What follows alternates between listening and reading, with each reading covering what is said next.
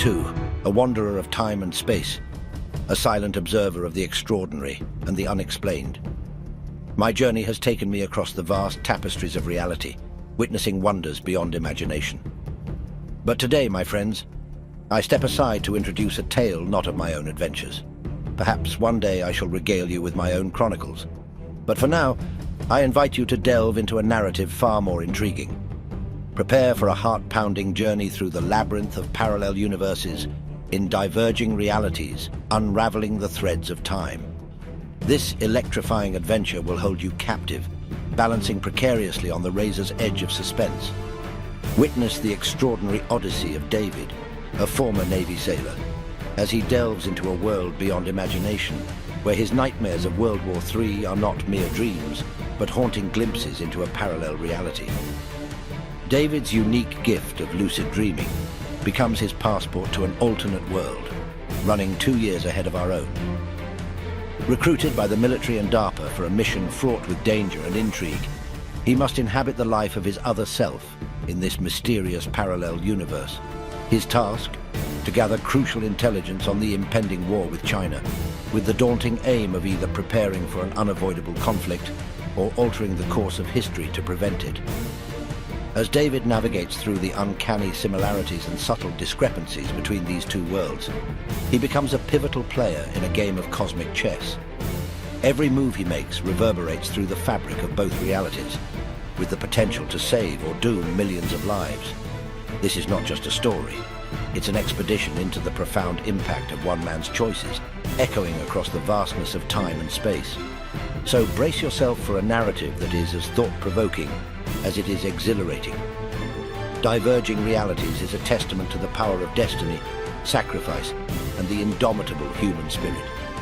Let the saga commence and prepare to be transported into a realm where the impossible becomes reality. Chapter 1. Accelerated Ambitions. In 2023, the simmering tensions in the Pacific between the United States and China reached an unprecedented crescendo, rooted in a saga of escalating events spanning several years. At the epicenter of this geopolitical chess game was the issue of Taiwan, a jewel of contention that saw China adopting a more aggressive stance. This strategic brinkmanship was marked by the Chinese military's audacious display of power, with a flurry of military exercises perilously close to Taiwan's shores, sending shockwaves across the region. In a bold countermove, the United States flexed its military muscle with remarkable assertiveness. They strategically bolstered their presence in the Pacific, forward deploying several ships to its bases in Japan and Guam, transforming the archipelago into a bastion of American power projection. This action sent a clear message of deterrence, showcasing the US's readiness to stand its ground. Meanwhile, a bitter and intense trade war raged between the two superpowers. It was a high-stakes game of economic one-upmanship, with both nations hurling accusations of unfair trade practices like fiery arrows. The conflict manifested in a barrage of tariffs that sent shockwaves through the global economy, threatening the delicate balance of international trade networks. The atmosphere was electric in the corridors of power in Washington, D.C. The U.S. Senate became an arena of heated debate and strategic discourse. Senators passionately argued over the nation's course of action, with voices echoing in the chamber. Senator Johnson slammed his fist on the table, causing a few papers to flutter to the ground. "This trade war is going to be the death of us. China is getting the better end of the deal, and we're left holding the bag." Senator Green, sitting across from him, leaned forward. "But what can we do? We can't just let China get away with their unfair trade practices. We need to take a tougher stance," Senator Johnson said firmly. "We can't keep bowing to their demands. We need to show them that we mean business." "But at what cost?" Senator Green asked. "We can't risk a full-blown economic war with China. The consequences would be devastating." Senator Johnson shook his head. "We're already in a war, Senator. We need to start fighting back." As the two senators debated the best course of action, the tension in the room rose. The world's fate hung in the balance as the clock ticked down to a showdown between the two economic superpowers. In this high-stakes geopolitical drama, each move was more daring than the last. setting the stage for a tense and unpredictable narrative in the Pacific theater. Meanwhile, in the nerve center of the Pentagon in Washington, D.C., David Reed, a seasoned strategic analyst with the Navy staff, was deeply immersed in the complex geopolitical tapestry of the Pacific. With a career that transitioned from a sailor in the Navy to a pivotal role at the Pentagon, David's life was a testament to his unwavering dedication to his nation. His intimate understanding of the nuances of the Asia-Pacific region, especially the delicate balance of power involving China and Taiwan, made him an indispensable figure in the halls of strategic planning. David's days were consumed by a relentless pursuit of clarity amidst the fog of potential conflict. He meticulously dissected intelligence reports, his eyes scanning for subtle cues and hidden patterns that might reveal China's strategic intentions. The magnitude of his task was not lost on him. The analysis he provided was a cornerstone upon which critical decisions would be made. Decisions that could tip the scales toward peace or plunge the region into turmoil. On Thursday, December 7th, 2023, David's day at the Pentagon was like any other, with the usual hustle and the quiet buzz of diligent officers and analysts going about their tasks. The corridors echoed with the muted footsteps of personnel, a symphony of routine dedication. But the day's normalcy was abruptly disrupted when he was called into Captain Thurman's office. The moment he stepped in, he could feel the shift in the atmosphere. The usually calm and composed Captain Thurman had a furrowed brow, and his eyes bore a rare sense of urgency. "David, take a look at this," he said, his voice carrying a gravity that immediately put David on alert. He handed over a file with a certain hastiness, the papers rustling sharply in the quiet room. "It's the latest intel on China's military. We need to gauge their capabilities, especially with the Taiwan situation on the brink." Captain Thurman continued, his gaze fixed intently on David as if measuring his reaction. Taking the file, David's expression turned serious as he quickly scanned the contents. His mind, adept at decoding complex data, began piecing together the implications. The office around him, usually a place of orderly strategy and planning, felt charged with a new kind of intensity. David spent the following hours immersed in the file, his notes accumulating as he meticulously dissected each piece of information. The dim light of his cubicle cast long shadows, mirroring the gravity of the task at hand. His co-workers, sensing the urgency, moved with quiet efficiency, offering support, but respecting the deep concentration David required. As days turned into weeks, the lines between work and rest blurred for David. His dedication never wavered, even as he sacrificed weekends, poring over the intelligence with a relentless focus.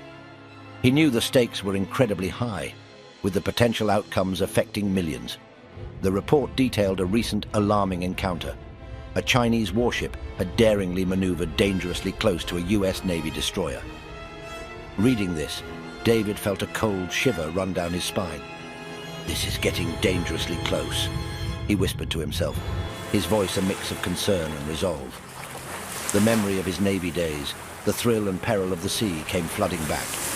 He understood better than most how such encounters, fraught with tension, could escalate rapidly, potentially leading to dire consequences. David's commitment to his analysis became more than just a job. It was a mission. As a former sailor, David felt a personal connection to those at the front line, imagining the tense atmosphere aboard the US destroyer and the crew's quick thinking in averting disaster. His heart went out to them, knowing the risks they faced daily. David sat in the bustling Pentagon office, surrounded by his co-workers, each with unique backgrounds and expertise. To his left was Lieutenant Commander Sarah Nguyen, a Navy intelligence officer with a decade of experience in East Asian affairs. Across from him was Major Eric Johnson, a seasoned Marine Corps strategist, known for his critical thinking and tactical understanding. Beside Eric was Dr. Katrina Sanchez, a civilian analyst with a PhD in international relations, specializing in security studies. The air in the room was thick with tension as they gathered around the table, poring over the report David had been working on. David broke the silence, his voice tinged with concern. What's their endgame? Is China merely showing off its military might? Or is this a deliberate test of our Navy's resolve? Sarah leaned forward, her eyes reflecting her analytical mind at work. It's hard to say, she replied thoughtfully. Their recent actions in the South China Sea suggest a strategic pattern, not just random shows of force. Eric nodded in agreement, his deep voice steady and sure. Exactly. They're probing our defenses, seeing how far they can push before we respond. We must consider the broader implications of our strategic posture in the region. Katrina chimed in, and her tone was scholarly yet infused with a hint of urgency. It's more than just military posturing. We have to look at the economic and political dimensions too. China's actions could be aimed at reshaping the regional power dynamics. David listened intently, weighing each perspective. Right, he said, his mind racing with the gravity of the situation. We can't view this in isolation. Every move we make has ripple effects, and the stakes are incredibly high.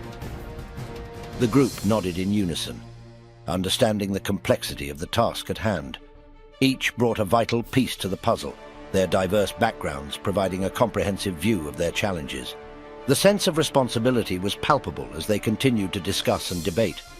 Their discussion was more than an intellectual exercise. It was a strategic endeavor of the highest order, underlining their critical role in national security. After 5 intense weeks of research and analysis, David found himself outside Captain Thurman's office, his heart pounding in anticipation. He clutched a comprehensive report culminating in his meticulous work, potentially pivotal in shaping the region's future. The moment to present his findings had arrived, and the urgency to convey the seriousness of the situation was paramount. Taking a deep breath, David stepped into the office. "Captain Thurman, I have completed the report," he said, extending the thick dossier towards his superior. Captain Thurman's eyes briefly skimmed the document. "This had better be worth the read," he commented. David, gathering his resolve, began, "Sir, the findings here are more significant than we initially perceived. China's military advancements, particularly in cyber warfare, missile defense, and anti-ship capabilities, have exceeded our estimates. Moreover, their naval expansion is considerable." The captain looked up, his expression turning solemn. "Continue, David.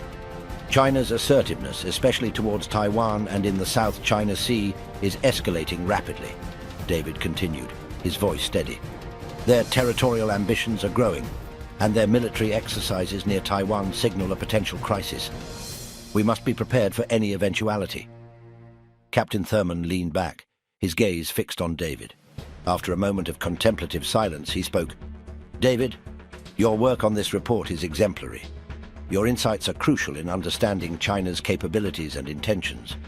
This will undoubtedly aid our strategic preparations and responses in the Pacific."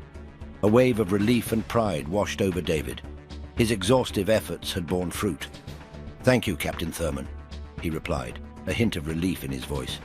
"I hope the insights in the report will help us maintain a strategic edge and effectively counter any regional threats." Captain Thurman nodded affirmatively. "I have no doubt they will. Your commitment to your work is exceptional, David. Keep up the excellent work." David felt a sense of accomplishment and determination as he left the office. David returned to his cubicle, where his colleagues eagerly awaited an update. They looked up as he approached, their expressions mixing curiosity and anticipation. "How did it go with Captain Thurman?"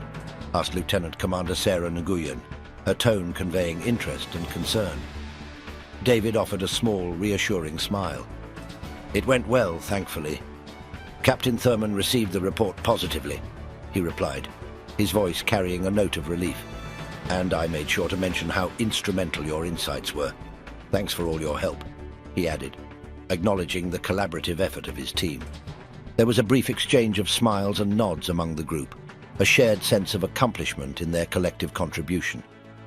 After a few moments of discussion about the next steps and a brief exchange of ideas, David gathered his belongings, feeling a sense of closure for the day's work. "All right, I'm heading out. Let's touch base tomorrow and plan our next move," David said, slinging his bag over his shoulder and nodding to his colleagues. As he left the office, the sounds of his co-workers' continued discussions faded into the background, replaced by the bustling ambience of the Pentagon as he made his way through its vast corridors. Before exiting, he made a series of stops, a routine he had come to enjoy. His first destination was Fort American, a well-known store within the Pentagon. He liked picking up a few Pentagon coins from there, small tokens of appreciation he enjoyed handing out to friendly faces on the metro bus. It was a small gesture, but one that brought a sense of camaraderie and goodwill to his daily commute. As he made his way through the bustling corridors, he passed by the Pentagon's food court. The area was a hive of activity, with people from various departments grabbing late lunches or early dinners, their conversations blending work and leisure. The atmosphere was a mix of relaxation and fatigue. Some appeared to be unwinding after a long day, while others looked visibly exhausted from the day's demands. Next, he stopped by the Pentagon post office, a convenient spot to handle some personal errands. The familiarity of the routine brought a momentary respite from the weight of his responsibilities. His final errand was a quick visit to the Navy Federal Credit Union. He took care of some financial matters, appreciating the efficiency and familiarity of the place. Each stop within the Pentagon served as a reminder of the vast ecosystem that supported the daily operations of the Department of Defense. Finally, David made his way to the exit. He descended the escalators, moving away from the buzz of the Pentagon's inner workings. As he approached the door, he used his badge to pass through the security gate, a daily ritual that marked the transition from his professional to personal space. As he stepped outside, the enormity of the Pentagon's structure loomed behind him, its corridors fading into the distance. With its immense scale and significance, the building seemed to echo the magnitude of the tasks undertaken within its walls. His mind was still enveloped in a whirlwind of thoughts, the implications of the report he had submitted. He walked towards the metro, the Pentagon gradually receding behind him, as he contemplated the complex international landscape and the critical role he played in it. His steps were measured, reflecting the determination and concern that characterized his approach to his vital work. After David departed from the Pentagon for the day, the scene shifted to Captain Thurman's office, where the atmosphere was markedly different. Captain Thurman, a figure of authority and experience, sat alone in his spacious yet sparsely decorated office. The walls were adorned with accolades and memorabilia from his extensive military career, reflecting the decades of service and the critical roles he had undertaken. In his late 50s, with hair that had grayed over years of service and eyes that had seen the complexities of military operations across the globe, Captain Thurman exuded a sense of calm and deliberation. He was perched at his desk, the report that David had meticulously prepared laid out before him. The dim light of the late afternoon filtered through the blinds, casting long shadows across the room. His thoughts were deeply engrossed in the contents of the report. He recognized the significant implications of David's analysis, acknowledging the nuanced understanding and thoroughness it reflected. The report, detailing the evolving military dynamics in the Pacific, especially concerning China's growing assertiveness, underscored the need for strategic adjustments. He appreciated David's analytical prowess and ability to synthesize complex information into a coherent and actionable format. The report emphasized the necessity of bolstering regional alliances, enhancing military preparedness, and formulating a decisive response to potential threats. As he reviewed the report, Captain Thurman knew the responsibility that lay on his shoulders. He was tasked with presenting these findings to senior military leaders and policymakers, a role he did not take lightly. The following decisions could have far-reaching implications for the United States' strategic position in the Pacific. He leaned back in his chair, his mind weighing the potential courses of action and their implications. The quiet of his office stood in stark contrast to the bustling corridors outside, a sanctuary where critical decisions were contemplated and strategies were born. In the solitude of his office, Captain Thurman reflected on the gravity of the situation and the pivotal role David's report would play. Moments like these defined the course of military and geopolitical strategy, where the analysis of dedicated analysts like David shaped the contours of national security policy. Meanwhile, David, physically and mentally drained, treads the familiar path toward his apartment. His thoughts remained snared by the gravity of the situation. The possibility of a conflict with China loomed large, casting a shadow over his sense of accomplishment. The day had been an intellectual marathon, and the finish line was his modest apartment, where he could finally decompress. Upon entering his apartment, the day's tension seemed to amplify. His body was tired, his mind a battlefield of relentless analysis and projection. He collapsed onto his couch and felt the first wave of true exhaustion wash over him. His eyes burned from overuse and his head throbbed with the day's intensity. He lay there, struggling to find respite from the storm of thoughts and images that refused to abate. The report had unearthed a labyrinth of geopolitical complexities, and David felt he had only begun navigating its depths. The more he uncovered, the more he realized the enormity of what lay hidden. His role had thrust him into the heart of a geopolitical maelstrom, each piece of intelligence a thread in an ever-expanding web of intrigue and danger. As he lay in bed, the world outside blissfully unaware, he was acutely conscious of his responsibility. He knew that the United States would need to strategize meticulously to safeguard itself and its allies in the Pacific. His mind continued to race, exploring various scenarios and their potential outcomes. Despite the gravity of the situation, a sense of pride in his work permeated his thoughts. The intelligence he had compiled was crucial. It would guide military and government officials in making decisions to protect the nation. Finally, as the night deepened, exhaustion claimed victory over his racing mind, and he drifted into a restless sleep. Chapter 2: Beijing's Bold Decision. In 2025, tensions in the Pacific had reached a boiling point. With the US establishing new bases in the Philippines, the Chinese government felt a growing urgency to accelerate its plans to annex Taiwan. Taiwan is a self-ruled island of over 20 million people. Cross-strait tensions have escalated since the election of Taiwanese President Tsin Ying. The Chinese leadership believed it was now or never, as the impending presence of US forces in the region would make their task all the more difficult. President Li Wei convened with his most trusted military and political advisors in a secret meeting at the Beijing Great Hall of the People. He addressed the room with a determined expression. "Gentlemen, we cannot afford to wait any longer. The US is inching closer to our doorstep, and if we do not act now, our goal of reunifying Taiwan with the mainland will become nearly impossible." General Xu Chen, Chief of the Joint Staff Department, shared the President's concerns. "I agree, Mr. President. The window of opportunity is closing fast. However, we must also consider the risks of such an aggressive move." The room was abuzz with anxious chatter as the Chinese leaders weighed the risks and rewards of their decision. They debated various strategies and contemplated potential American responses. Ultimately, they decided a swift and decisive invasion was their best option. "By initiating a surprise attack, we can catch both Taiwan and the US off guard," General Xu said. "The element of surprise will be crucial in minimizing our casualties and achieving a quick victory." However, Minister of Foreign Affairs Zhang Qian voiced his concerns about the international repercussions of such a move. "We cannot ignore that the US and other Western nations will likely impose economic sanctions and diplomatic pressure against us. We must be prepared to weather the storm that will follow." President Li Wei nodded gravely. "I understand the risks, but we cannot let this opportunity pass us by. Our people deserve a unified China. We must deliver that to them."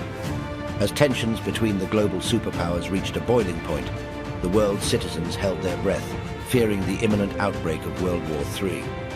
A web of alliances, economic sanctions, and political maneuvering had created a complex and volatile global landscape, and the slightest misstep could trigger a catastrophe.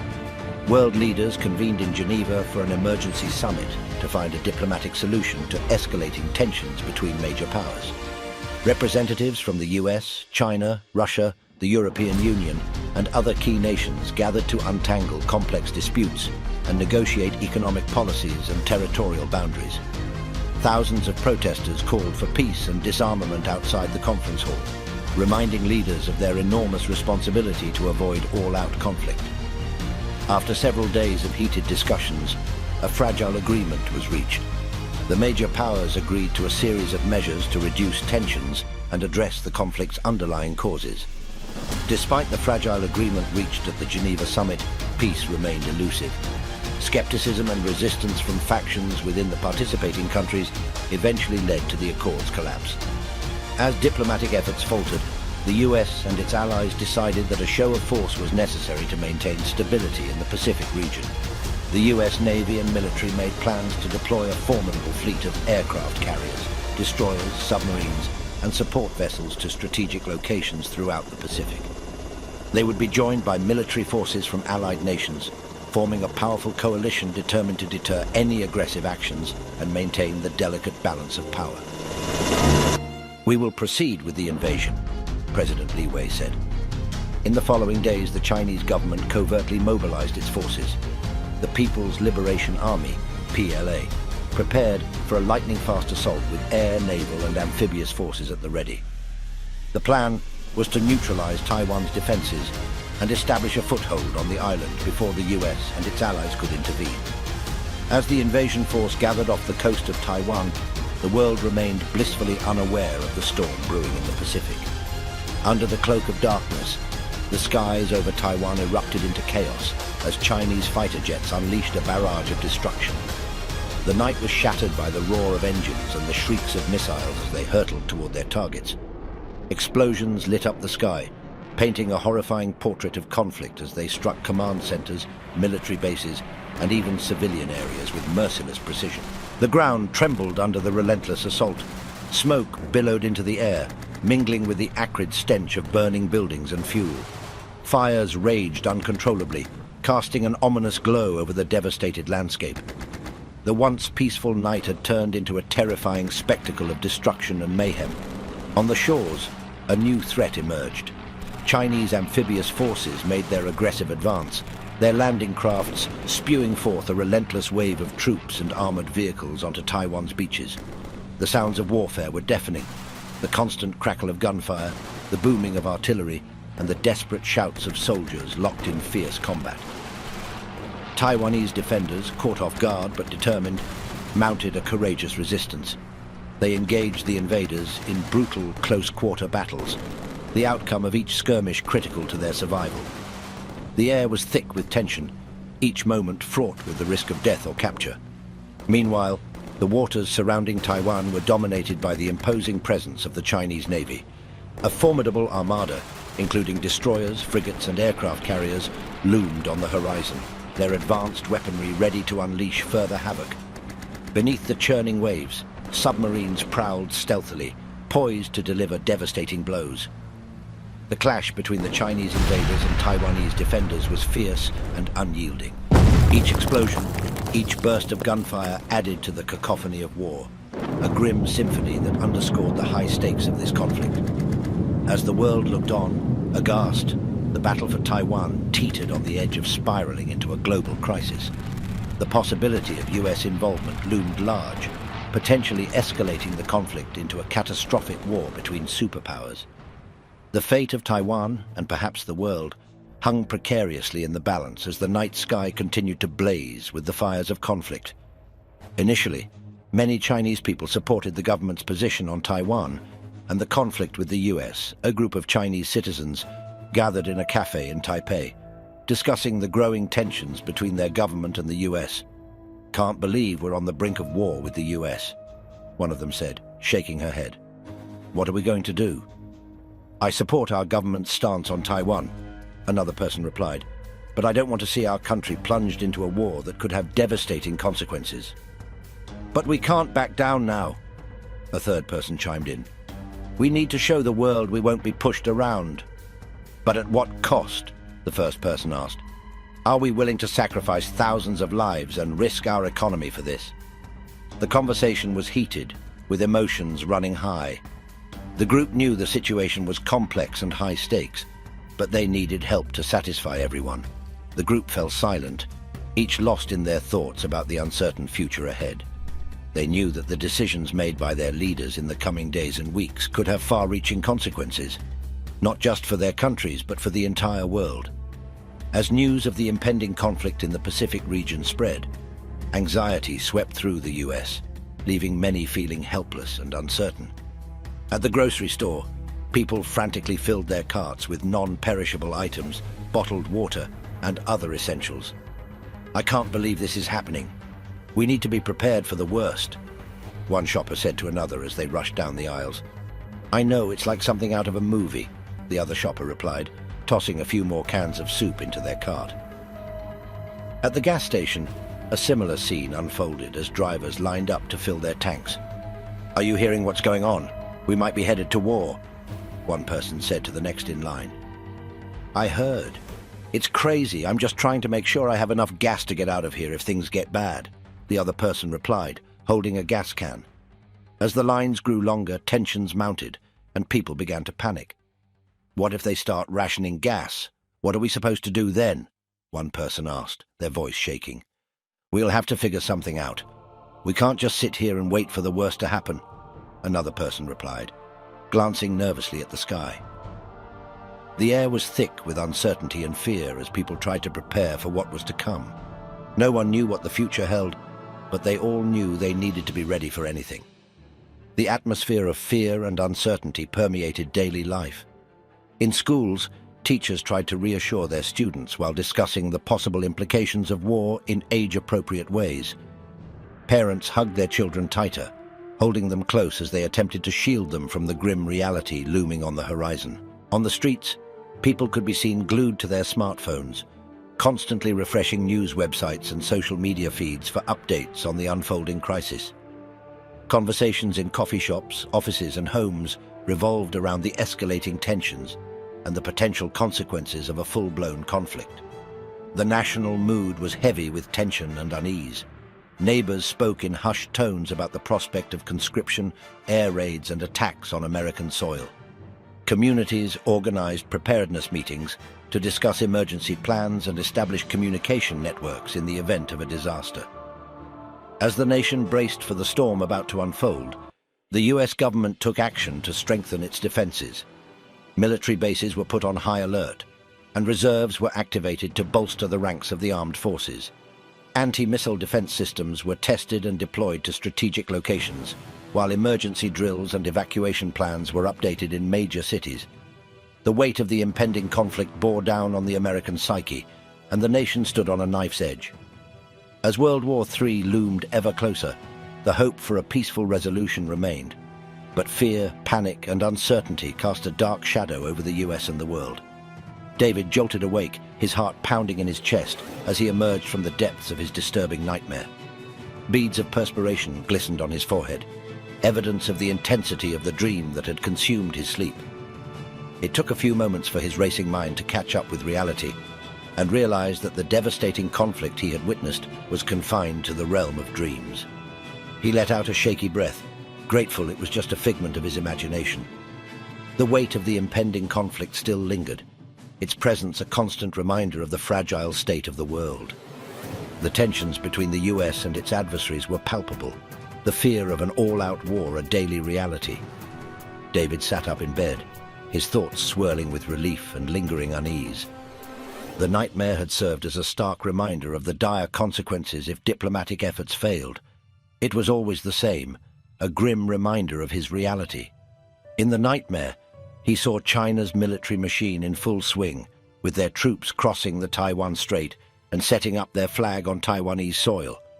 The world watched in horror as the US and its allies mobilized their forces, and the situation spiraled out of control. He had seen signs of this happening in his daily work at the Pentagon. The intelligence data he had analyzed, the meetings with the top brass, and the growing tensions between the two superpowers.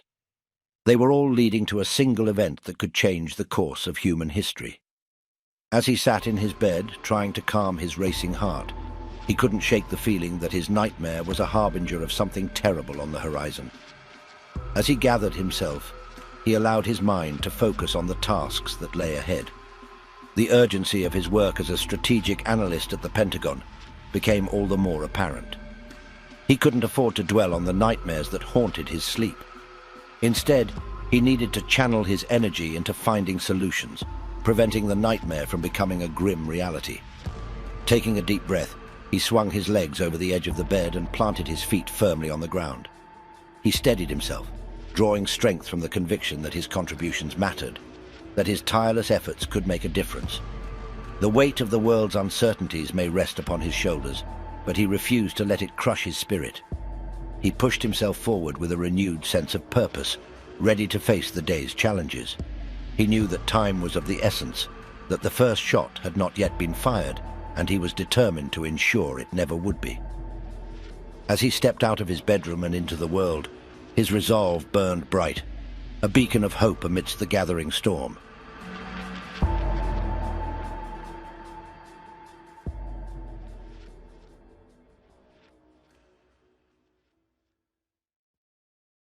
Chapter 3. Sense of Purpose. David, a masterful strategist in the intricate world of military and geopolitical dynamics, stands as a paragon of intellectual might and calm composure. With a mind as sharp and resilient as tempered steel, he delves into complex problems with an analytical precision and foresight that sets him apart. His ability to maintain composure under intense pressure is not only commendable but also deeply inspiring, establishing him as a leader capable of navigating the most daunting challenges with ease. At 6 feet tall, his physical stature is undeniably imposing, a reflection of years of rigorous training and unwavering discipline honed during his distinguished 15-year tenure in the Navy. Yet it is his keen intellect and exceptional analytical skills that truly distinguish him, elevating him beyond the mere physicalities of strength. His thirst for knowledge transcends the confines of military strategy. He possesses an unceasing curiosity, constantly venturing into new realms of thought and challenging the boundaries of established wisdom. His passion for exploration drives him to seek deeper insights and understandings, boldly venturing into areas where others might hesitate. Empathy and determination are woven deeply into his character, creating a unique blend of compassion and valor. He faces challenges with a straightforward resolve, propelled by a steadfast belief in justice and an unwillingness to settle for the ordinary. Yet it is his profound sense of responsibility that truly defines him. He carries his duties with honor and integrity, aware of the impact his decisions have on the world. His commitment to doing what is right makes him a pillar of strength in an uncertain world, a beacon of hope and reliability. David's journey to the Navy is a tale of ambition and curiosity, deeply rooted in his upbringing in Athens, Georgia. Raised in a close-knit family as the middle child flanked by 2 sisters, he grew up in an environment rich with the values of hard work, perseverance, and loyalty. His father, a dedicated accountant, and his mother, a caring homemaker, provided a stable and nurturing home for their children, fostering a sense of unity and support despite modest means. From a young age, he displayed a natural curiosity and a knack for problem-solving. He was often found outdoors, engaged in various projects, taking apart and reassembling objects to satiate his thirst for understanding how things worked. This inclination towards mechanics and science wasn't just a hobby. It was the spark that ignited a lifelong passion for technology and innovation. David was not only intellectually gifted, but also athletically inclined. He actively participated in sports, demonstrating both teamwork and leadership on the field. His athletic pursuits complemented his academic life, where his natural abilities were apparent. He was popular among his peers, especially with the girls who admired his charisma and leadership qualities. In school, his academic talents were undeniable. He often felt a restlessness, a longing for challenges beyond the classroom walls. Recognizing his potential, his teachers encouraged him to pursue engineering, a field that aligns perfectly with his aptitudes. He excelled in his college studies at the University of Georgia, but the conventional path of academia couldn't fully quench his thirst for adventure and exploration. Driven by a desire for more than a typical 9-to-5 job, David made a pivotal decision that would shape his future. He chose to enlist in the Navy, drawn by the allure of exploring the world, experiencing diverse cultures, and serving his country. This decision marked the beginning of a new chapter, one filled with the promise of adventure and the opportunity to apply his talents in service to his nation. With determination and a spirit of adventure, he embarked on a journey that would test his limits and expand his horizons, shaping him into the person he would become. His excellent physical condition and athletic ability stood him in good stead for the rigors of Navy boot camp, which proved to be a crucible of physical and mental endurance.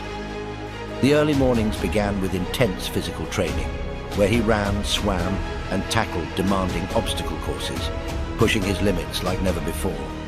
He also delved into the nuances of military life, mastering salutes, marching, and the precision required in every aspect of Navy protocol. As David navigated the challenging waters of Navy boot camp, his inherent leadership qualities came to the fore, culminating in his appointment as squad leader. This role was a testament to the trust and respect he had earned from his peers, who admired his ability to lead and uplift those around him. His superiors took note of his unwavering commitment and adherence to the Navy's core principles, further solidifying his reputation as an exemplary sailor. Yet amidst the rigorous demands of his training, he faced the emotional challenge of being away from his family. The separation was a profound hardship, and he found comfort in the warmth of handwritten letters from home and the escape offered by books during his limited downtime. Despite these emotional hurdles, his resolve remained steadfast. He tackled each challenge with a tenacity that was both inspiring and admirable. Graduating from boot camp with honors, he emerged a changed man, his character tempered by resilience, discipline, and an indomitable spirit. Armed with these qualities, he felt prepared to take on any future challenges and was eager to explore the vast opportunities that lay ahead in his naval career. David's first assignment was on an amphibious ship, a vessel tailored for complex amphibious warfare operations. Stepping aboard this imposing ship, he was immediately captivated by the dynamic environment and the thrill of life at sea. His new home was an LSD, or landing ship dock, a crucial element in the Navy's amphibious force. On the LSD, he found himself immersed in a variety of duties, gaining insight into the intricate operations essential for successful amphibious warfare. The ship's multifaceted design supported a range of amphibious vehicles and aircraft, from assault vehicles and landing craft to helicopters. Its well deck, capable of flooding to launch and recover these vehicles, alongside a flight deck for aerial operations, underscored the ship's versatility and strategic importance. David's leadership abilities and commitment did not go unnoticed by his department head and the ship's executive officer. They entrusted him with progressively significant responsibilities, recognizing his potential to influence and enhance the ship's operations. His tenure aboard the landing ship dock, LSD, was a transformative period that fueled his deep-seated passion for naval service, perfectly intertwining his zest for adventure with a profound sense of purpose. The ship, a formidable vessel designed for amphibious warfare, became both his home and his proving ground. Each mission aboard the LSD was an opportunity for him to be at the forefront of critical naval operations. He was actively involved in various assignments, from complex logistical maneuvers to strategic deployment exercises. The ship's capability to transport and deploy a wide range of military hardware, from amphibious assault vehicles to landing craft, placed David in the midst of intense and dynamic operations. The port visits were particularly exhilarating for David. They were not only a chance for the crew to rest and replenish, but also provided invaluable opportunities to interact with different cultures and environments. Each port, whether it was in the bustling harbors of Asia or the serene docks of the Mediterranean, offered unique experiences and broadened his worldview. These visits reinforced his appreciation for the diverse global landscape and the role of the Navy in international affairs. The camaraderie aboard the LSD was a source of constant inspiration and motivation for David. His shipmates, a diverse group of sailors and officers from various backgrounds, shared a common bond forged through shared experiences and mutual respect. The environment on the ship was characterized by a positive and collaborative attitude. There was a sense of unity and teamwork, with everyone working towards the common goal of mission success.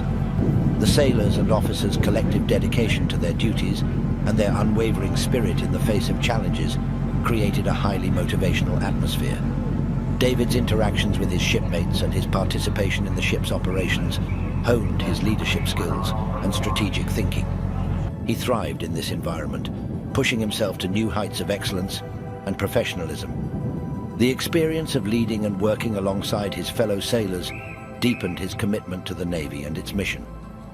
From the small town of Athens, Georgia, to the vast expanse of the world's oceans, David's journey in the Navy was a remarkable evolution. It was a journey marked by a relentless pursuit of personal and professional growth, driven by a commitment to serving a cause greater than himself. His experiences aboard the LSD, the missions he undertook, and the bonds he formed with his shipmates collectively shaped him into a seasoned sailor, ready to take on any challenge and leave a lasting impact in the Navy. David's second tour of duty in the Navy catapulted him to a thrilling and prestigious role aboard a Navy destroyer, DDG, a marvel of modern naval engineering and a bastion of combat prowess. His extraordinary attributes and steadfast commitment shone brightly in this new, exhilarating environment, swiftly distinguishing him as a standout member of the crew. The DDG, a titan of technological advancement, stands at the forefront of the US Navy's surface warfare fleet. These warships, celebrated for their versatility and state-of-the-art technology, are adept at a multitude of operations, ranging from aggressive surface combat to anti-submarine warfare and advanced ballistic missile defense. Equipped with an arsenal of guided missiles, torpedoes, guns, and cutting-edge radar systems, the DDG boasts an offensive and defensive capacity that is second to none. Their robust build and exceptional maneuverability enable them to excel in diverse environments, from the vast expanse of the open ocean to the strategic confines of littoral zones. As David embarked on his journey aboard the DDG, he was captivated by the ship's complex systems and formidable weaponry. He dedicated himself to mastering these tools, ensuring the ship's peak operational readiness and the success of their missions. The crew of the destroyer was a close-knit group, each member integral to the ship's multifaceted operations. David quickly formed deep bonds with his shipmates, their camaraderie and collective expertise becoming the linchpin of their day-to-day life at sea. Together, they faced the perils of the ocean, conducted intricate training maneuvers, and stood vigilant in their commitment to national security. Serving on the destroyer was a defining period in David's naval career, plunging him into a world where the stakes were higher than ever. The challenges he faced tested the limits of his endurance, both mentally and physically. In high-pressure situations, his ability to make decisive life-or-death decisions on the fly underscored his exceptional leadership qualities and his ability to excel in the face of adversity. Throughout his tenure on the destroyer, David seized every chance to enhance his skills, making the most of the ship's advanced technological capabilities and comprehensive training. He delved deep into the nuances of the ship's systems, mastering the crucial elements of coordination and teamwork that were essential for their collective success. David's experience on the DDG gave him a front-row seat to witness the sheer power and unparalleled capabilities of the Navy's fleet. He saw firsthand how these sophisticated warships, manned by the Navy's finest, stood as steadfast guardians of national security and symbols of global deterrence. Little did David know the skills and insights he gained during his time on the destroyer would lay the foundation for his future endeavors, shaping his path within the Navy and beyond. One fateful day, as David navigated the labyrinthine corridors of the ship amidst turbulent seas, a sudden jolt threw him off balance, sending him hurtling down a steep ladder. The impact of the fall unleashed a traumatic head injury, rendering him unconscious and unresponsive. A flurry of activity ensued as his shipmates rallied to his aid, urgently summoning medical assistance and endeavoring to stabilize his condition until the ship's medical team arrived. Swiftly, he was whisked away to the ship's infirmary, where dedicated medical professionals fought tirelessly to keep him alive. But the gravity of his injuries surpassed the capabilities of the ship's resources, necessitating a decision to airlift him to a naval hospital in Portsmouth, Virginia, for specialized care. And so, he embarked on a CH-46 helicopter, soaring through the skies en route to the mainland. Over the ensuing 2 weeks, David's family from Athens hurriedly converged at his bedside, their prayers and hopes intertwined with an unwavering determination for his recovery. Despite the dire circumstances, David's family remained steadfast in their hope and prayers. Their presence was a constant source of strength for him, their words of encouragement a beacon in his time of need. The love and support that emanated from them were palpable, enveloping David in an aura of warmth and resilience. Miraculously, against overwhelming odds, David's indomitable spirit began to resurface. Slowly, he emerged from the depths of his coma, a testament to his inner strength and the tireless efforts of the medical team. However, his journey to recovery was far from complete. In the wake of his head injury, David battled with chronic migraine headaches, a lingering aftermath of his trauma. These debilitating migraines became a frequent and harrowing challenge, often hindering his daily functioning and serving as a constant reminder of his ordeal. The intensity and frequency of these headaches were a source of frustration and pain, adding another layer of difficulty to his already challenging path to recovery. Despite these hurdles, David's resilience never wavered. In the midst of his recovery, he found himself surrounded not only by the love and support of his family, but also by the exceptional care of the hospital staff. The hospital corpsmen and nurses who attended to him were the epitome of professional dedication and compassion. Each day they greeted him with encouraging smiles and words, tirelessly tending to his needs with a level of care that went beyond mere duty. Their presence was a constant reassurance, a reminder that he was not alone in his battle. The hospital room, with its beeping monitors and clinical ambience, was softened by the warmth of these caregivers. They navigated the room with graceful efficiency, administering medications, checking vitals, and providing therapy with a gentle yet expert touch. Their patience and understanding, particularly during his most challenging days, were sources of comfort and strength. Adding to this support were the numerous letters and cards that arrived from his shipmates. Each envelope and postcard was a tangible expression of the brotherhood and camaraderie he had formed during his service. The messages were filled with words of encouragement, humorous anecdotes, and well wishes, painting a vivid picture of the bond shared among those who served together. These letters and cards, adorned with heartfelt messages and familiar signatures, adorned the walls of his room, transforming it into a collage of solidarity and friendship. As David faced the prospect of a medical discharge, these tokens of support and the compassionate care of the hospital staff were beacons of light in an otherwise uncertain time. They reminded him of the impact he had made during his service and the network of relationships that extended beyond the uniform. Despite the uncertainty about his future and the physical and emotional toll of his injuries, David's resolve remained steadfast. Each day, bolstered by the unwavering support surrounding him, he faced his recovery with a quiet determination. His spirit, resilient and unyielding, was a testament to his inner strength. Faced with the prospect of forging a new path, he embraced the challenge, buoyed by the love, care, and camaraderie that enveloped him in his time of need. The atmosphere in the hospital room was somber, the sterile white walls and the soft hum of medical equipment creating a stark contrast to the turmoil brewing within David. He sat on the edge of the hospital bed, his posture tense as he awaited the final evaluation from his doctor. Dr. Simmons, a seasoned military physician with a gentle demeanor, entered the room. He carried David's medical file, his expression somber yet empathetic.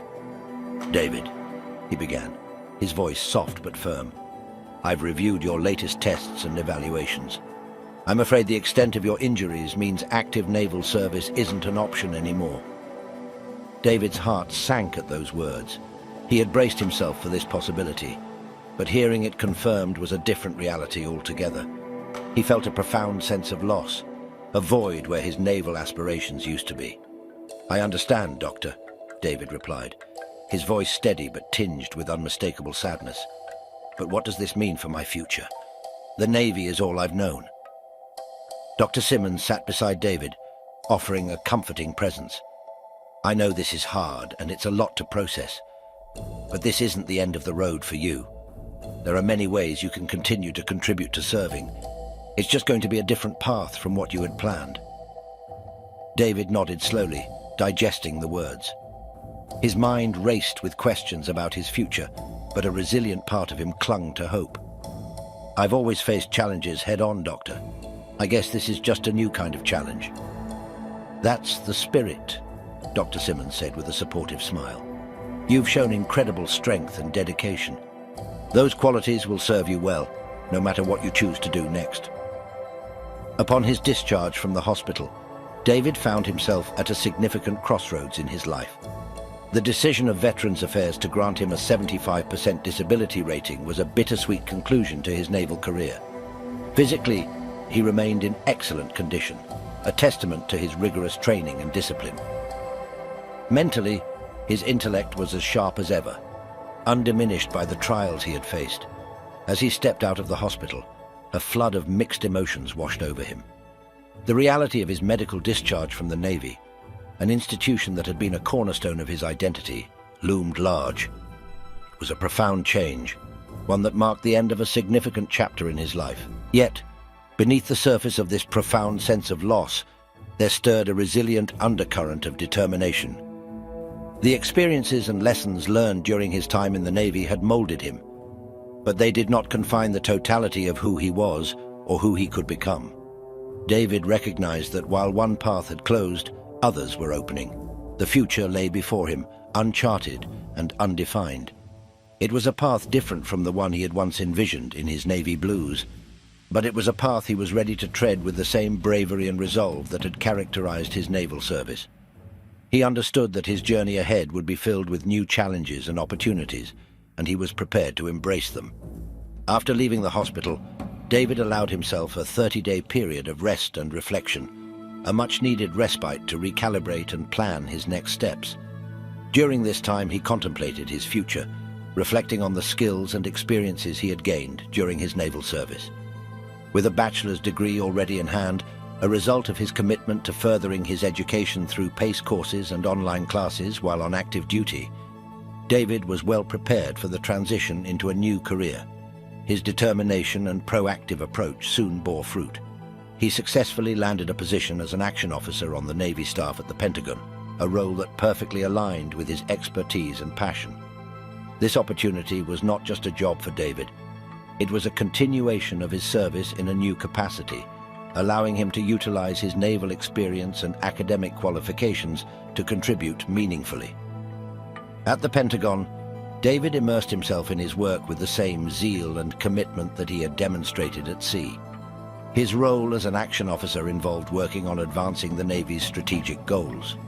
He approached each task with diligence and a deep sense of responsibility, driven by a mission to support and enhance the Navy's capabilities. His journey from the Navy to the Pentagon was a seamless transition, marked by an unwavering dedication to service and a continual pursuit of excellence. Despite his steadfast commitment to his new role at the Pentagon, he couldn't escape the lingering shadows of his past. The accident that prematurely ended his naval career left him with chronic migraines, a relentless reminder of that fateful day. While medication offered some relief, it did little to soothe the deeper psychological wounds. Haunting his nights were recurring nightmares of World War III, vivid and unsettling, stirring anxieties and fears that seemed rooted in the trauma of his accident. These nightmares intruded upon his sleep, casting a lingering unease over his days. Intriguingly, a week before his accident, David had experienced a prophetic dream in which he foresaw his own fall and injury aboard the ship. This coincidence left him grappling with a profound question. Were these dreams mere fragments of his subconscious, or were they harbingers of something more? David wrestled with a deepening sense of intrigue and unease, unable to dismiss the notion that his recurring nightmares might bear significant meaning. As he lay in bed during the still hours of the night, the stark imagery of his dreams replayed in his mind, stirring a growing suspicion. Could it be that these visions were more than mere echoes of his fears? Perhaps his subconscious was attempting to communicate something vital, a message or a warning hidden within the surreal tapestry of his dreams. In the midst of these introspective nights, David found solace in his apartment nestled in the historic charm of Alexandria, Virginia. Just a short distance from the bustling energy of Washington, D.C., his home was a sanctuary of calm and reflection. Within these walls, he sought a tranquil escape from the relentless pace of his life after the Navy. The apartment, with its unassuming elegance, radiated a peacefulness that belied its proximity to the nation's capital. Each room of the apartment spoke to David's journey toward understanding and serenity. Stepping inside, one would immediately sense the understated charm of David's living space. The living room, with its comfortable sofa and an array of chairs circling a modest coffee table, created an inviting atmosphere for relaxation and introspection. This was David's sanctuary, a place where he could unravel the enigmatic threads of his recurring nightmares. In the study, a corner was dedicated to a bookshelf brimming with an eclectic mix of literature. Here, in the evenings, David would lose himself in the pages of novels, seeking solace and enlightenment in the wisdom of the written word. The books were his companions in solitude, guiding him through the labyrinth of his thoughts. The kitchen adjacent to the living room was a realm of order and practicality. David, with his meticulous nature, had every utensil and ingredient precisely arranged, a reflection of his disciplined approach to life. The kitchen was a stage for his culinary creativity, where he crafted nourishing meals with ingredients sourced from the local farmer's market, infusing his space with the aroma of fresh, wholesome cooking. David's bedroom was a more intimate reflection of his journey. Here, personal mementos and photographs adorned the walls, each carrying a story of his naval past. A framed portrait of his boot camp platoon was a poignant reminder of the camaraderie and challenges of his early Navy days. The photograph of his late grandmother, bathed in the soft glow of a bedside lamp, offered a sense of comfort and guidance, a silent mentor for his path ahead.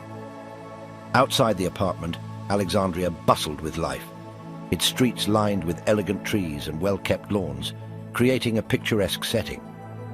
The neighborhood was a tight-knit community, reminiscent of the close bonds David had formed in the Navy. The locals, with their friendly and engaging nature, brought a sense of belonging and connection. As he strolled through the neighborhood, exchanging greetings and stories, he felt a comforting sense of solidarity and community spirit. David's apartment and his neighborhood in Alexandria were more than just a place to live.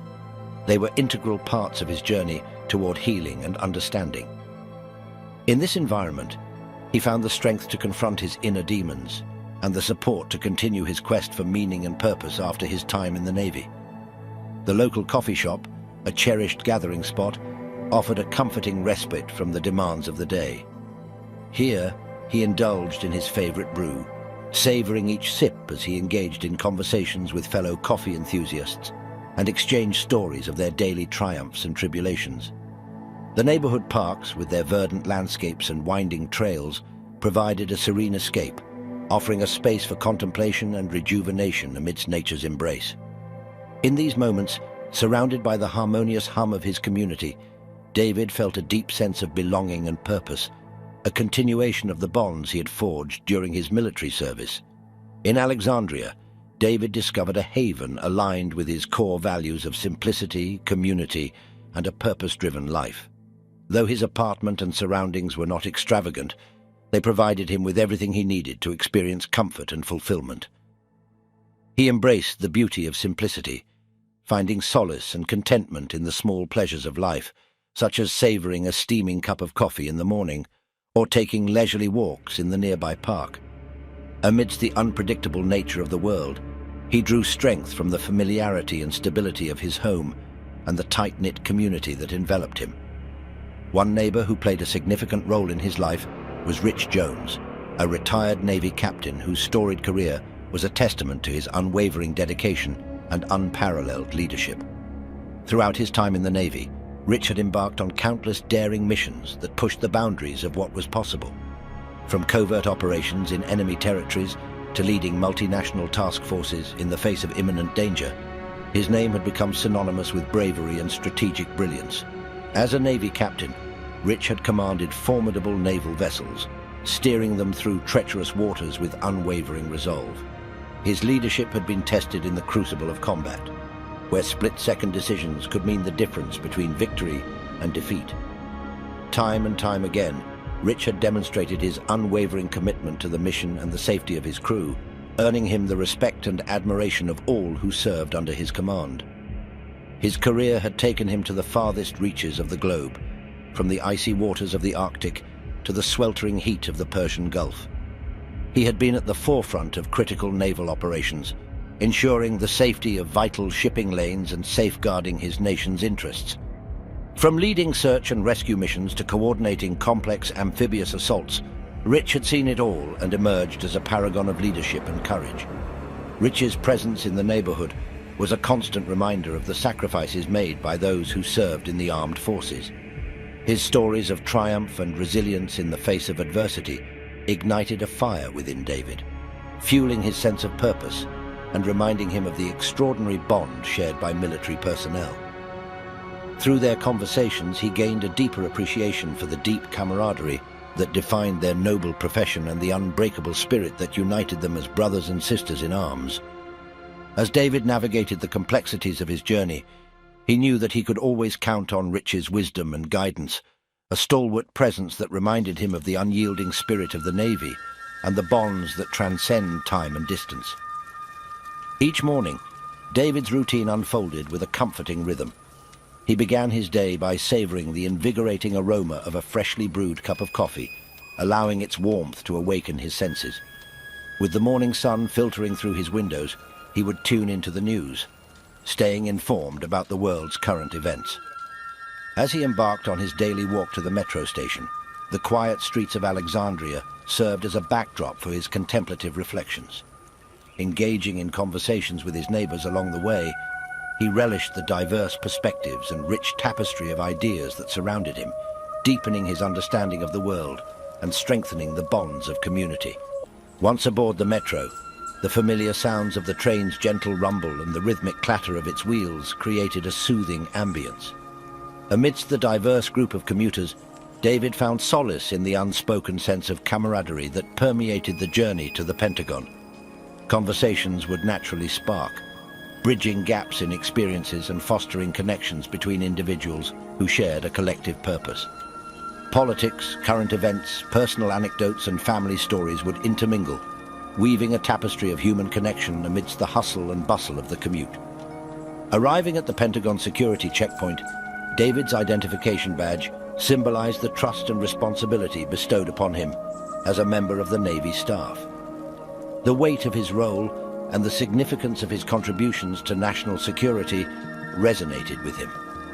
As he traversed the bustling corridors of this imposing structure, he was greeted with nods, smiles, and acknowledgements from colleagues, service members, and government workers from various departments. The hum of purposeful activity and the palpable dedication surrounding him further reinforced his commitment to his duties.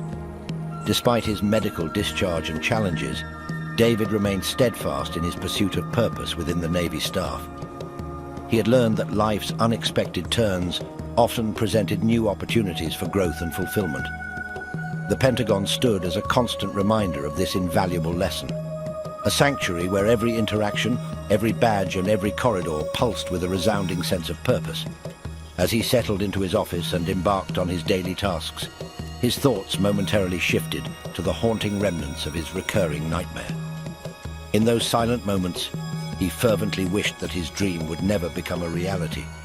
With unwavering determination, he poured his efforts into his work, knowing that he and his colleagues possessed the collective strength to safeguard the world from the horrors that haunted his sleep.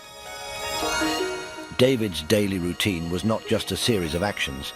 It was a deliberate practice of self-care and determination. As the sun set on another demanding day at the Pentagon, he meticulously packed up his work, mentally separating himself from the relentless demands of his job.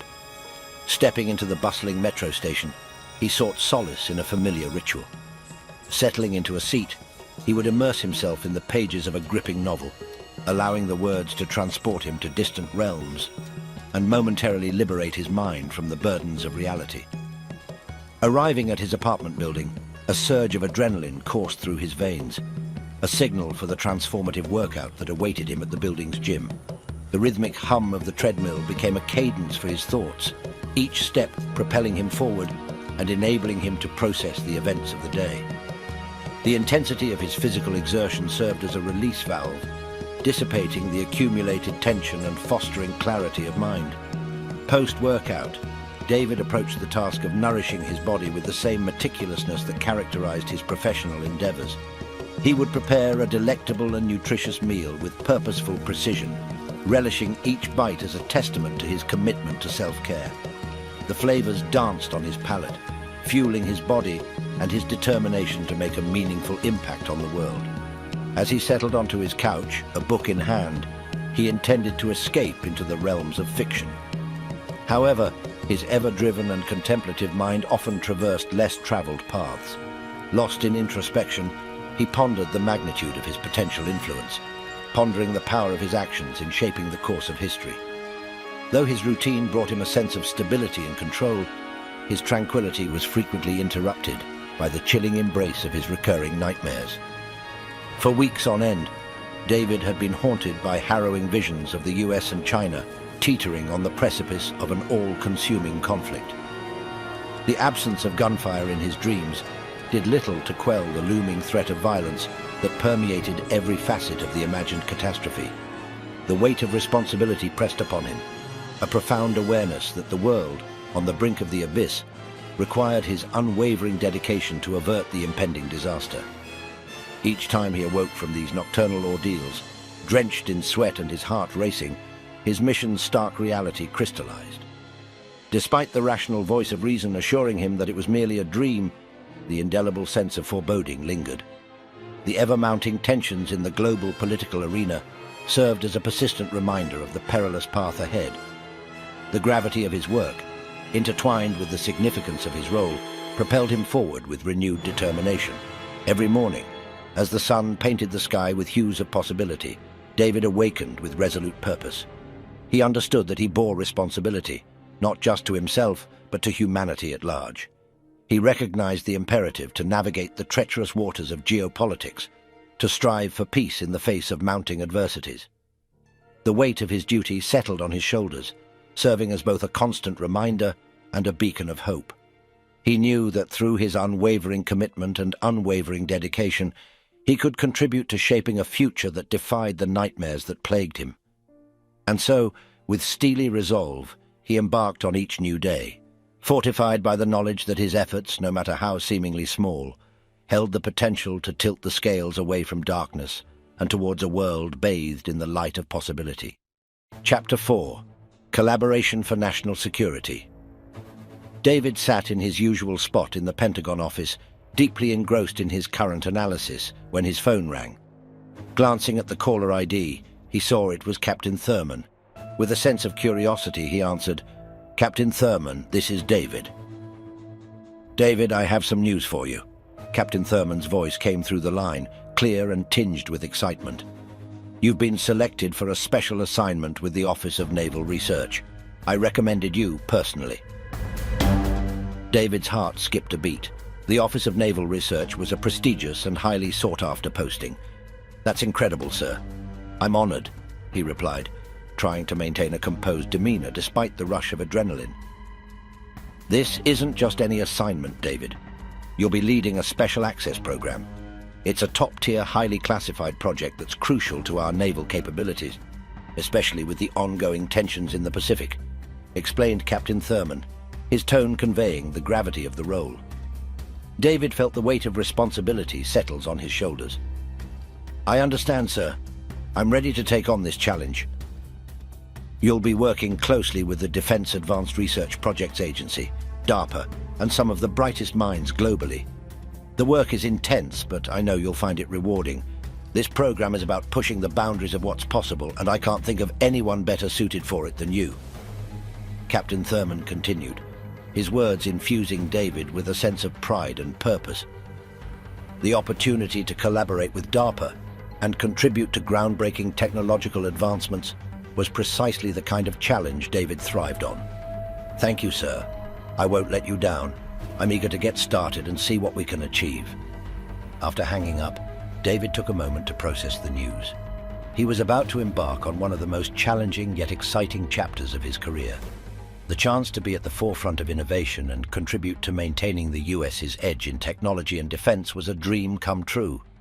He knew the journey ahead would be demanding, but his dedication to service and his passion for pushing the limits of what was possible would guide him through. This new role was not just a job.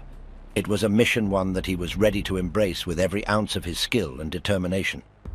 Recognizing the ever-changing and unpredictable nature of global dynamics, David knew that staying ahead of the technological curve was crucial. The advancements in artificial intelligence, robotics, and uncrewed vehicles promised to be true game-changers in any potential conflict.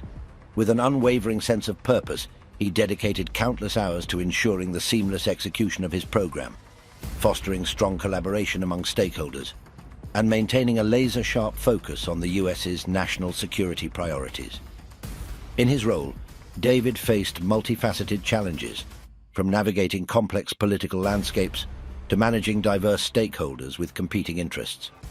His strategic acumen, analytical prowess, and natural leadership abilities enabled him to forge strong partnerships and foster a shared vision among those involved. He recognized that the program's success hinged on the collective efforts of scientists, engineers, military personnel, and policymakers working towards a common goal.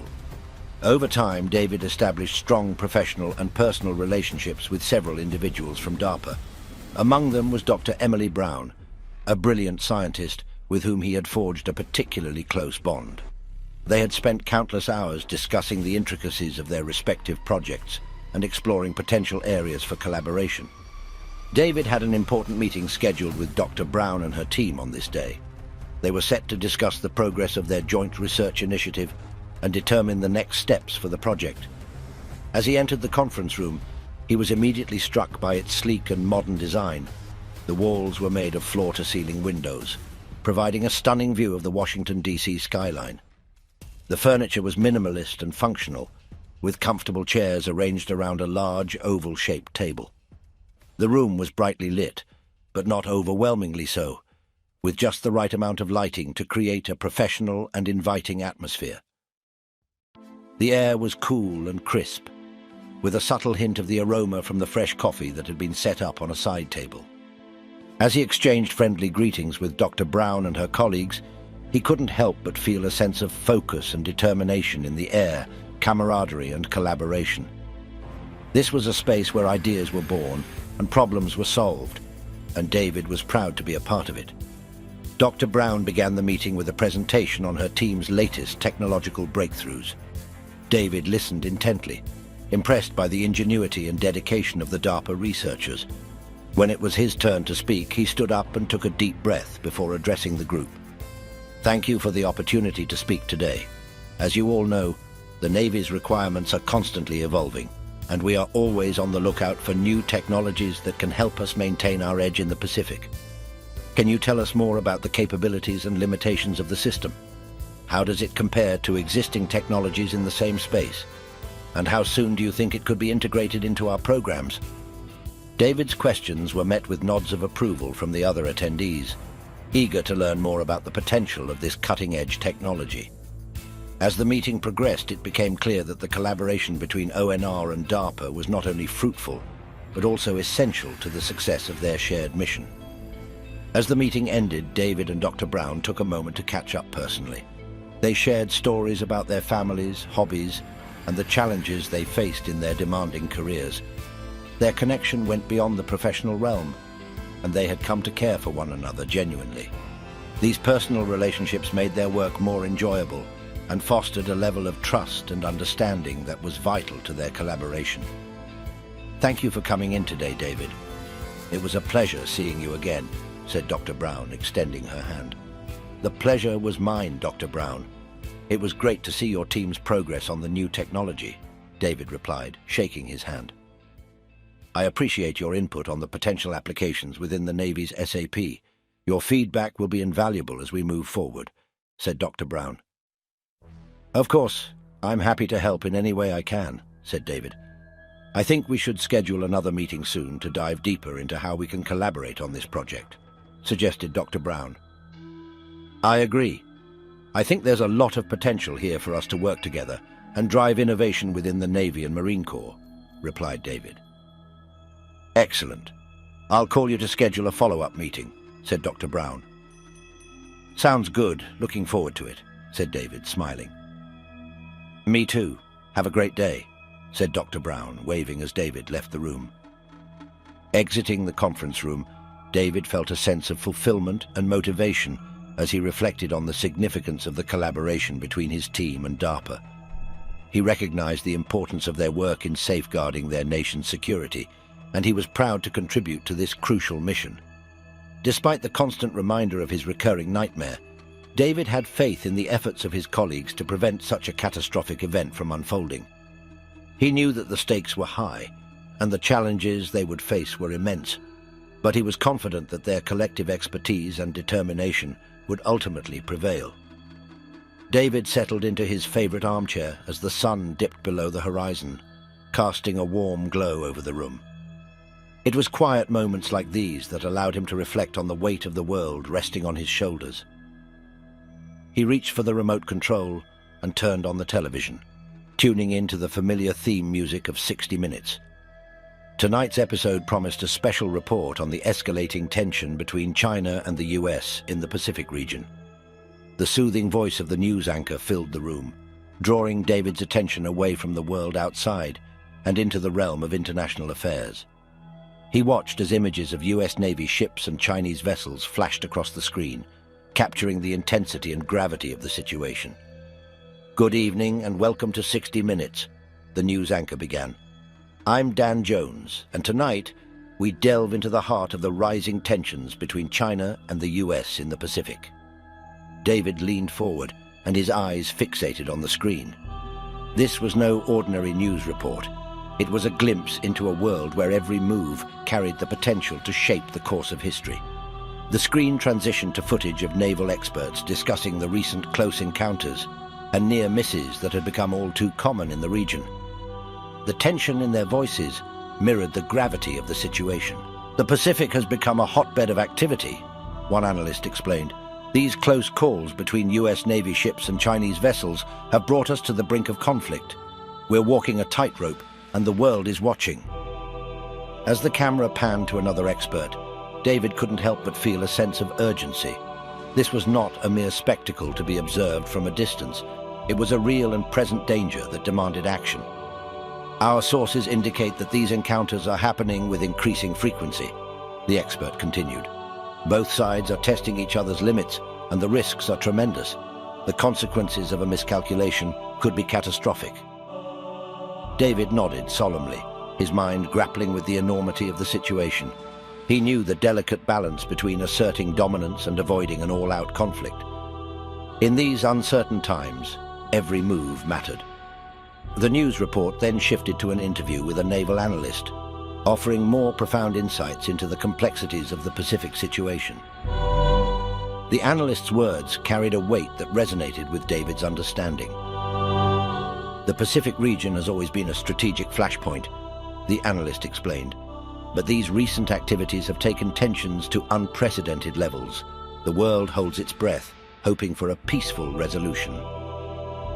As David absorbed the news, he knew what was being reported was only the tip of the iceberg. Deep within the classified realms of intelligence and national security, there were hidden layers to the story, concealed from the public eye. David had access to information that went beyond the headlines, information that shed light on the intricacies and complexities of the situation at hand. The unclassified news report provided a glimpse into the tensions and escalating conflict. Still, David understood that covert operations, sensitive negotiations, and clandestine maneuvers were taking place behind closed doors. The full extent of the threat, the covert actors involved, and the delicate dance of international relations remained shrouded in secrecy. As a trusted analyst with access to classified intelligence, David deeply understood the geopolitical landscape. He was privy to the hidden agendas, the covert alliances, and the intricate chess game being played on the world stage. Chapter 5. Conversations with Rich. One evening, as David returned home from a long day at the Pentagon, he spotted Rich sitting on the front porch of his house. Rich, a towering figure with a salt and pepper beard, exuded a calm and steadfast presence. Their friendship had blossomed over shared experiences in the Navy, and their conversations were always filled with a mix of seriousness and light-hearted camaraderie. Approaching the porch, David offered a warm smile. "Good evening, Rich. Mind if I join you?" Rich gestured to the empty chair beside him. "Of course, David. Pull up a seat."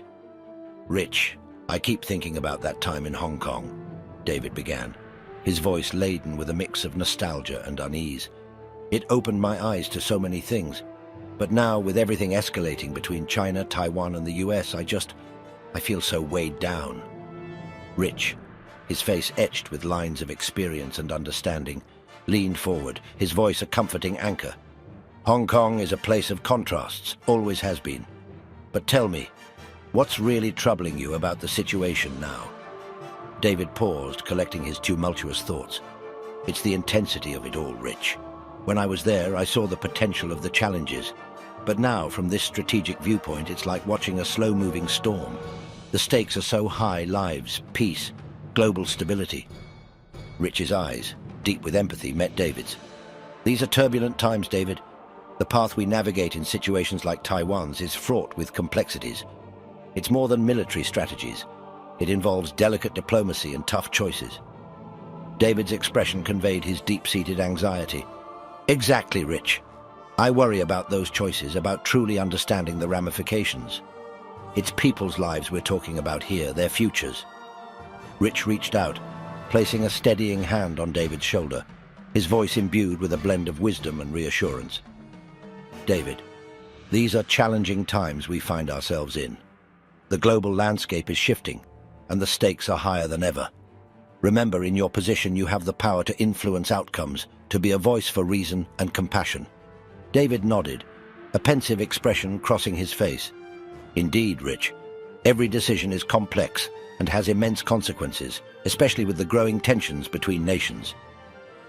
Rich leaned back, his gaze fixed on the distant horizon. You're right, my friend.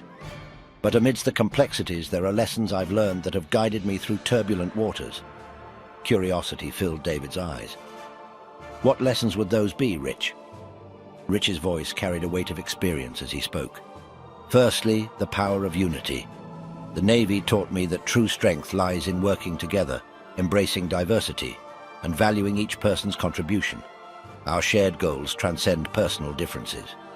David nodded in agreement, absorbing Rich's words. Unity is indeed a force to be reckoned with. What other lessons have shaped your perspective? A smile played at the corners of Rich's lips. Resilience, my friend. The ability to adapt and thrive in the face of adversity is key. The world is ever-changing, and we must be ready to face the unexpected, to overcome challenges with unwavering determination. David's gaze sharpened, his determination mirrored in his eyes. Resilience is vital, especially in times like these. What else would you add? Rich's expression turned contemplative. Lastly, never forget the importance of kindness and compassion.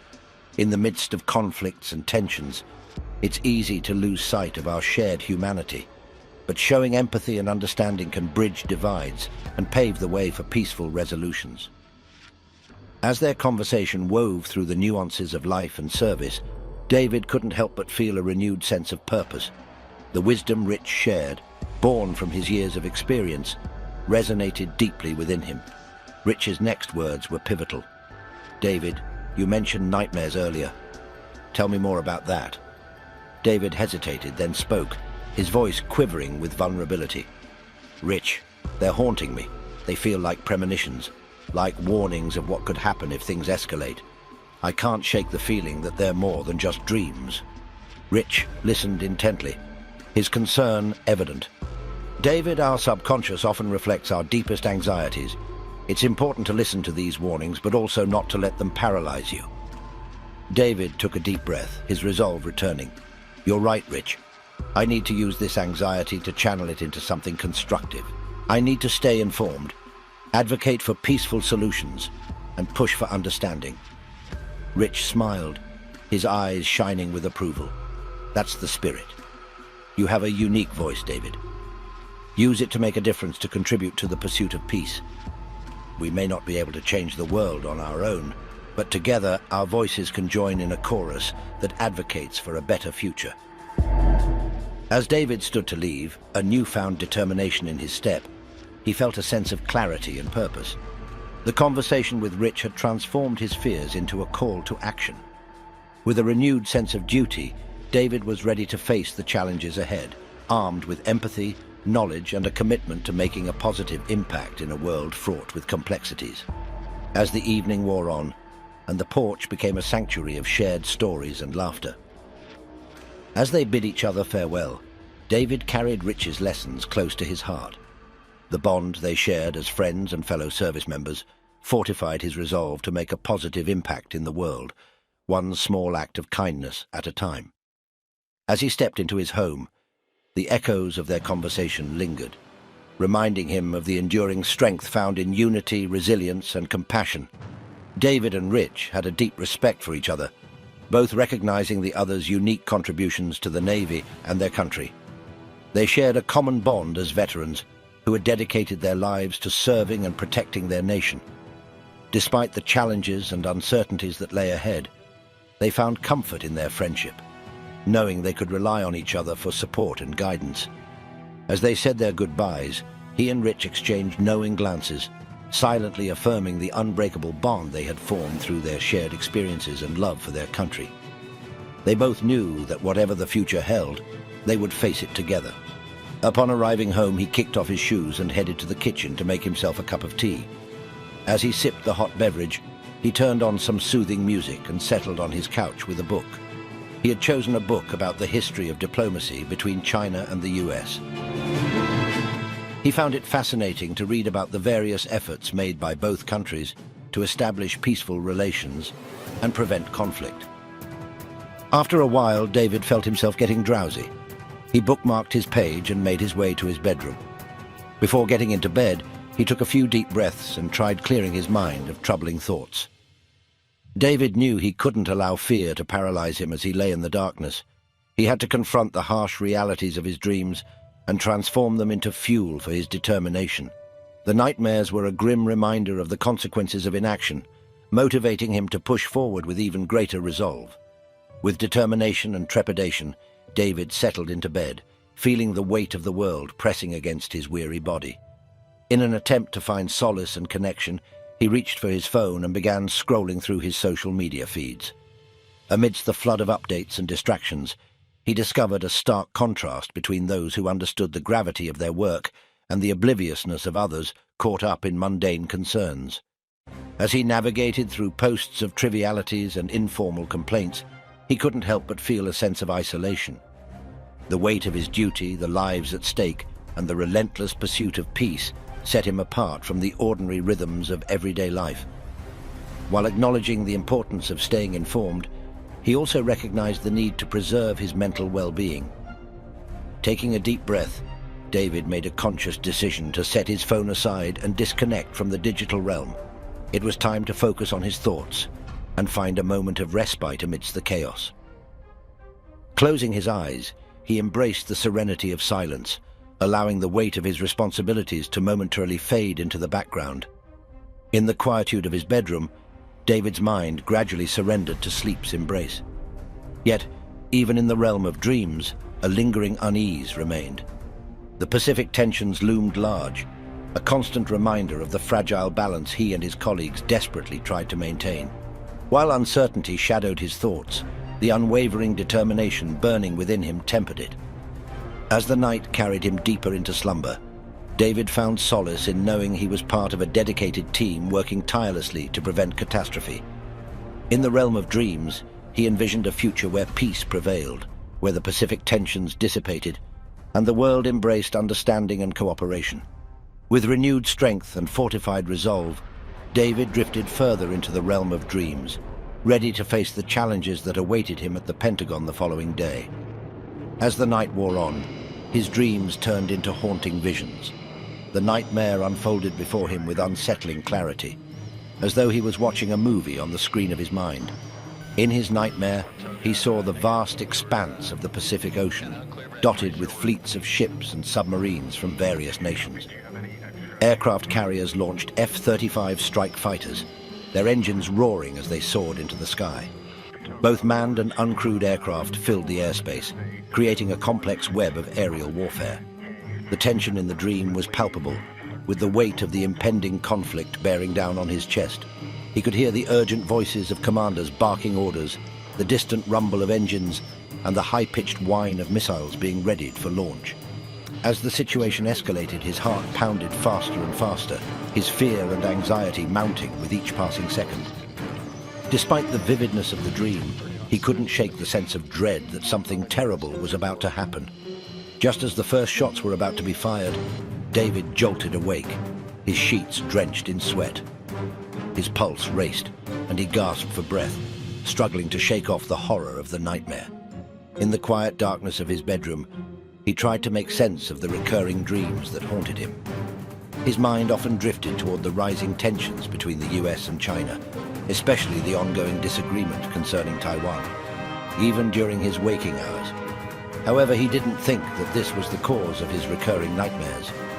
He suspected his medication might be responsible for the nightmares, but the dreams returned with the same intensity, even when he skipped the pills.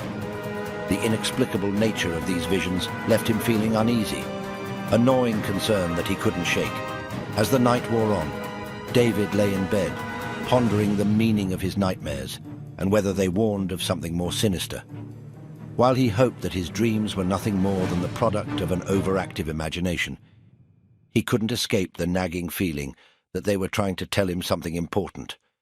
With a heavy heart, he resolved to stay vigilant and do everything in his power to prevent the nightmare of World War III from becoming a reality. And as he finally drifted off to sleep once more, he wondered what the future might hold for him and the world he had dedicated his life to protecting. Chapter 6. Cultural Center. David's fascination with the geopolitical intricacies involving China and Taiwan extended well beyond his formal duties as a strategic analyst. His relentless quest for deeper understanding and broader perspective often led him down paths less traveled. One day, driven by a mix of professional curiosity and personal interest, he decided to visit the Chinese Cultural Center in Washington, D.C. Unable to shake off the thoughts about the escalating tensions between China and Taiwan, David hoped that immersing himself in a different aspect of Chinese culture might offer him new insights. As he stepped into the Cultural Center, he found himself enveloped in a world far removed from the stark corridors of the Pentagon. The air inside the center was alive with the melodic strains of traditional Chinese music, its harmonious notes creating an ambience of tranquility and enchantment. The rich aroma of authentic Chinese cuisine permeated the space, inviting visitors to indulge in a sensory journey that transcended mere taste. Around him, the center buzzed with vibrant energy. People from diverse backgrounds mingled, their conversations a blend of English and Mandarin, each person there to either connect with their heritage or to appreciate a culture different from their own. The walls were adorned with intricate artworks and calligraphy, each piece telling a story of China's vast and diverse history. David wandered through the halls, observing and absorbing. He watched as groups gathered to practice traditional dances, their movements graceful and synchronized. He listened to elders sharing stories and wisdom with younger generations, a testament to the deep-rooted sense of community and continuity within the culture. As David walked through the center, he couldn't help but notice the warm smiles and friendly greetings that he received from the Chinese visitors.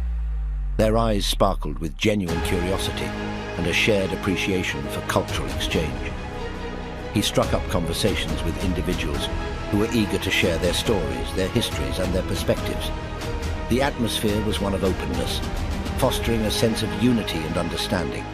In a quiet corner of the center, David engaged in a lively discussion with a group of university students who shared his passion for international relations. They exchanged thoughts and insights and debated different viewpoints, each contributing their unique expertise to the conversation. Amidst the vibrant ambience of the Chinese Cultural Center, their voices resonated with a shared purpose: to seek knowledge, build bridges, and foster understanding between nations. David listened intently, taking in the diverse perspectives of these students. Their thoughtful and respectful discussions reflected a genuine desire to find common ground and explore paths toward peaceful resolutions. One student, Diane, spoke passionately about the importance of cultural diplomacy and the potential it holds to bridge gaps and foster positive relationships. By engaging in meaningful dialogue, we can build connections and dispel misconceptions, she emphasized, her eyes alight with enthusiasm. It's through these interactions that we can sow the seeds of understanding and work towards a more harmonious world. David nodded in agreement, appreciating the depth of Diane's words. The group continued their conversation, delving into the intricacies of cross-cultural understanding, the power of empathy, and the potential for diplomatic breakthroughs. As they shared stories, laughter filled the room, creating an environment of camaraderie and mutual respect. At that moment, amidst the vibrant energy of the Chinese Cultural Center and the passionate discussions, David felt a renewed sense of purpose and hope. He realized that positive change was not only possible but essential. It began with embracing diversity, listening to different perspectives, and engaging in meaningful dialogue. The warmth and openness of the Chinese visitors served as a reminder that despite the complex political landscape, people from different nations could come together in a spirit of friendship and cooperation. As David left the cultural center that evening, his heart filled with gratitude and a deepened understanding of the potential for harmony amidst differences.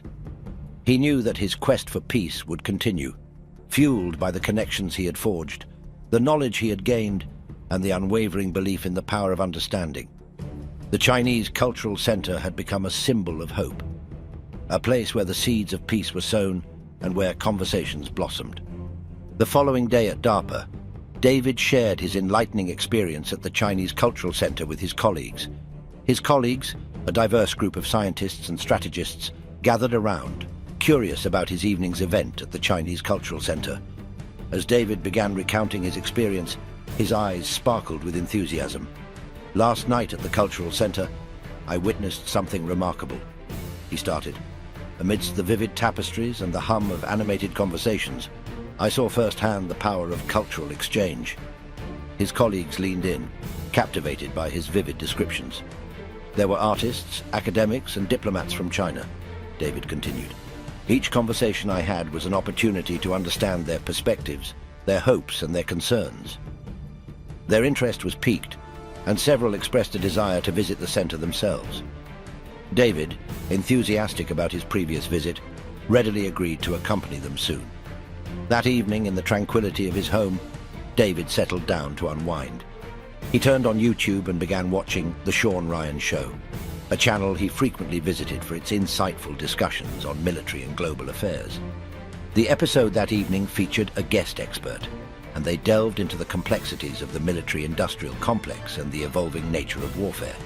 As David listened, the conversation echoed his own experiences and the challenges he faced at DARPA. The discussion shifted toward the future of warfare, exploring how technology and strategy are reshaping global defense dynamics. It was a thought-provoking session that resonated deeply with David, reinforcing his belief in the importance of his work in seeking peaceful resolutions to conflicts. Reflecting on the insights from the show, David felt a reaffirmed commitment to his mission. With a renewed sense of purpose, David made a mental note to bring up some of the points discussed in the show at his next meeting at DARPA. He realized that these perspectives could provide valuable context for their projects and potentially inspire new approaches to their work. As the night drew to a close, David switched off the show, feeling more connected to his role and the broader implications of his work. He knew that his journey at DARPA was more than just a job. It was a crucial part of a larger puzzle in the global quest for peace and security. That night, as David drifted off to sleep, his mind, still reeling from the day's events and the intense discussions on The Sean Ryan Show, began to wander into the realm of dreams. However, the serenity of his slumber was soon shattered by a vivid and terrifying nightmare. In his dream, he found himself in the midst of a chaotic and harrowing scene. The air was thick with tension and the unmistakable scent of warfare. He saw US Marines and sailors engaged in frantic training exercises, their faces etched with determination and apprehension. The atmosphere was filled with a sense of urgency, as if they were preparing for an imminent and dreadful event. The dream shifted, and David found himself aboard a US Navy ship in the South China Sea. The sea was rough, with massive waves crashing against the ship's hull. The sky was overcast, casting a gloomy shadow over the waters. Around him, he could see other ships in the battle group maneuvering into formation, their weapons systems at the ready. Suddenly, the nightmare escalated. David witnessed the horrifying sight of Chinese military forces invading Taiwan. Explosions rocked the landscape, and the air was filled with the deafening sounds of warfare. He could see the terror and confusion on the faces of the civilians caught in the crossfire, their lives upended by the sudden outbreak of conflict. In the midst of this chaos, David felt a profound sense of helplessness and despair. He saw the devastating consequences of war firsthand, the loss of innocent lives, the destruction of homes and communities, and the irreversible damage inflicted upon nations. Then, as quickly as it had begun, the nightmare ended. He woke up abruptly, his heart pounding in his chest. He was drenched in sweat, his breathing heavy and labored. The images from the nightmare lingered in his mind, haunting him with their vividness and intensity. These nightmares had become all too familiar to David, reflecting the deep-seated fears and anxieties that came with his line of work. Each dream was a stark reminder of the high stakes involved in his mission and the catastrophic repercussions of failure. Lying in bed, trying to calm his racing thoughts, he knew that these nightmares were more than just figments of his imagination. They were manifestations of the very real dangers that loomed on the horizon, challenges that he and others were striving to avert. The next day, David made his way to the local Veterans Affairs, VA, hospital for a scheduled medical appointment. The hospital, a large modern facility with an imposing facade, bustled with activity. Veterans of various ages and backgrounds moved through the corridors, some alone, others accompanied by family or friends. Inside, the environment was a blend of clinical efficiency and compassionate care. The walls were adorned with motivational posters and American flags, while the waiting areas were filled with veterans waiting patiently for their appointments. The air was filled with a mix of antiseptic cleanliness and the faint aroma of cafeteria food. After checking in at the reception, David sat in the waiting area, his mind preoccupied with the vivid nightmares that had been disrupting his sleep. His name was soon called, and he was ushered into an examination room where Dr. Liz Martinez, his psychiatrist, greeted him. Dr. Martinez was a kind-faced woman in her late 40s with a gentle demeanor that put her patients at ease. Her office was a small, cozy room adorned with certificates and a few personal touches like a family photo on her desk. "Good morning, David," Dr. Martinez greeted him with a warm smile. "How have you been feeling since our last session?" David hesitated for a moment before responding. "Honestly, Doctor, I've been struggling. The nightmares have been getting worse. They're so vivid." Dr. Martinez nodded sympathetically, her expression turning serious. "I'm sorry to hear that, David. Can you tell me more about these nightmares?" David described the intense dreams he'd been having about World War III, the feelings of helplessness and fear that accompanied them, and how they were impacting his daily life. Dr. Martinez listened intently, occasionally jotting down notes. After David finished, she spoke in a calm, reassuring tone. "It sounds like your PTSD symptoms might be resurfacing from your accident at sea. It's not uncommon for stress to trigger these kinds of responses, even years after the actual events." She suggested adjusting his medication to help manage the nightmares and recommended increasing the frequency of their therapy sessions. "We might need to explore some additional coping strategies as well. How do you feel about that?" David nodded in agreement, feeling a sense of relief that he was taking steps to address the issue. "I'm willing to try anything that might help. I just want to get some rest and not be haunted by these dreams." Dr. Martinez wrote down a new prescription and handed it to David. "Let's start with this medication adjustment. I'll also schedule you for monthly therapy sessions. We'll work through this together, David. You're not alone in this." As David left the VA hospital with a new prescription in hand, he felt a glimmer of hope. Chapter 7, An Unusual Offer. 2 weeks later, David and Dr. Brown decided to grab lunch together in Crystal City. They often joined their team for group lunches, but this time it was just the two of them, providing a more personal setting for their conversation. Dr. Brown, who worked on various projects, some of which David didn't have clearance for, was always a pleasant and helpful colleague. David found her company enjoyable and trusted her insights. During lunch, David unexpectedly found himself discussing a topic he seldom discussed, his recurring nightmares. David described his vivid dreams and the intense emotions they stirred. Dr. Brown's expression shifted from casual interest to keen intrigue. Leaning forward, Dr. Brown's voice was tinged with a mixture of curiosity and excitement. "David, what you're experiencing sounds a lot like lucid dreaming. It's quite a remarkable state where the dreamer is aware they're dreaming and can sometimes steer the course of the dream. At DARPA, we're actually delving into this area of research. We've got some state-of-the-art technology that might offer some insights, maybe even help you get a handle on these nightmares. How would you feel about coming in for some testing?" David hesitated for a moment, the idea both intriguing and a little daunting. The chance to possibly understand and control these unsettling dreams was appealing. He looked at Dr. Brown, his expression a blend of uncertainty and intrigue. "I've never really thought about exploring my dreams in that way." but if there's a chance it could help with what I've been experiencing, I'm willing to give it a try. What exactly do these tests involve?" Dr. Brown's face lit up with an encouraging smile, sensing David's newfound resolve. "Excellent, David. I'm thrilled that you're willing to embark on this journey with us. We'll ensure you are comfortable throughout the testing process and provide any support you may need." As they finished their lunch, David felt a renewed sense of hope. The possibility of finding answers and reclaiming his nights from the grips of his nightmares ignited a spark of optimism within him. With DARPA's advanced technology and Dr. Brown's expertise, he was ready to dive into the depths of his dreams and unravel the mysteries that plagued him. As David walked home from the metro stop, his steps were lighter, fueled by a sense of anticipation and curiosity. He couldn't help but imagine the potential outcomes of the tests and the newfound control he might gain over his nightmares. The path ahead was uncharted, but he was determined to confront his fears head-on and find solace within the realm of his dreams.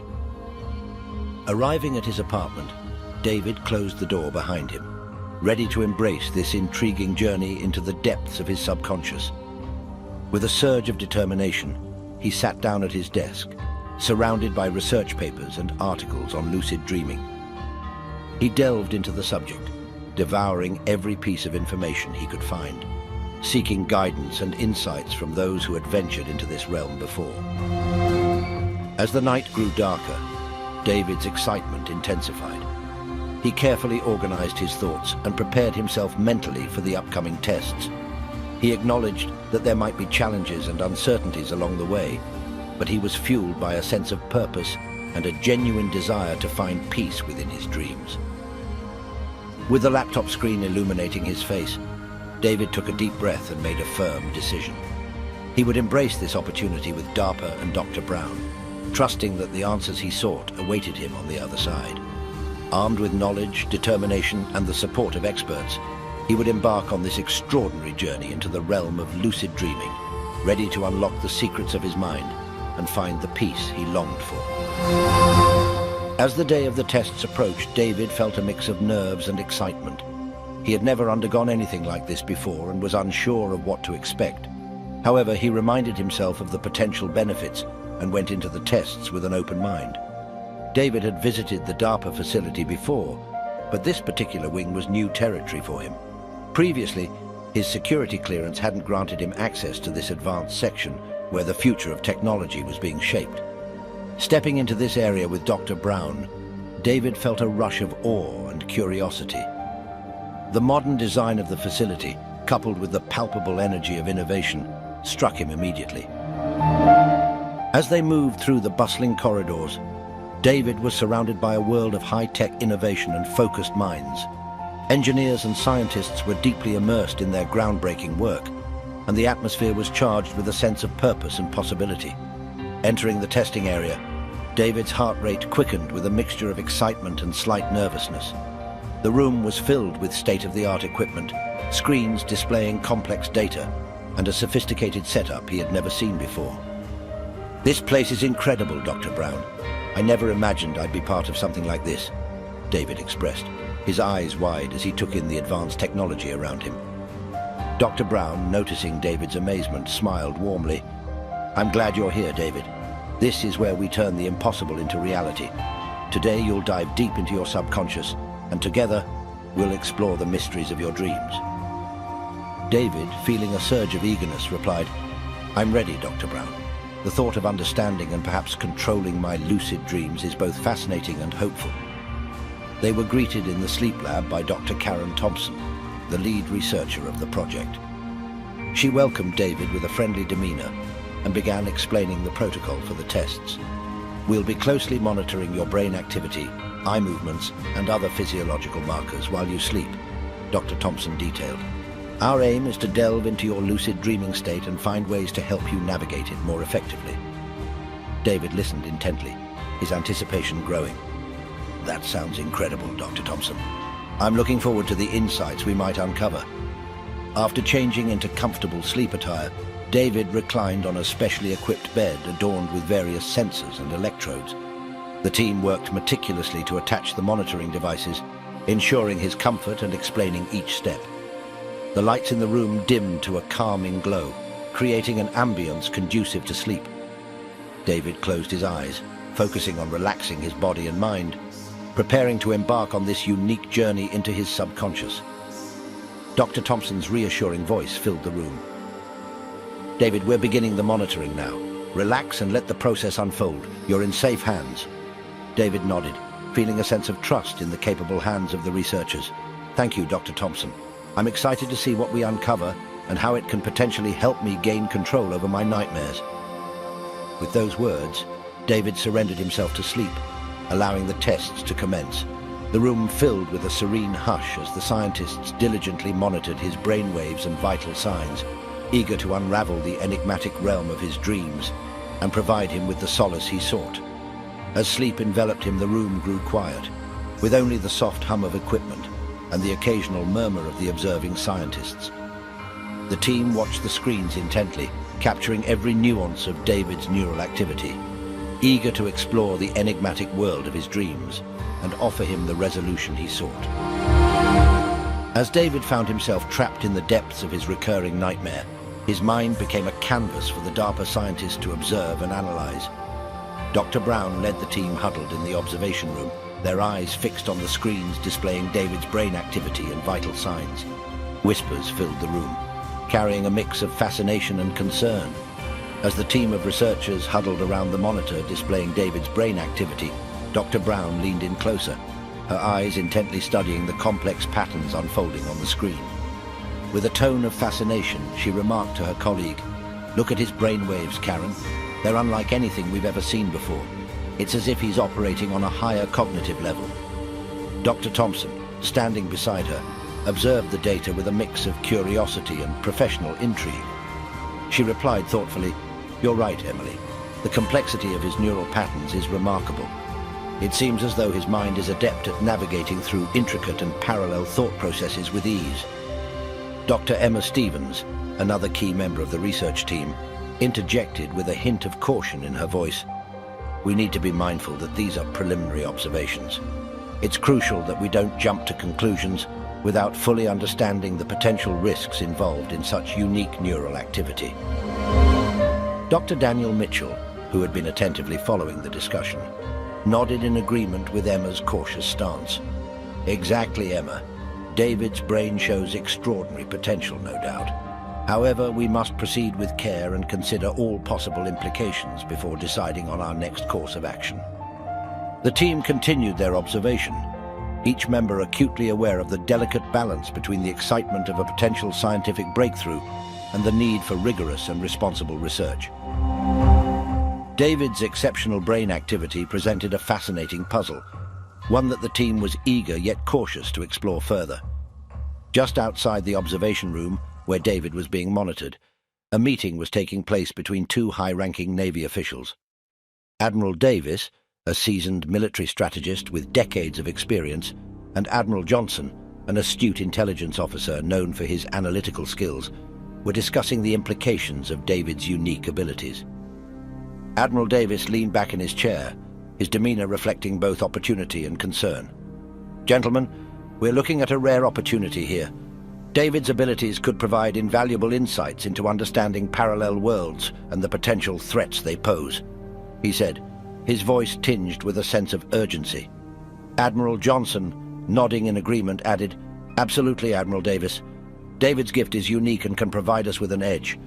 However, we need to be mindful of the ethical and safety implications of utilizing his abilities." Admiral Davis leaned forward, his expression turning grave. "The risks are indeed significant.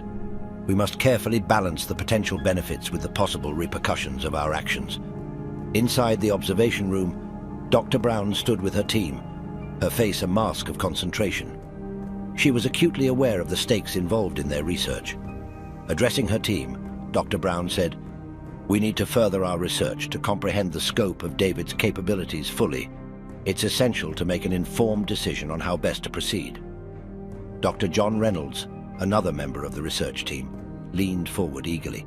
"But Dr. Brown, we're running against time. The growing tensions between the US and China can't be ignored. We need to act swiftly." Dr. Brown paused, weighing her words carefully. I understand the urgency, John, yet we must tread carefully. It's crucial that we balance our desire for quick progress with the need for caution. We owe that much to David and to the safety of our world. As their discussion continued, David slowly regained consciousness, his eyes fluttering open to the reality of his surroundings. He realized that he was the focus of an intense debate. What's happening? What did you observe? David asked, his voice calm yet filled with curiosity. Dr. Brown approached David with a comforting smile. David, your brain activity during sleep has revealed some remarkable traits. We're trying to understand the full extent and implications of it. David, still feeling the lingering effects of his disorienting nightmare, hastily dressed. The researchers, understanding his state of mind, gently guided him toward a conference room within the DARPA facility. As he walked, his mind raced with questions and anticipation about the meeting ahead. Upon entering the conference room, David took a moment to absorb his surroundings. The room was spacious, lined with polished wooden panels and adorned with various military insignias. He took a seat at the large table, his heart pounding with a mix of anxiety and curiosity. About an hour later, the atmosphere in the room shifted palpably as the door opened. 3 Navy admirals and 2 Army generals walked in, their uniforms adorned with an array of medals and decorations that spoke of their distinguished service and achievements. Among them was Dr. Brown, accompanied by a group of scientists and several high-ranking government officials.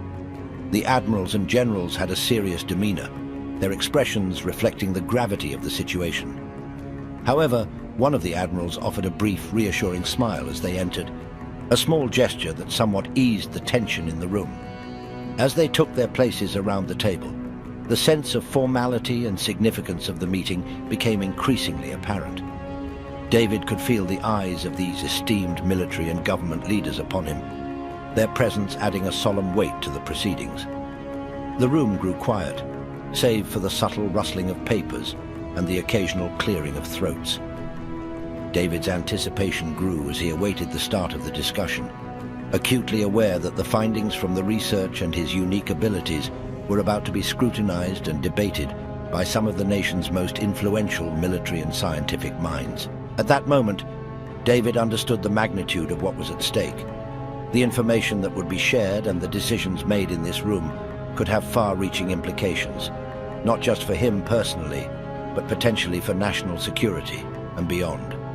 He took a deep breath, steadying himself for the conversation that was about to unfold, ready to face whatever challenges and opportunities it might bring. As the meeting unfolded, Dr. Karen Thompson, a prominent figure in the research team, took the initiative to brief David on their remarkable findings. She spoke with clarity and conviction, addressing him directly. David, our analysis of your lucid dreaming has revealed an exceptional capability. Your brain demonstrates a rare and extraordinary cognitive processing level during sleep. This ability has significant potential applications. David listened intently, his interest evident in his focused expression. Dr. Thompson continued, delving into a groundbreaking revelation. In addition to your unique lucid dreaming skills, there's something else you should know. About 5 years ago, our team discovered the existence of a parallel world, a version of Earth, theoretically similar to our own. The room buzzed with an atmosphere of suspense and fascination.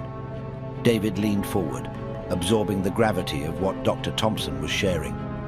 The concept of a parallel Earth was both astonishing and overwhelming. Dr. Thompson elaborated on the discovery. This parallel Earth offers incredible opportunities for exploration and understanding. However, it's not without its challenges and risks. David's amazement was evident as he processed the existence of this parallel universe. So my nightmares, are they glimpses into this other world? Do they predict events that will happen here? He asked, his voice tinged with awe and uncertainty. One of the scientists nodded solemnly. Exactly, David. Your dreams seem to bridge a connection to this parallel universe. Your consciousness is giving us insights into events there, which could be indicative of what may unfold in our world. David's mind raced with countless questions. How can 2 worlds exist at the same time? And why is there a time difference of 2 years? Dr. Brown stepped forward, her tone composed yet filled with intrigue. "It's a complex area of study, David. The existence of parallel universes is a subject of much scientific debate. These universes might coexist with ours, each following its own timeline. The time difference might be due to diverging timelines or temporal discrepancies between our worlds." David absorbed this information, his thoughts whirling. "So the conflict I saw in my dreams, it's a precursor to what we might face," Dr. Thompson chimed in, her voice serious. "Precisely. The events in the parallel world are a harbinger of a crisis we may encounter here in about 2 years. It's imperative that we understand this conflict to prevent it." Feeling a sense of urgency and responsibility, David spoke up. "If my dreams are a key to understanding and changing our future, I'm all in. How can we use this to prevent the conflict?" Dr. Brown's expression was grave. "We've developed a technology that will allow your consciousness to inhabit your counterpart in the parallel world. We need you to gather intelligence on the impending war with China, identify critical vulnerabilities, and find a way to avert the conflict." Stunned, David realized the enormity of the task. "So I'll be operating as myself, but in the parallel world's Pentagon." Dr. Thompson nodded, her voice filled with urgency. "Yes, that's correct. The machine will link your consciousness to your parallel self, allowing you to experience their world firsthand. You'll need to blend in, gather information discreetly, and relay it back to us. Lives are at stake, David. We're counting on you." The Admiral, embodying a blend of stern authority and seasoned wisdom, then took over the conversation. "David, we believe you can help us gain an advantage or prevent World War III." David's mind raced with the enormity of what he was hearing. The existence of a parallel Earth was beyond anything he had ever imagined. He glanced at Dr. Brown, seeking a semblance of reassurance.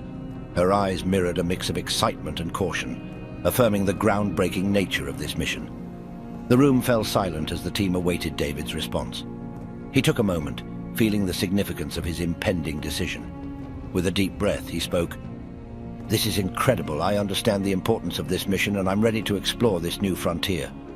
His voice was steady, a testament to his resolve and willingness to venture into the unknown. The scientists exchanged glances, a sense of both admiration and concern evident on their faces. One of them spoke up, and his voice filled with caution. "We must warn you, David, that we don't fully understand the consequences if you were to die in the parallel world. The nature of the connection between the two realms is still uncharted territory." David's resolve remained unshaken. "I'm aware of the risks, but I won't let fear hold me back. We have an opportunity to change our future, and I won't squander it. I'm committed to seeing this mission through no matter what." Dr. Brown nodded, her expression one of pride and support. "David, we're here to guide and support you every step of the way in this journey." A collective sigh of relief and a sense of renewed purpose filled the room following David's acceptance. The tension eased slightly, replaced by a shared resolve. David knew that the path ahead was fraught with danger, but he also knew that with his unique abilities and the support of this formidable team, he was ready to face whatever challenges lay ahead. As the meeting continued, plans were laid out, strategies discussed, and preparations were set in motion. David's resolve deepened with each passing moment, ready to embark on the mission that would test his limits, challenge his abilities, and shape the destiny of those who depended on him. Dr. Brown spoke up, her voice steady yet filled with urgency. "David, we'll provide you with the necessary training and equip you with the knowledge and tools to navigate the parallel world. Time is of the essence, and the fate of both worlds rests in your hands." Over the following weeks, David underwent intense training. The conversations in the training room were a mix of technical discussions, strategic planning, and words of encouragement. The scientists and military advisors pushed him to his limits, simulating various scenarios and preparing him for the challenges that lay ahead. As the final moments of his training drew near, David stood at the precipice of the machine that would transport him to the parallel world. The room crackled with a tangible energy, a potent mix of anticipation and urgency that hung in the air. Dr. Brown's voice, a resolute blend of concern and confidence, echoed in his ears, fueling his determination. "This is it, David, the moment we've been preparing for. Trust in your training and yourself, and make every second count." David locked eyes with Dr. Brown, his heart pounding in his chest, a silent promise passing between them. He knew that the fate of his world and millions of lives rested upon his shoulders. There was no room for doubt, no margin for error. With a deep breath, he stepped forward, steeling himself for the journey that would test every fiber of his being. As David stepped into the machine, a hush fell over the room. The hum of the machinery filled the air, creating an atmosphere of both anticipation and trepidation. Dr. Brown and the team of DARPA scientists and flag officers watched intently as David gradually went unconscious, consumed by the swirling energy of the parallel world transportation process. Dr. Brown exchanged a concerned glance with Admiral Stevens, a seasoned military leader known for his strategic acumen. They had witnessed David's rigorous training and were fully aware of the risks involved in this mission. The fate of not only David, but also the entire operation hinged on his success. "I have faith in David's abilities," Dr. Brown said, her voice filled with determination. "He has undergone extensive training, and his dedication and intelligence are unparalleled. But we must also be prepared for any eventuality." Admiral Stevens nodded solemnly, his gaze fixed on the machine. "Agreed, Dr. Brown. While we are optimistic about David's mission, we must have a contingency plan in place. We cannot afford to leave anything to chance." In the secure conference room, a sense of urgency permeated the air as the team gathered around the large table, mapping out contingency plans for the high-stakes mission involving David. The faces around the table, a blend of military and scientific experts, reflected the gravity of the situation. Admiral White, a seasoned Navy leader known for his strategic acumen in covert operations, spoke up, breaking the contemplative silence. "While we have faith in David's unique abilities, we need to prepare for all eventualities. If David is compromised or unable to return, we must have a rapid response team at the ready," he stated, his tone underscored by years of experience in handling high-risk missions. The team nodded in agreement, recognizing the importance of a well-orchestrated backup plan. Dr. Brown, who had been closely involved in David's case, added her perspective. "In addition to a response team, we should consider testing other Special Forces personnel for similar lucid dreaming capabilities. While David's skills are exceptional, we might find others with latent abilities that can be honed for such missions." The suggestion sparked a series of discussions, with various team members weighing in. "That's a solid idea," remarked one of the intelligence officers. "We can start with a small group of candidates and expand the testing protocol based on initial results. This could give us a broader base of operatives to work with in the future." As the meeting progressed, the group delved into the specifics of the testing procedures, candidate selection, and the logistical aspects of supporting such a unique operation. They discussed the potential challenges of training operatives to harness their lucid dreaming abilities and the need for specialized equipment and support. The atmosphere in the room was one of collaborative intensity. Each member brought their expertise to the table, contributing to a comprehensive plan that would ensure the mission's success while safeguarding David's well-being. "We'll need to schedule follow-up meetings to finalize these plans and coordinate with other departments," suggested Dr. Thompson, aware of the complex coordination such an undertaking would require. Finally, they reached a consensus. Dr. Brown stood, her voice filled with a mixture of determination and hope. "We have a plan in place, but let us not forget that David is a capable and resourceful individual. We have witnessed his determination and prowess firsthand. I believe in him, and believe that he will complete his mission and return to us." Admiral Stevens, his expression reflecting both concern and confidence, added, "Indeed, Dr. Brown. Let us not underestimate the power of human resilience and the strength of our team. We have done everything in our power to prepare for this mission, and now we must trust in the abilities of our extraordinary operative." The room fell into contemplative silence as they collectively held their hopes and fears for David's success. They knew that the outcome of this mission could shape the future of both worlds, and the weight of that responsibility hung heavily in the air.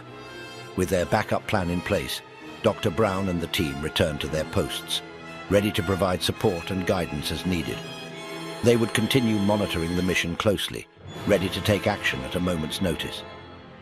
As the hours ticked by, tension permeated the room. The fate of David and the success of the mission remained uncertain.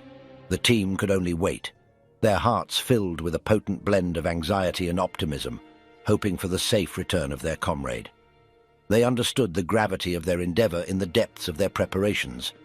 The mission had the potential to redefine the course of history, and its commitment to its success would be unwavering. Together, they would stand as guardians, poised to protect and support David in his quest to bring peace and avert the impending conflict between worlds. Time would tell whether their efforts and David's resilience would be enough. The team remained vigilant as the night stretched on, ready to face whatever challenges lay ahead. Chapter 8. The First Steps. The moment the machine activated, David felt an intense rush, a sensation like no other as his consciousness was seamlessly transported to the parallel world. His heart raced, and a wave of vertigo swept over him, leaving him momentarily disoriented. As the sensation subsided, he found himself standing in a different yet familiar setting, his alternate self's apartment. The apartment was subtly different from his own, yet unmistakably his in some ways. The air was filled with a unique blend of aromas, exotic spices mingling with the comforting scent of freshly brewed coffee. David's stomach growled, reminding him of his physical presence in this new reality. He wandered into the kitchen, his eyes scanning the sleek modern appliances and countertops arranged with precision. A small bulletin board on the wall, covered in colorful notes and reminders, caught his attention. It painted a picture of a busy life, organized and full of personal commitments. David's gaze then fell upon a calendar hanging near the refrigerator, noticing the dates marked with events and milestones specific to his parallel self's life. Curiosity piqued, and David opened the refrigerator. Inside he found an array of foods, some familiar and some intriguingly foreign.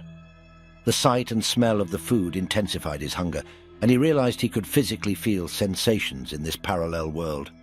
Stepping out onto the balcony, David took in the breathtaking panoramic view of the neighborhood. The streets below were a hive of activity, the sounds of honking cars, laughter, and fragments of conversations filling the air. The vibrancy of the storefronts, each showcasing unique offerings, added color and life to the bustling street. Deciding to explore further, David strolled through the neighborhood, each step taking him deeper into the fabric of this parallel community. The diversity of cultures and experiences around him was palpable, each person contributing their own story to this alternate version of his world. He was in a world both familiar and alien, a place where his actions could have unforeseen consequences.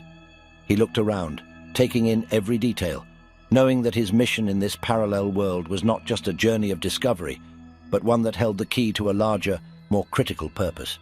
As he walked, he felt a surreal sense of déjà vu. People he recognized, or rather their alternate versions, crossed his path, greeting him with familiarity. Each encounter was a delicate dance of pretense and discovery. Their faces were familiar, yet their stories held subtle differences that David navigated with a mix of intrigue and caution. "Hey, David, how's the project going?" called out a neighbor, a friendly man in this world as in his own, but here a baker instead of an accountant.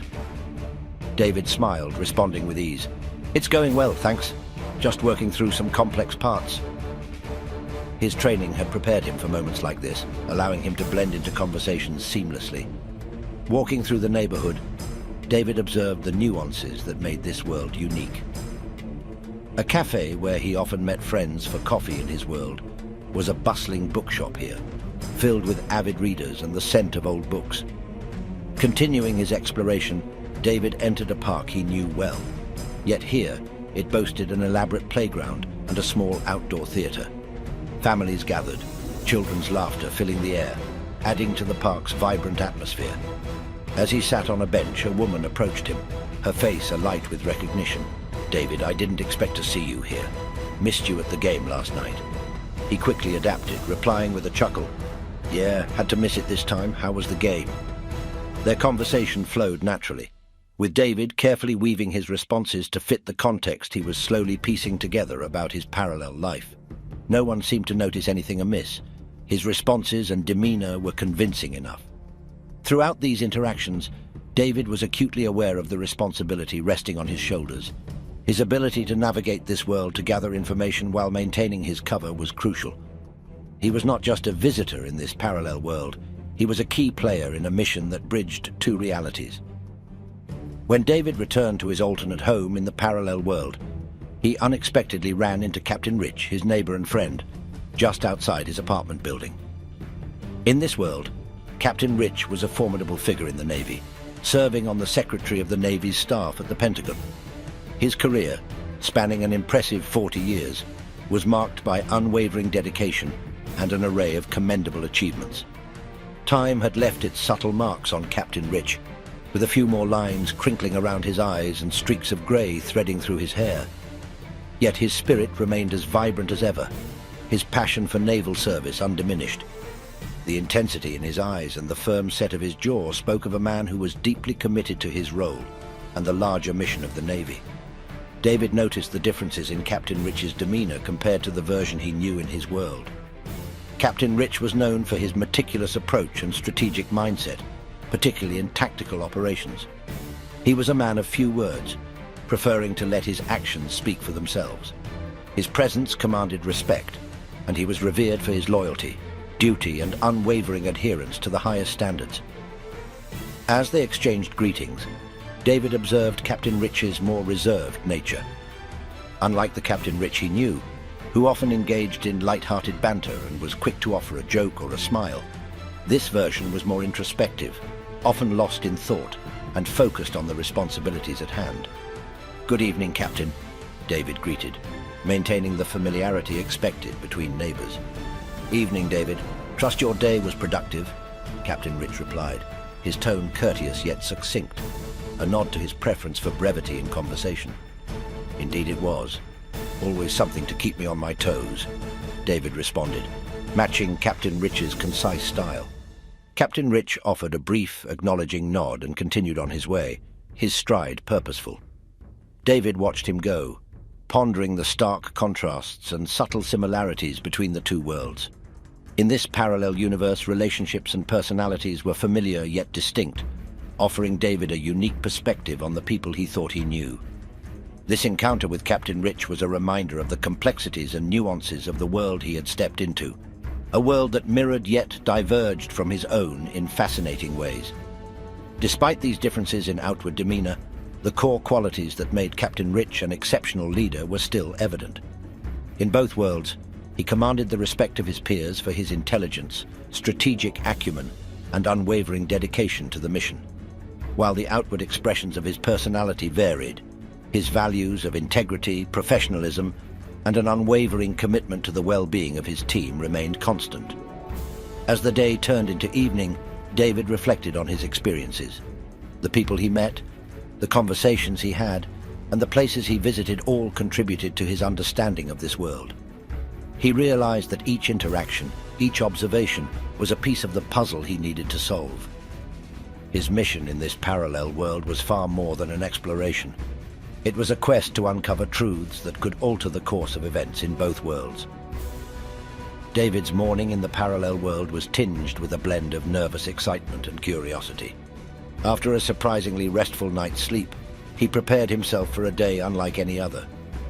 Dressed sharply in a suit and tie, he clipped on his security badge, a symbol of his new role, and set out for the Pentagon. His mind was a whirlwind of anticipation. He was about to step into a role that mirrored yet diverged from his life in his own world. Navigating the city's metro system, David was struck by its efficiency and modernity.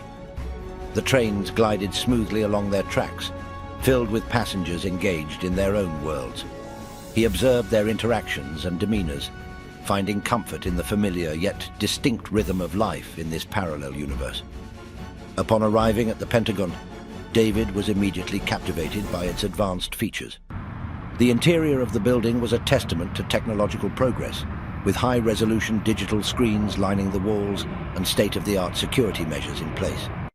He passed through the biometric scanners, feeling a sense of awe at the level of security and sophistication.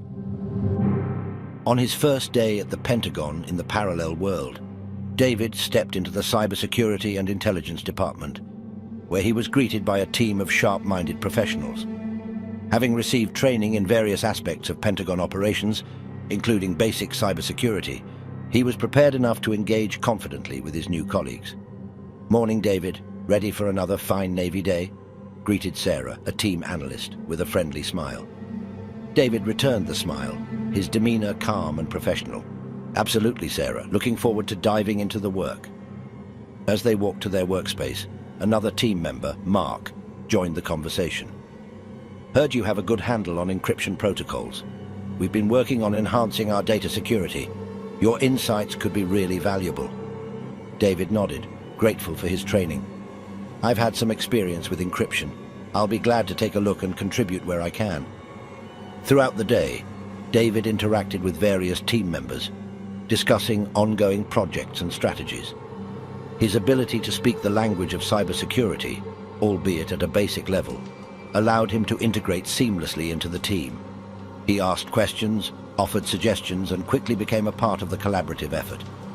During a brief coffee break, he found himself in a discussion with a senior analyst, Jenna. "We're facing some challenges with our intrusion detection systems. What's your take on it, David?" David, sipping his coffee, replied thoughtfully, "Intrusion detection is always evolving. Maybe we can explore incorporating some AI-based algorithms to enhance real-time detection capabilities."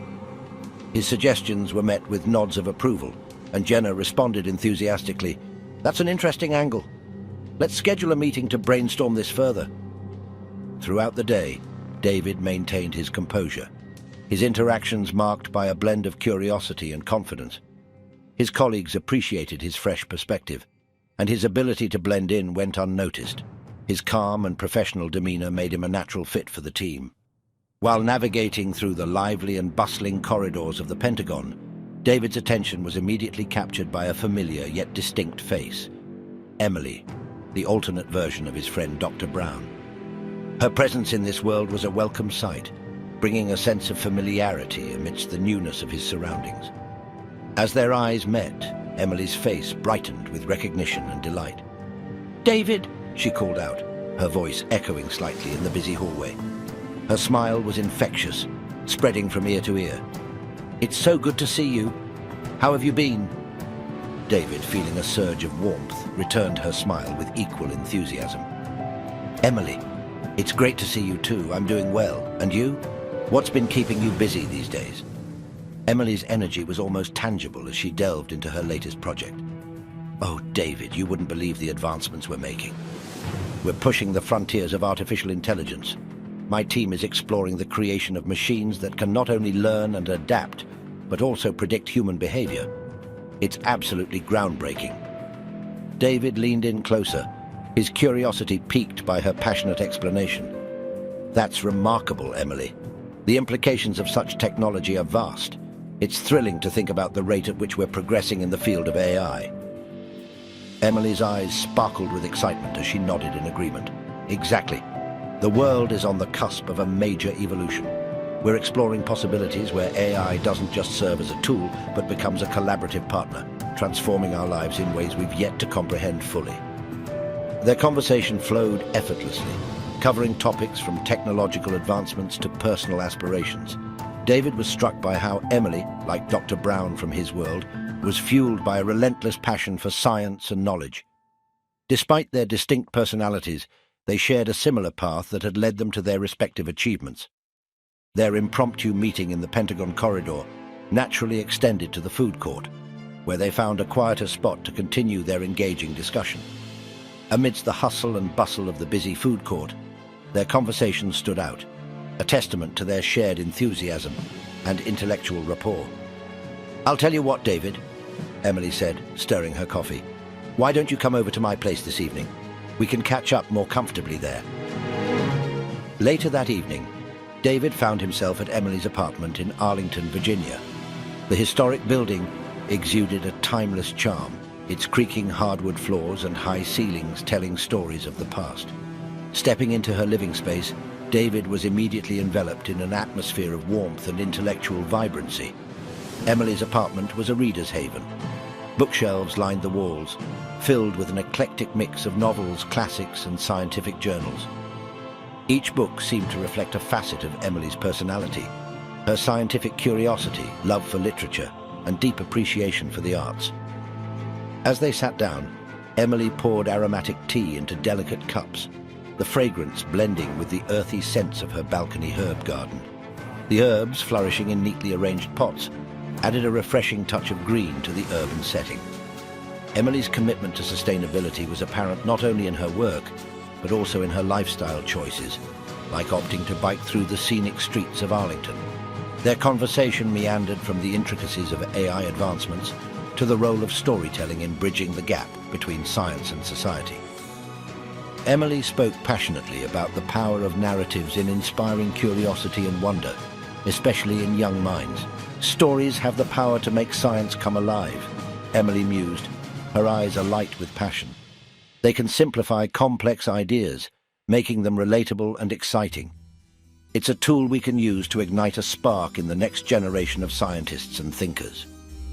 As the evening progressed, Emily shared tales of her dinner parties, lively gatherings filled with laughter, sumptuous food, and invigorating discussions that lasted into the night. Her animated descriptions painted a picture of a warm and inviting host, someone who cherished the company of friends and the joy of shared experiences. David left Emily's apartment that night feeling inspired and invigorated. Their conversation had been a delightful blend of intellectual exchange and personal connection, a reminder of the shared human experiences that transcend even the boundaries of parallel worlds. As the day came to an end, David had successfully navigated his first full day in this alternate reality. The day's experiences had been both exhilarating and affirming, solidifying his role in this new world and setting the stage for the challenges ahead. During David's initial week in the parallel world, he was settled into a routine of exploration and discovery. Each day, he brought new insights and revelations about the subtle and significant differences between his world and this alternate reality. He found himself drawn to familiar places, yet each visit unveiled new aspects and variations that intrigued him. The Pentagon's food court, a familiar haunt, held the same layout and choice of eateries, but David noticed distinct differences in the menu offerings. The dishes were similar, yet with unique twists, reflecting the diverse culinary preferences of this world. It was during these lunch breaks that he often met with Emily, their conversations a blend of work and personal insights. David's daily interactions were full of surprises. For instance, he was taken aback to discover that his debit card PIN was unchanged in this world. However, when he checked his bank account, he found a significantly higher balance than he was accustomed to in his own reality. This was indicative of a more robust economy, but it also hinted at a higher cost of living. Indeed, he observed that everyday items and services, like his usual cup of coffee, were priced considerably higher here. As he delved deeper into the fabric of this parallel society, David began to discern the broader implications of these differences. The elevated standard of living and the robust economy were evident in the lifestyle of its citizens. He noticed that there seemed to be less visible poverty and crime, suggesting a more equitable and secure society. However, David also recognized the flip side of these societal changes. The higher cost of living posed challenges for those on the economic margins, making affordability a significant concern. This observation led him to ponder the complex interplay of economic policies, social values, and individual choices that shape this world. David's exploration of the parallel world was more than just a physical journey. It was an intellectual and emotional voyage that offered him a new perspective on his own world. The variations he observed were not mere quirks of an alternate reality. They were the outcomes of different choices made by individuals and society. As he continued to navigate this world, David grew increasingly curious about other potential differences and their implications. He realized that every decision, no matter how small, could significantly impact the course of a world. This understanding deepened his appreciation of his role in this mission and his responsibility towards both worlds. The parallels and contrasts between the two realities offered him a unique opportunity to reflect on the potential trajectories of societies and the power of collective action. Chapter 9. An Unexpected Encounter. David's transition into the parallel world had been remarkably smooth, and he was quickly finding his footing in this alternate reality. As he adapted to his role on the Navy staff in cybersecurity, he discovered a deep sense of fulfillment and excitement. The work was challenging, but David thrived on the intellectual stimulation it provided. He felt a growing sense of comfort and belonging as he integrated into his new team, a group of professionals who shared his passion and commitment to their work. One of the most enjoyable aspects of his new life was the culinary experience. The food in this world was exceptional, with a broader variety of flavors and dishes than he was accustomed to. He often found himself looking forward to meal times, eager to try new foods and indulge in familiar favorites that had a unique twist in this world.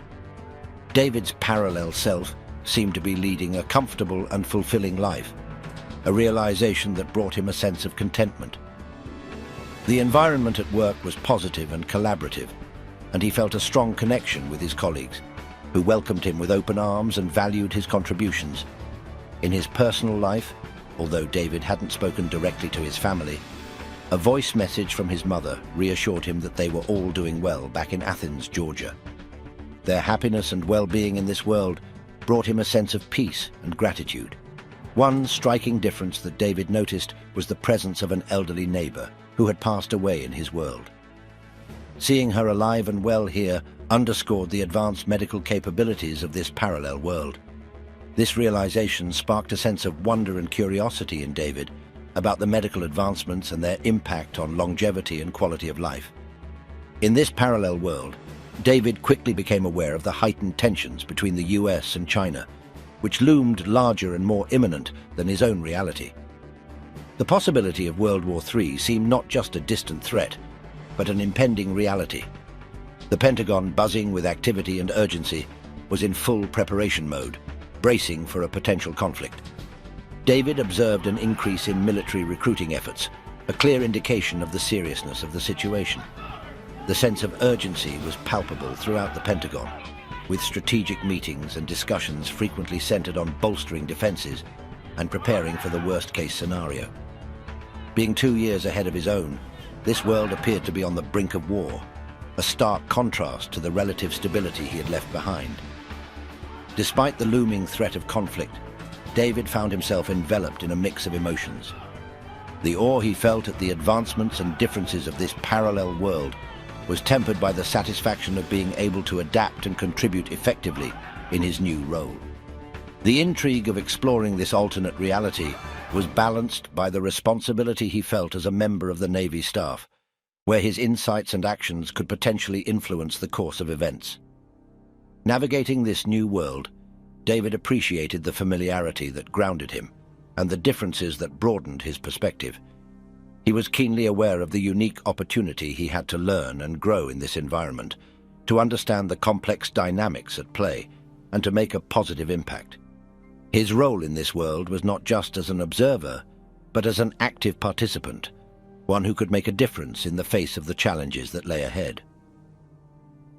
A week later, in the bustling heart of the city, David and Emily met at a quaint cafe known for its intimate atmosphere and the soothing melodies of jazz music that filled the air. The cafe, with its warm lighting and the aroma of fresh coffee, created a serene haven amidst the urban chaos. It was here, in this serene setting, that David planned to reveal his incredible journey to Emily. As Emily walked into the cafe, she was immediately enveloped by the gentle buzz of conversations and the rich scent of coffee. Her eyes scanned the room and locked with David's, who sat waiting with a look of earnest anticipation. She approached him, her smile bright and welcoming. "It's great to see you, David." Emily greeted him warmly as she took her seat. "This cafe is perfect for a quiet chat." David nodded in agreement, his heart pounding with the weight of the revelation he was about to make. "I thought it would be the ideal place for our conversation," he replied, his voice tinged with excitement and nervousness. They placed their orders, and as the server left, the cafe's ambient noise provided a comfortable backdrop for the intense discussion that was about to unfold. David gathered his thoughts, steeling himself for the moment he had been preparing for. "Emily, there's something vital I need to share with you," he began, his voice steady yet filled with an undercurrent of tension. Emily leaned in, her green eyes reflecting a mixture of curiosity and concern. "What's on your mind, David? You know you can trust me." David took a deep breath, his eyes meeting hers with a seriousness that conveyed the gravity of his words. "Emily, I trust you completely, and I believe you're the only one who can help me with this," he said, his voice quivering slightly. Emily's expression turned to one of focused attention. "Tell me, David, what's going on?" David delved into his story, explaining his origin from a parallel world and his mission to gather intelligence on the impending conflict between China and Taiwan. He recounted his recurring nightmares, his recruitment by DARPA, and the extraordinary journey that had brought him to this world. As he spoke, Emily listened intently, her initial skepticism slowly giving way to a dawning realization of the enormity of his revelation. When David finished, Emily sat back, her mind racing with questions and astonishment. "David, this is beyond anything I could have imagined. How can I be sure that what you're saying is true?" David leaned forward, his gaze unwavering. "Emily, there's something I need to tell you, something only you and I would know." He then shared a deeply personal story that Dr. Brown had confided in him, a secret so private that only the two of them knew it. Emily's face registered shock, then disbelief, and finally, a sense of awe. I don't know how you could know that. I never told anyone else," she stammered, the realization of David's truth dawning upon her. David leaned back, allowing her to process the information. "I know it's a lot to take in, but I'm here in your world for a reason. We have a chance to make a difference, to prevent a war that could devastate both our worlds." Emily nodded, a sense of resolve settling over her. "David, I'm with you. If we can stop this war, we must do everything in our power. I'll help you in any way I can." As they continued their conversation, they discussed the nuances and differences between their worlds, formulating a plan of action. Their bond was strengthened by this shared mission, and they left the cafe with a renewed sense of purpose.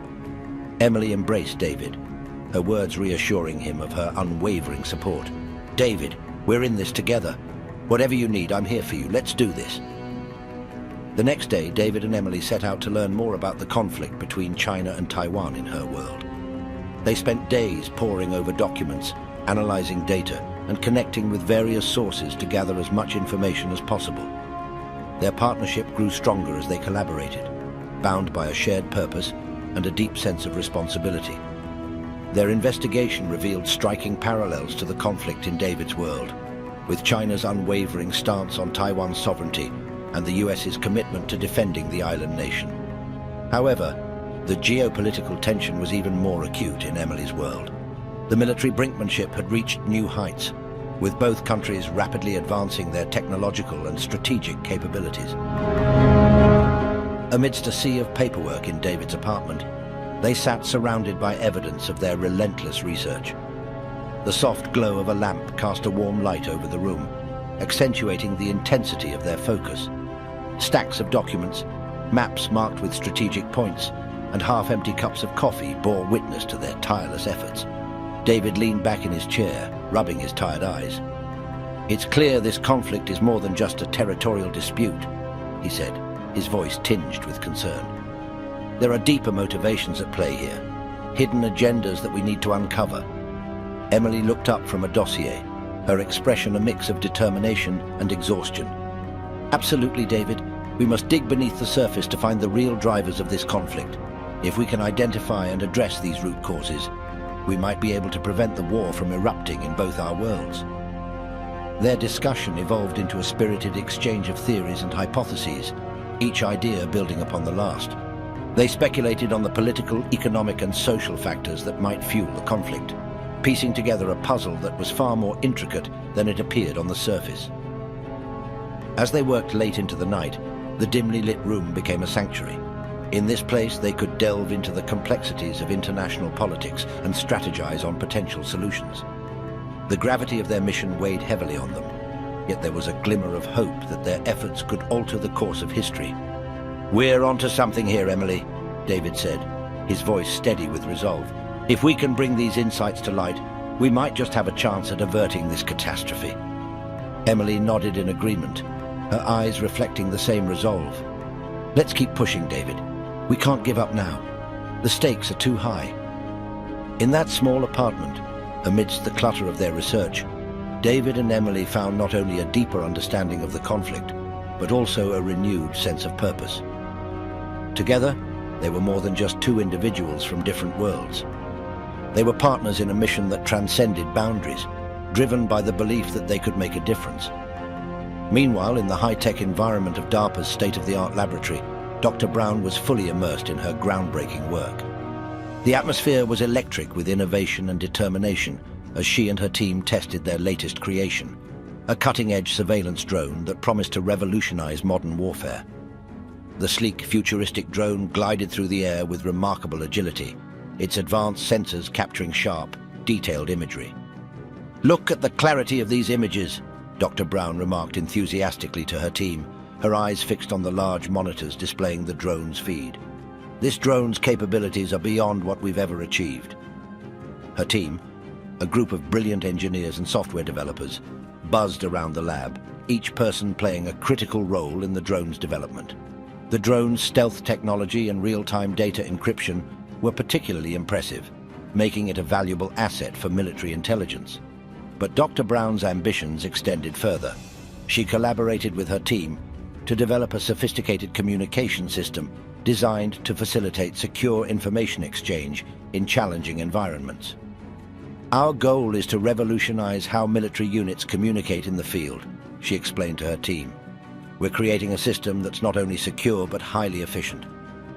Working tirelessly, they crafted a system incorporating state-of-the-art encryption algorithms and advanced communication protocols. The result was a robust, secure network that allowed for swift and safe data transmission. Dr. Brown's dedication was unwavering. She spent long hours refining the technologies, her passion for innovation driving her forward. "Every challenge we face is an opportunity to improve," she often said, her resolve unshakable. Amidst her busy schedule, Dr. Brown kept a vigilant eye on David's physical state. His body, maintained in a secure facility, was under constant monitoring. She regularly checked his vital signs and brain activity, ensuring his safety as he navigated the parallel world. "We're making daily reports to the Pentagon, and they're keeping the White House updated on David's mission," Dr. Brown informed her team during a briefing. "It's crucial that we maintain the integrity of his physical condition while he's on this mission." As days turned into weeks, the results of Dr. Brown's work became evident. The surveillance drone exceeded expectations in field tests, proving to be a significant advancement in reconnaissance technology. The communication system, too, demonstrated its effectiveness, enhancing the operational capabilities of military units. Dr. Brown's efforts were not just about technological prowess. They were a testament to her belief in the power of science and innovation to shape the future of defense and security.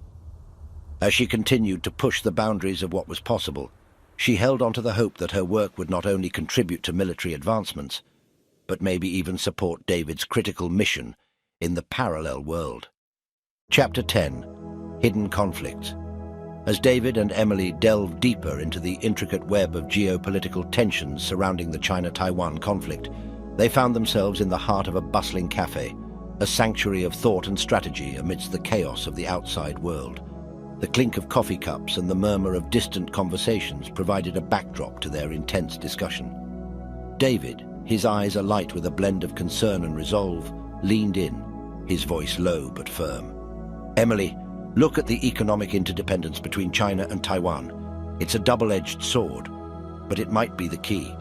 Their trade links and reliance on each other for resources could be our leverage point for promoting peace." Emily, her mind racing with possibilities, nodded in agreement. "You're spot on, David. These economic ties, they're not just numbers on a spreadsheet. They're lifelines, connections that can be used to foster a more collaborative approach. We need to highlight the mutual benefits, show them that there's more to gain together than apart." The conversation took a turn as David introduced another critical aspect. And it's not just about economics. What about cultural ties? There's a rich shared history and common traditions that run deep. If we can bring these to the forefront, emphasize the cultural connections, maybe we can start to humanize the conflict, make it more than just a territorial dispute. Emily's eyes sparkled with excitement at the idea. "That's brilliant, David. culture can bridge gaps that politics often can't. By promoting cultural exchanges, art, music, and literature, we can create a narrative of unity, of shared identity. Their dialogue then shifted to the darker undercurrents of the conflict. David's expression grew somber. "We've stumbled upon something troubling, Emily. A hidden cyber war is raging between China and Taiwan. These covert attacks are like invisible daggers, unseen but lethal, escalating tensions without most people even realizing it." Emily leaned in, her voice laced with urgency.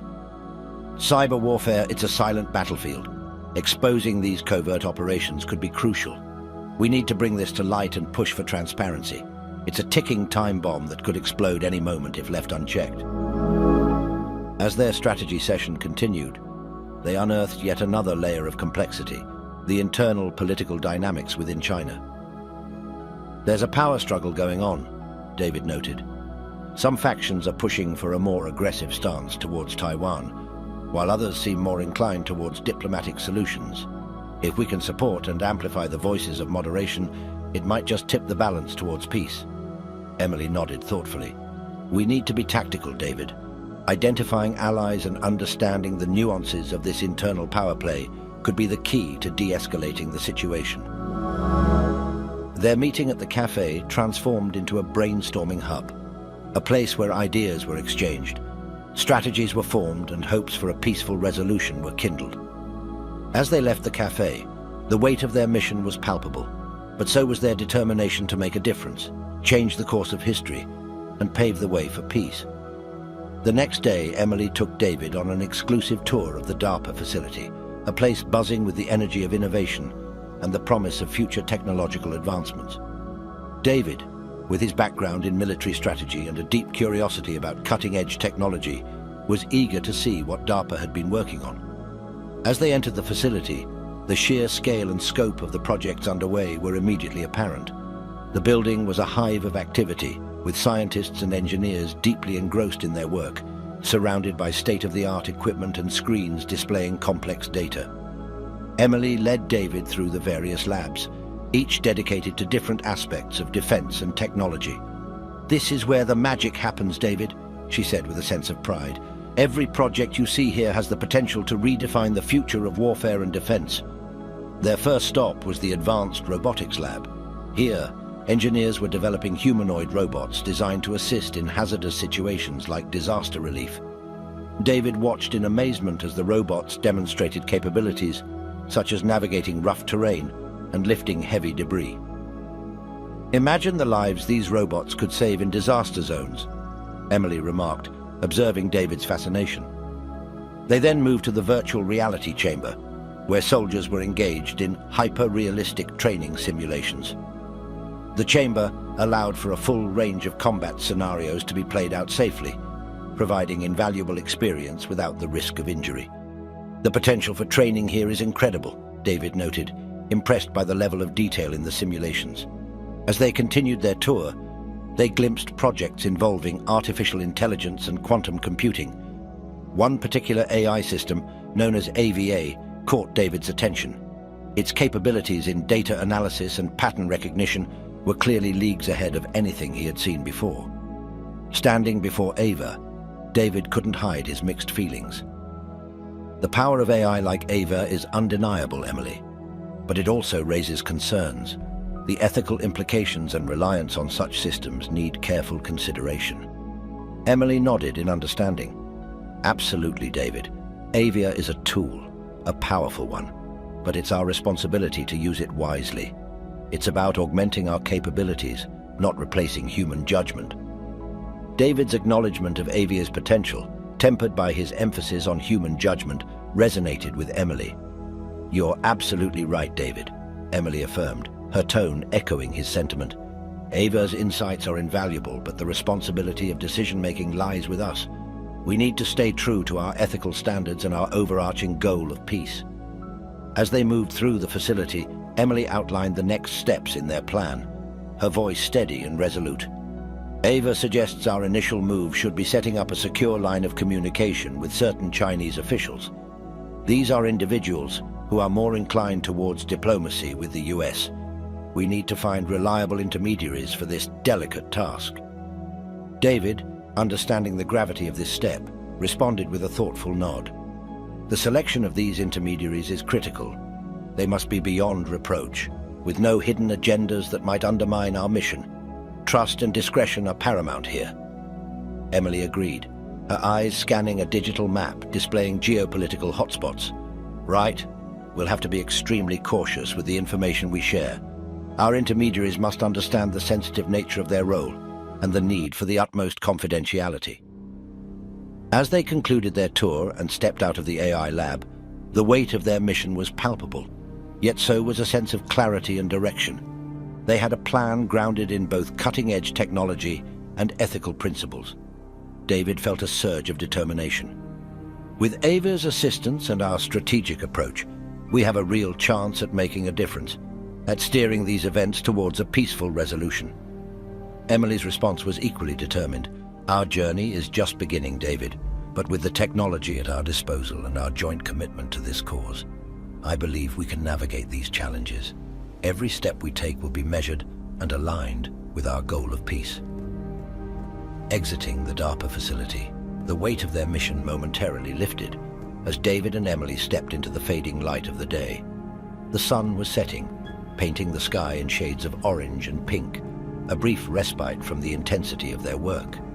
As they walked, Emily turned to David with a friendly smile, breaking the silence that had fallen between them. All this work is making me hungry. How about we grab something to eat? There's this fantastic Italian place nearby that I think you'll love. David, feeling the fatigue of their exhaustive planning sessions, welcomed the suggestion. That sounds great, Emily. A change of scenery would be nice. They made their way to a quaint Italian restaurant, nestled in the heart of Arlington. As they entered, they were greeted by the inviting aroma of garlic, fresh bread, and simmering tomato sauce. The restaurant's ambience was warm and welcoming, with soft lighting that bathed the space in a comforting glow.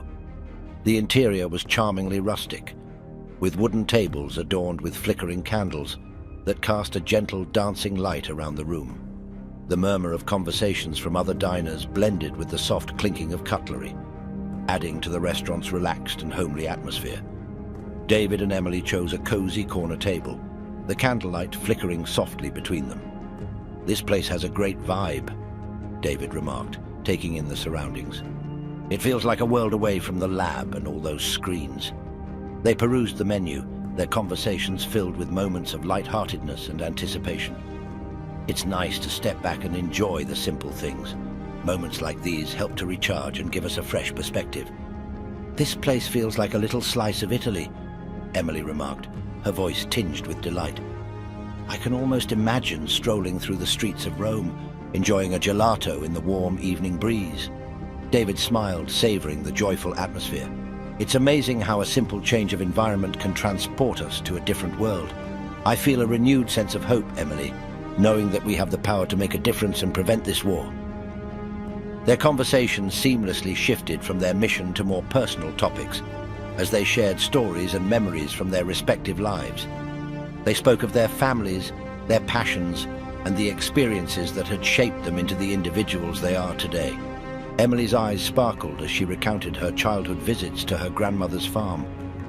"Those summers spent among the rolling hills and fields of wildflowers are some of my fondest memories.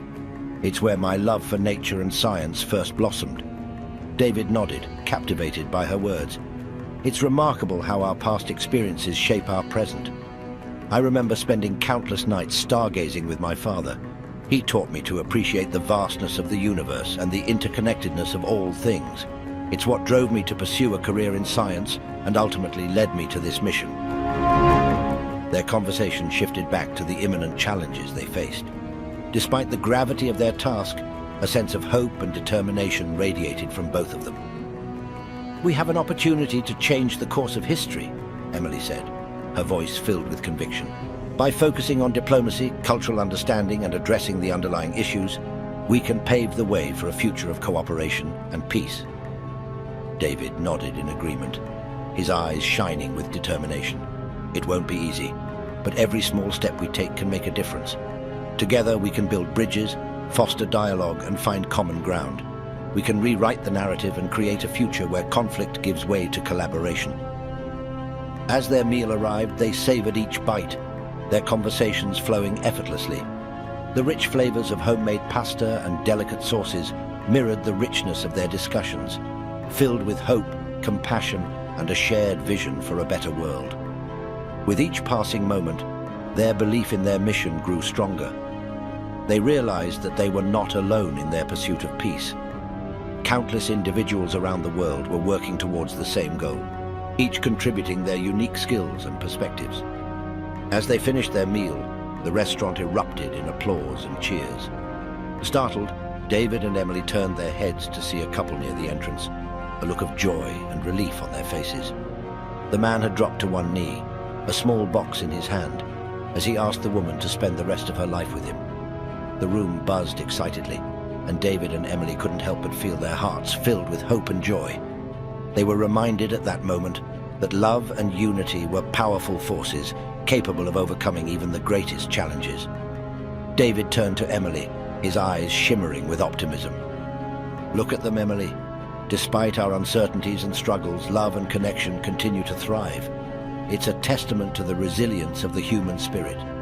If we can tap into that spirit and foster understanding and cooperation between China and Taiwan, we can make a difference." Emily nodded, her gaze fixed on the couple as they shared an embrace. "You're right, David. Love and compassion are the driving forces that bring people together, regardless of their differences. If we can encourage that same sense of connection and empathy on a larger scale, we can change the course of history." Their hopeful conversation continued, filled with shared dreams and aspirations. They discussed the importance of empathy, open dialogue, and the power of small gestures to build bridges between nations. They envisioned a future where conflicts were resolved through peaceful means, where understanding triumphed over hostility. After their dinner, David and Emily walked through the streets of Arlington, the crisp night air refreshing their minds and spirits. The moon, hanging low in the sky, bathed the city in a soft ethereal light, symbolizing the beacon of hope that guided their mission. Their conversation, filled with ideas and strategies, echoed quietly in the empty streets. Meanwhile, halfway across the world, a starkly different scene unfolded in a secure military command center in Beijing. In a dimly lit room, high-ranking generals of the Chinese military convened for a crucial meeting. The atmosphere was heavy with tension, the air thick with the impending decision that could alter the course of history. General Li, the chief architect of the planned invasion, stood before a large tactical map of Taiwan. His voice was firm and resonant with authority. "Our preparations are advancing as planned. In 6 months, we'll be fully prepared for the invasion. Every division, every unit will be at maximum readiness." Another general, Commander Zhang of the Air Force, interjected with a note of caution. "While the ground forces might be ready in 6 months, the Air Force will require at least 9 months to ensure complete aerial dominance. We cannot afford any miscalculations."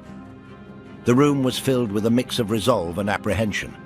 Every general present knew the gravity of their plan. An invasion of Taiwan would not only bring them into direct conflict with the island, but potentially spark a war with the United States, leading to World War III. The thought weighed heavily on them, but years of military discipline kept their concerns unspoken. Back in Arlington, David and Emily, unaware of the exact timeline of the Chinese military's plans, understood the urgency of their mission. Their stroll turned into a brisk walk, their minds racing with the enormity of what lay ahead. "We need to act quickly, Emily," David said, his voice low but determined. "If we don't intervene soon, we might be too late to prevent a catastrophe." Emily nodded, her expression one of fierce determination. "We'll use every resource at our disposal. We have to find a diplomatic solution, one that addresses the core issues without escalating to war." As they reached the end of the street, they stopped for a moment, looking up at the moon. It was a silent vow between them, a commitment to do everything in their power to avert a conflict that could spiral into a global crisis. Their mission was clear, and the stakes were higher than ever. In a world teetering on the brink of war, David and Emily's efforts represented a glimmer of hope, a chance to steer the course of history toward a path of peace and reconciliation. The challenges ahead were daunting, but with their combined skills, determination, and the guiding light of their shared vision, they were ready to face whatever lay ahead.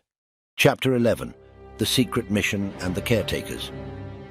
In a high-tech, sterile lab at the DARPA facility, Dr. Emily Brown gathered her team for a critical meeting to discuss David's mission in the parallel universe. The air was thick with anticipation and a hint of nervous energy as the team of distinguished scientists settled around a sleek, modern conference table. Dr. Smith, a neuroscientist with sharp features and an air of quiet confidence, sat across from Dr. Brown, his face illuminated by the soft glow of the overhead lights. Dr. Brown, her eyes reflecting the seriousness of their endeavor, initiated the meeting. Dr. Smith, how's David adjusting to the parallel universe? Any signs of discomfort or unusual behavior? She asked, her voice steady yet tinged with concern. Dr. Smith adjusted his glasses, his voice calm and reassuring. So far, David has integrated exceptionally well into his parallel self's life. He's adapting smoothly with no signs of distress or confusion. It's quite remarkable. Dr. Johnson, a seasoned psychologist with a thoughtful demeanor, chimed in, "That's a relief. We were all concerned about the psychological impact of such a transition, but it seems David is handling it remarkably well." Dr. Brown nodded in agreement. "Yes, we prepared him extensively for this mental and emotional mission. His resilience and determination are indeed commendable." The conversation then shifted to technical aspects, with Dr. Johnson raising a question. "What about the fluctuations in the energy readings? Have we been able to pinpoint the cause?" Dr. Brown leaned forward, her eyes focused. "We've been monitoring those fluctuations closely. The energy patterns in the parallel universe are inherently different from ours. We're still analyzing the data to understand the full implications." Dr. Williams, a young astrophysicist with a keen sense of curiosity, expressed his amazement. "It's fascinating how David's consciousness can seamlessly transfer between parallel worlds. The implications for our understanding of reality are astounding." Dr. Smith agreed, his tone filled with excitement. "Absolutely. We're charting new territory here. Our discoveries could revolutionize our understanding of parallel universes and interdimensional travel." Dr. Brown brought the focus back to their primary objective. "While these discoveries are groundbreaking, we mustn't lose sight of our primary goal, David's well-being, and the successful completion of his mission. The stakes are incredibly high." The team nodded in unison, understanding the gravity of their work. As the meeting progressed, they discussed the ethical considerations of their research. Dr. Brown emphasized, "We must remember the responsibility we carry. David isn't just a subject in our experiment. He's a human being. His safety and well-being are our top priorities." Dr. Horton, a pragmatic engineer, agreed. "Absolutely. The success of this mission depends not only on our scientific achievements, but also on how well we take care of our operatives." Dr. Thompson, her voice filled with awe, reflected on the broader implications. "We're witnessing science fiction becoming reality. This mission could redefine our understanding of the universe." The meeting concluded with a renewed commitment to their mission. The team was dedicated to supporting David in every way possible while pushing the frontiers of science. Meanwhile, at the Pentagon, CDR Tom Robinson called a meeting with David's colleagues. The conference room was filled with a mix of curiosity and concern. Beth, one of David's closest colleagues, voiced her worry. "Tom, any updates on David? He's been gone for months now." Tom, his expression somber, replied, "I wish I could share more, but the details of David's assignment are highly classified. Just know that his mission is crucial to national security." Mark, known for his direct approach, interjected, "Is David in danger, Tom? What's this secrecy about?" Tom looked around the room, his voice firm yet empathetic. "David's mission is indeed high risk. He's using his unique abilities for crucial intelligence gathering. The secrecy is vital for his safety and the mission's success." The room fell silent as the team absorbed the gravity of the situation, each person reflecting on the risks David was facing for the greater good. Concern was etched on the faces of David's colleagues. Each person's expression reflected a mixture of respect, worry, and a deep sense of the unknown. Randy, known for his sharp analytical skills and proactive nature, broke the silence that had enveloped the room. His brow was furrowed, his eyes searching Tom's for answers. "So we just wait and hope for David's safe return."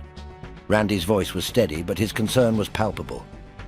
Tom, standing at the head of the table, met Randy's gaze. His face was marked by lines of responsibility and the weight of secrecy he carried. "Yes, Randy. We trust in David's abilities and the expertise of the team supporting him. Our job is to continue our work here, to stay focused, and be ready to assist him upon his return." A moment of quiet solidarity swept through the room as the team absorbed Tom's words. They each felt the void left by David's absence, but also a collective resolve to uphold the standards of excellence and dedication he had always embodied. Tom's voice, imbued with a blend of encouragement and conviction, filled the room again.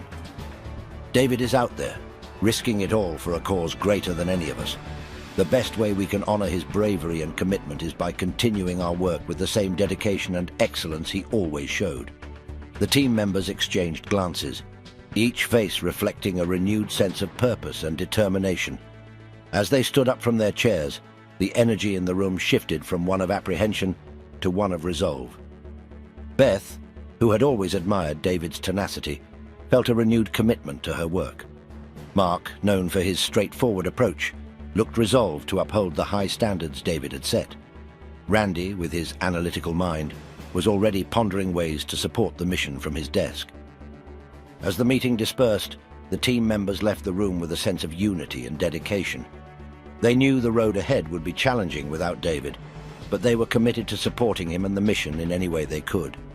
His spirit of camaraderie and excellence continued to inspire them, driving them to give their best in their respective roles, keeping David in their thoughts and prayers as they diligently worked towards fulfilling their responsibilities. Days turned into weeks and weeks into months, but David's colleagues never wavered in their hope for his safe return. They drew strength from his memory, their unwavering support, binding them together as they navigated the complexities of their work at the Pentagon. Unbeknownst to them, David faced a world filled with uncertainty and danger in his parallel universe. But he was determined to fulfill his mission and return to his friends and colleagues, sharing the knowledge and experiences he had gained. As time passed, the bond among David's co-workers remained united by their shared purpose, dedicating themselves to their work with renewed passion and a heightened sense of responsibility. And in the depths of their hearts, they held on to the belief that one day David would walk through those doors again, bringing with him a story of triumph and resilience. Little did they know that David's fate and the fate of millions rested on his shoulders as he pushed forward with unwavering resolve, guided by the hope of a brighter future. In the parallel universe, David was acutely aware of the immense responsibility he shouldered. His actions could potentially shape the future of both his world and this alternate reality. The significance of his mission weighed on him, driving him to navigate each day with caution and determination. Back in his own world, Dr. Brown and Tom diligently took care of David's physical body and his home. David's body, in a sleep-like state at the DARPA facility, was under constant monitoring by Dr. Brown. She meticulously ensured he was well nourished and hydrated through a carefully managed feeding tube and IV fluids.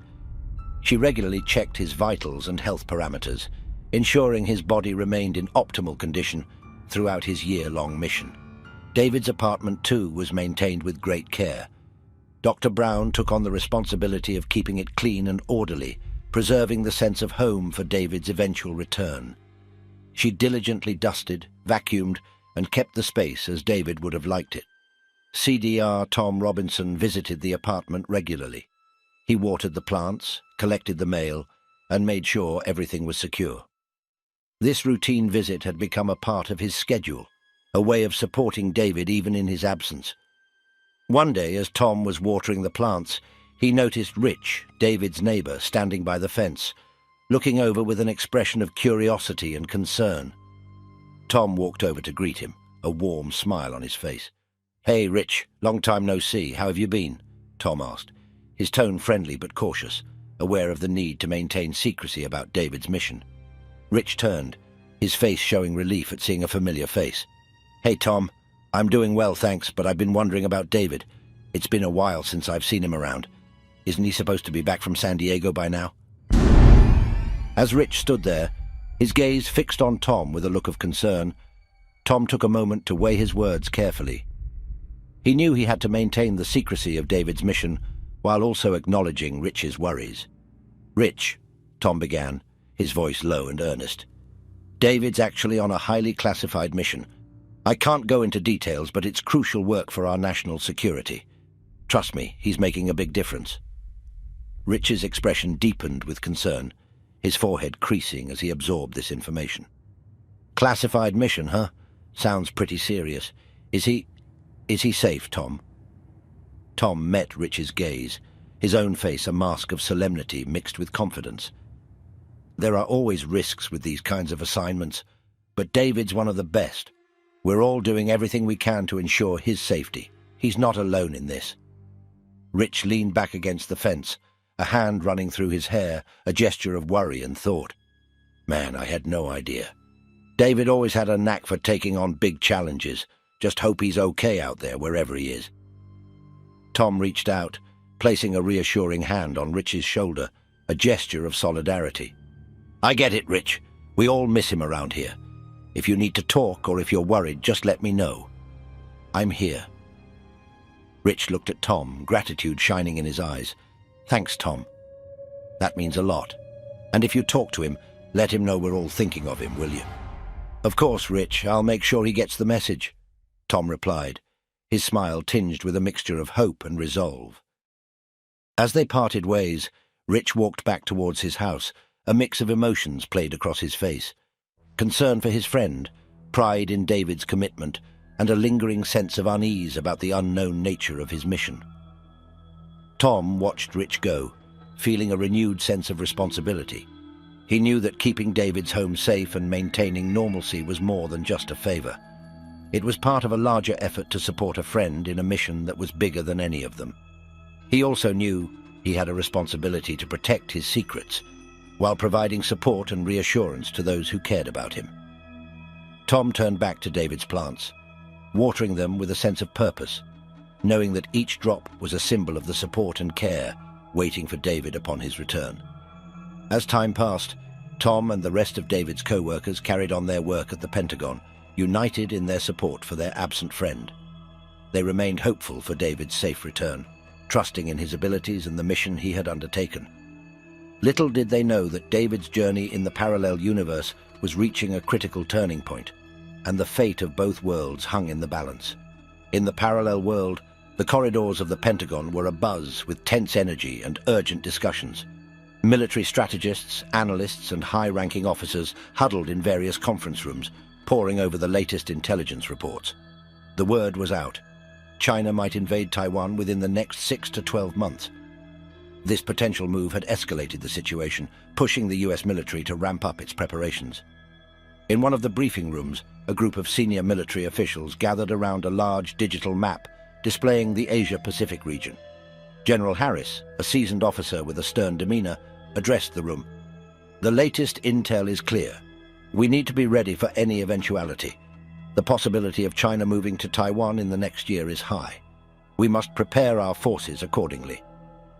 Lieutenant Colonel Martinez, a strategic planner, looked up from a dossier of reports. "The mobilization of our naval and air forces in the Pacific needs to be our priority. We should also ensure our cyber defense systems are fortified against potential attacks." The room was filled with a sense of urgency as officers exchanged views and strategies. Captain Lee, an intelligence officer, chimed in, "There's chatter everywhere, even on social media. YouTubers and online commentators are speculating about an imminent conflict. It's creating a public stir." Admiral Johnson, his face lined with years of service, leaned forward. "We need to stay focused and avoid any misinformation. Our response should be measured and based on solid intelligence." Outside the formal channels of the Pentagon, the tension was palpable among the public. Despite mainstream media's restrained coverage influenced by the White House, people were talking. In cafes, workplaces, and online forums, conversations buzzed with concerns about the looming conflict. At a local coffee shop near the Pentagon, a group of young professionals huddled over their laptops, their conversation a mix of worry and speculation. "Have you seen the latest videos on YouTube? People are saying China might make a move on Taiwan soon," said Mike. his eyes glued to a news vlog on his screen. Yeah, and it seems like the mainstream media isn't covering it much, but it's all over the internet, replied Nicole, her voice tinged with anxiety. Greg, a Pentagon employee on his coffee break, overheard their conversation. He approached their table, his expression serious. It's a complex situation, and there's a lot of speculation out there. The best we can do is stay informed and trust that our military is preparing appropriately. The group nodded, their expressions a mix of acknowledgement and continued concern. We just hope for a peaceful resolution, Nicole added, voicing the sentiment of many. Back at the Pentagon, the strategists continued their planning, each aware of the monumental task ahead. The fate of global stability hung in the balance, and they were at the epicenter of a potential international crisis. They knew the decisions made in these rooms would have far-reaching consequences, and they were determined to navigate the challenge with precision, strength, and a fervent hope for peace. Chapter 12. Addressing Cyber Warfare. In the shadowy confines of a DARPA lab, David and Emily found themselves racing against time, working to thwart the escalating cyber warfare between China and Taiwan. The air was thick with a mix of tension and focus as they collaborated with AVA, developing a strategy to neutralize China's cyber offenses and fortify Taiwan's digital defenses. The stakes were incredibly high. Any leak of their covert operations could spell disaster and jeopardize the delicate balance of international relations. Day and night they toiled away, their figures often the only ones illuminated in the darkened lab, surrounded by screens and data feeds. Their faces, lit by the soft glow of computer monitors, were etched with determination. Using AVA, Emily led the charge in crafting intricate lines of defensive code, while David, drawing upon his military experience, provided strategic insight, ensuring their plans remained foolproof. They consulted with the world's foremost experts in cyber warfare, engaging in hushed conversations and secure video calls that stretched into the wee hours. Every discussion was a careful dance of words, every piece of advice weighed with gravity. The pair made sure to leave no digital footprint of their work, meticulously erasing all traces from the lab's systems after each session. Finally, after 9 weeks of relentless effort and sleepless nights, they developed a state-of-the-art cyber defense system. Its capabilities exceeded their expectations, capable of not only detecting and neutralizing Chinese cyber attacks, but also launching countermeasures with precision and effectiveness. Testing their system covertly, they marveled at its proficiency. However, they were acutely aware of the risks involved in deploying it. A single miscalculation could escalate tensions to the point of no return. As they initiated the covert operation to implement their system in Taiwan, the pressure was immense. Each keystroke, each command, was laden with the weight of their monumental task. They were not just defending a nation's digital infrastructure, they were safeguarding the future of peace in the region. The moment of truth came as they observed the results of their system's deployment. In the dimly lit confines of the DARPA lab, David and Emily huddled in front of several monitors, their eyes intently scanning the flurry of digital data streaming across the screens. The ambient glow from the monitors cast a surreal light in the room, accentuating the intense focus on their faces. David, overcome with a sense of achievement, broke the silence that hung thick in the air. Emily, look at this. Our system's operational, and it's exceeding all expectations. Taiwan's cyber defenses are robust, repelling the Chinese attacks with precision. Emily, her eyes still glued to the screens, nodded in agreement, her voice a blend of fatigue and exhilaration. It's remarkable, David. The system's efficiency is unparalleled. It's identifying and neutralizing threats in real time. We're witnessing a pivotal moment in cyber warfare. As they observed the screens, AVA, the advanced AI they had been collaborating with, chimed in with its synthetic yet melodious voice. Analysis complete. The defensive measures have successfully mitigated the cyber threats. Taiwan's digital infrastructure is secure. Emily's fingers danced across the keyboard, pulling up different views on the monitors. The screens displayed a myriad of data-incoming cyber threats being identified, analyzed, and neutralized with incredible speed. Graphs and charts showed the drastic reduction in successful breaches since their system's deployment. Suddenly, a new window popped up on the main screen, indicating an incoming communication from Taiwanese officials. The excitement in the room reached a new high as Emily clicked to open the message. "David, listen to this," Emily said, her voice tinged with pride. "The Taiwanese officials are expressing profound gratitude to whoever is responsible. They're calling our system a game changer, a tool that has given them a much-needed edge in this cyber conflict." David leaned closer to the screen, a broad smile spreading across his face. "That's incredible, Emily. We've made a tangible difference. This is the impact we've been working towards." Their attention then shifted back to the live data feeds. The screens showed a sudden and complete cessation of China's cyber attacks, a development that was as abrupt as it was unexpected. Emily analyzed the data, and her brow furrowed in thought. This sudden halt, it's as if China is re-evaluating its approach. Maybe they've realized that continuing these attacks is futile against our defenses. David pondered the development, his mind racing with strategic possibilities. This might be our chance to push for peace. If we can leverage this pause in hostilities, perhaps we can open up diplomatic channels for negotiation. Emily nodded vigorously, her eyes alight with resolve. "You're right. This is an opportunity we can't afford to miss. We need to act now while the situation is in our favor." Together they watched the monitors, the screens now showing a peaceful digital landscape. David and Emily, united in their mission, knew that their work was far from over. They had turned the tide in a crucial battle, but the war for peace and stability was ongoing.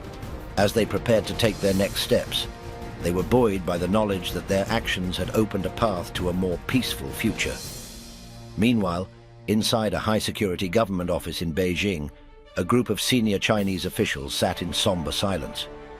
The atmosphere was heavy with defeat, and the realization of the futility of their aggressive cyber tactics against Taiwan.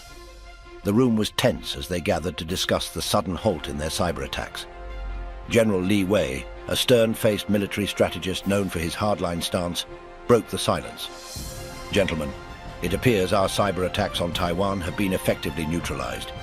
The latest reports indicate that our attempts to breach their defenses have been futile. They have developed a sophisticated system that is blocking our every move."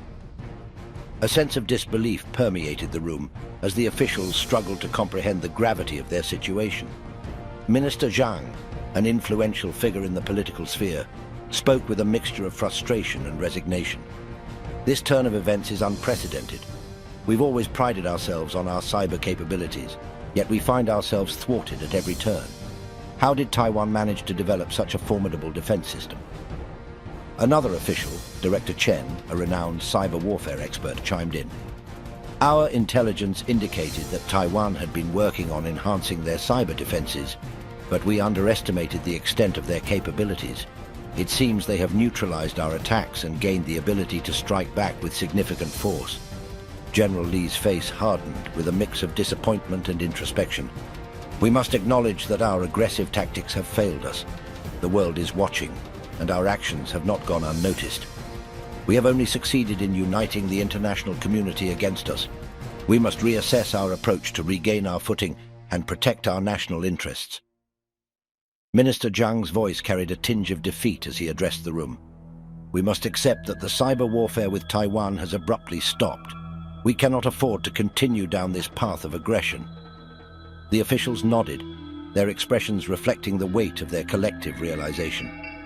They had spent countless hours devising strategies, investing resources, and building a formidable cyber force, only to be met with an impenetrable wall of defense from Taiwan. The sense of defeat was palpable, but they knew they had to accept the new reality. Director Chen spoke up, his voice laced with resignation and determination.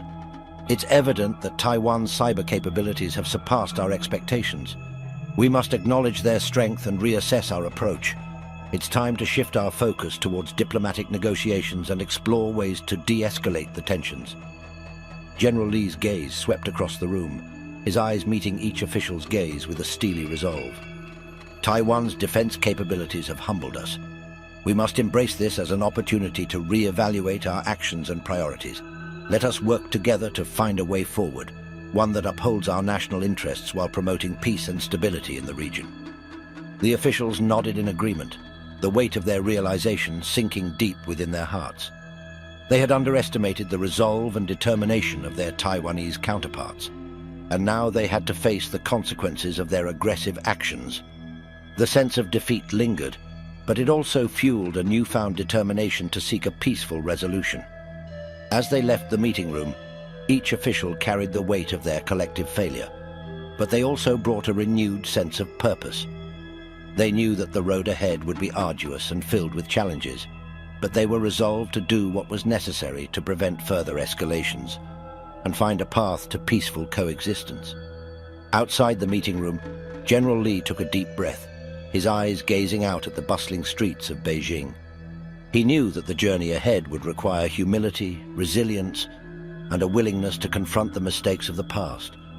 But he also knew that if they could learn from their failures and forge a new path, there was still hope for a brighter future. Meanwhile, in the secure confines of the DARPA lab, surrounded by a maze of computers and screens, David and Emily huddled over a central monitor.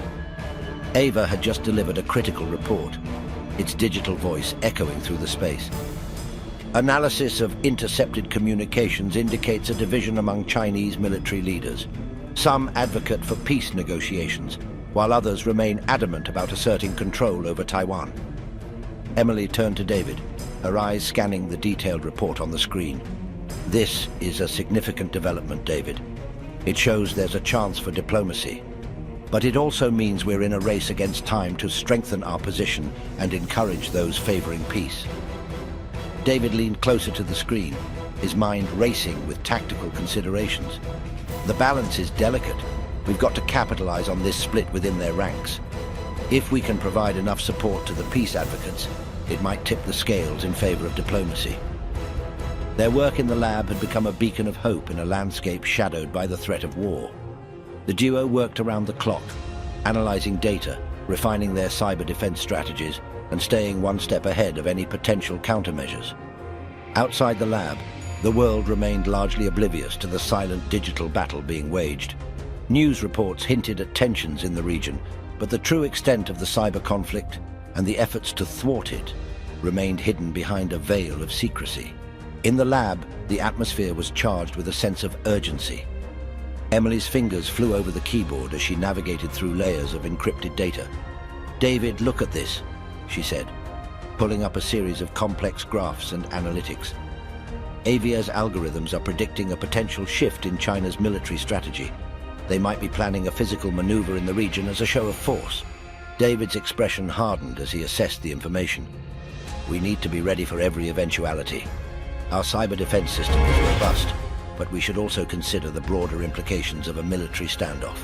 Let's reach out to our contacts and ensure that all channels of communication are open and clear." The lab became a hub of focused activity as David and Emily secretly coordinated with intelligence agencies, military strategists, and diplomatic channels. Each move was calculated, and each decision weighed with the gravity of its potential impact. As night fell, the lab was bathed in the soft glow of computer screens, the only light in the darkness.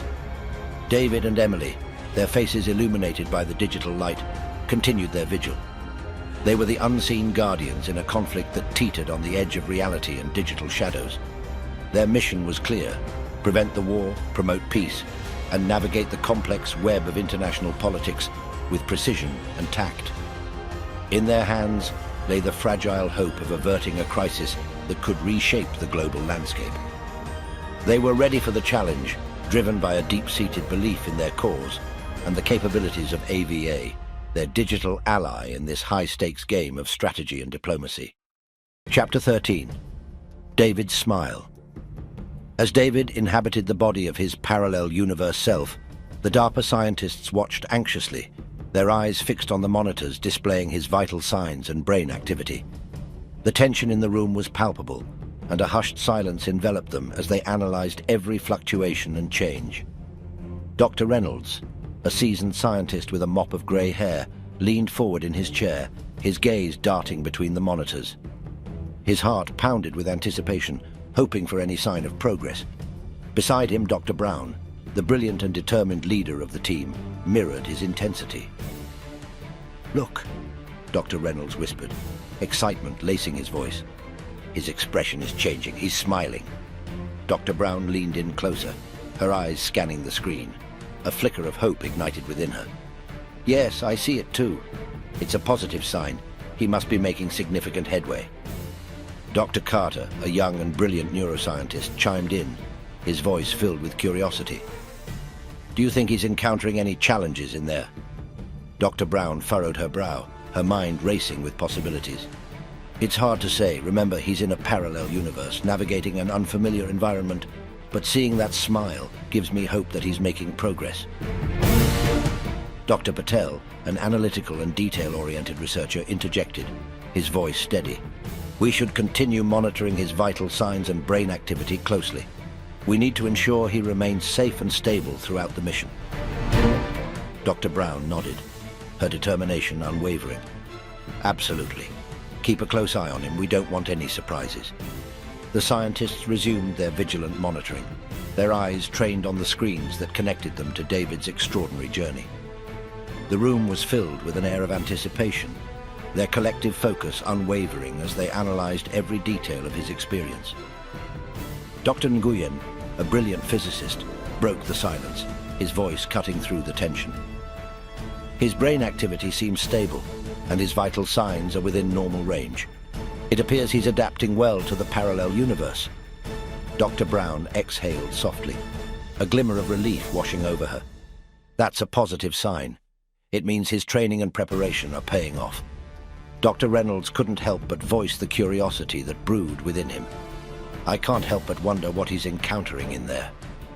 The parallel world must be vastly different from our own.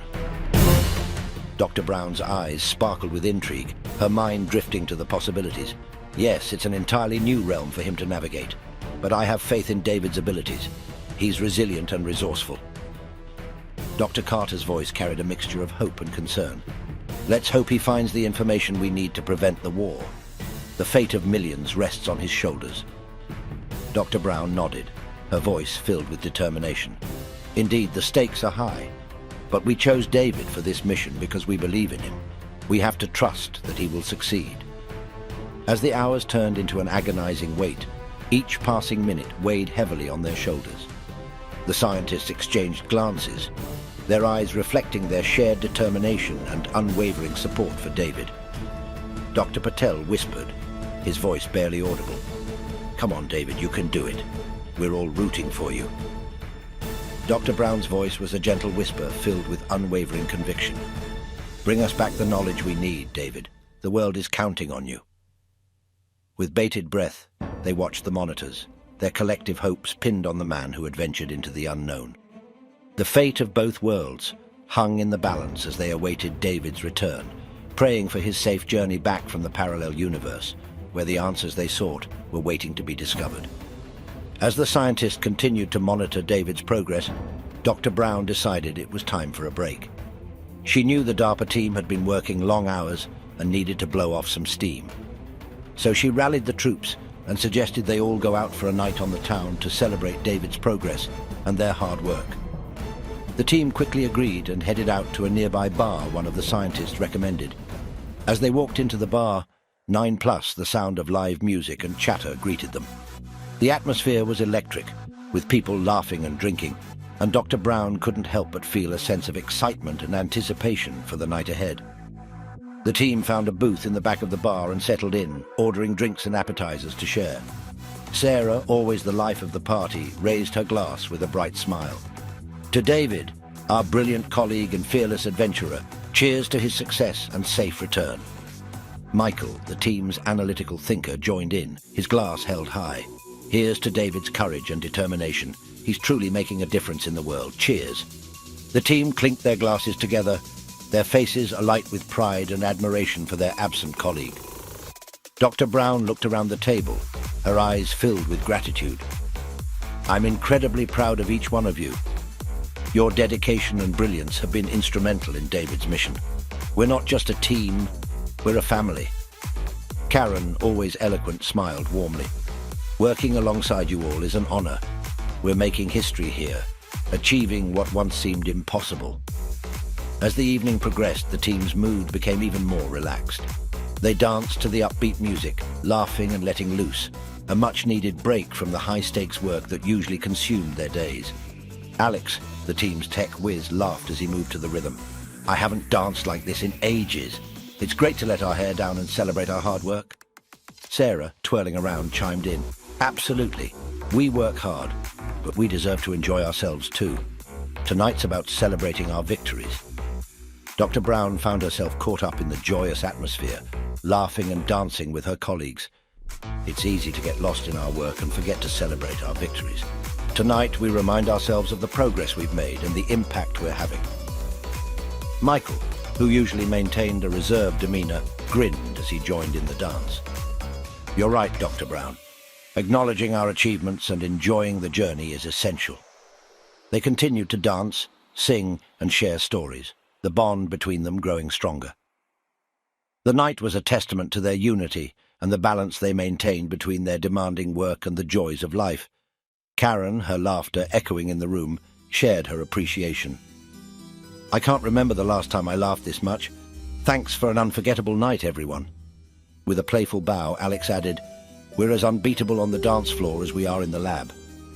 As the night wound down, they exchanged fond farewells, each taking a piece of the evening's joy with them. Dr. Brown felt a profound connection with her team and expressed her gratitude. "Thank you, everyone, for tonight. Let's continue to support each other and push the boundaries of what we can achieve together." With a chorus of agreement, they parted ways, the warmth of the night lingering in their hearts. The celebration reinforced their commitment and the powerful synergy they shared. Dr. Brown walked back to her apartment, her steps light and purposeful. The night had not only been a celebration, but a reminder of the incredible team she was a part of. Their resilience, camaraderie, and collective brilliance were their greatest strengths. Together, they were a formidable force in the pursuit of a more peaceful world. Meanwhile, David continued his mission in the parallel universe with unwavering determination.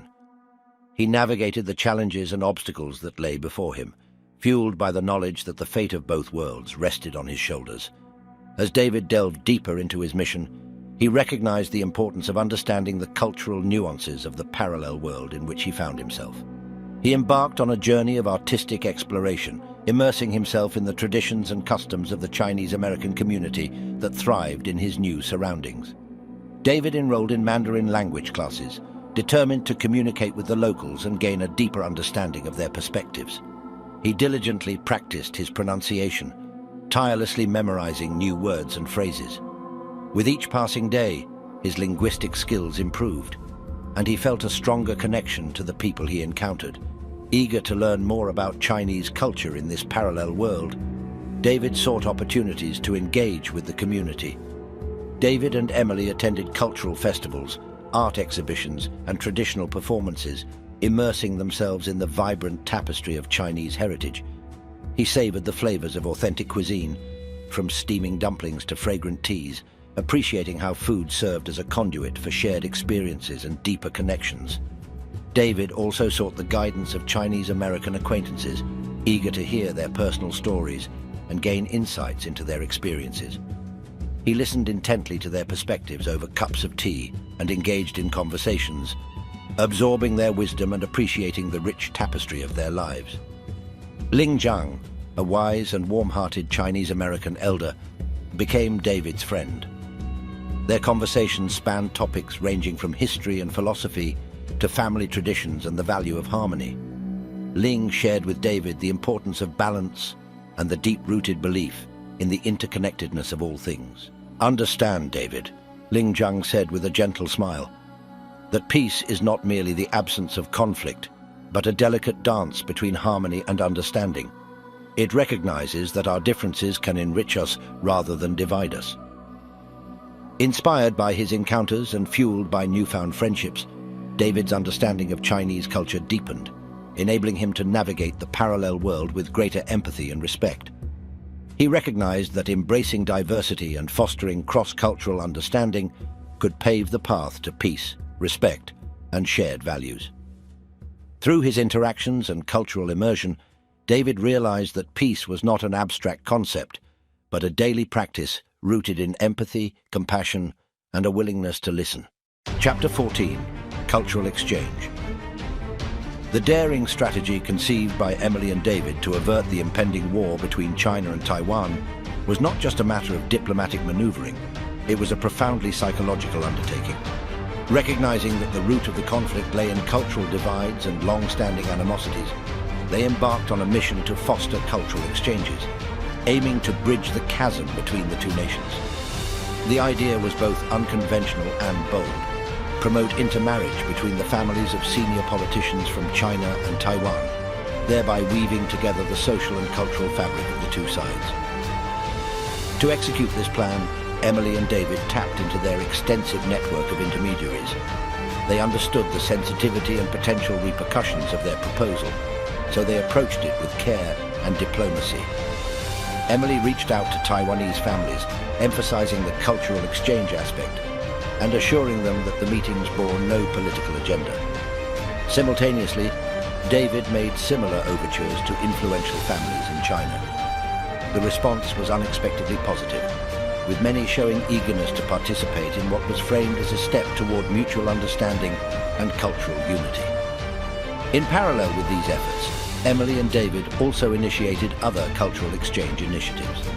Language exchange programs were set up, and joint cultural events were planned, all under the guise of fostering a deeper understanding and appreciation of each other's heritage and traditions. As these plans were set into motion, a surprising development unfolded.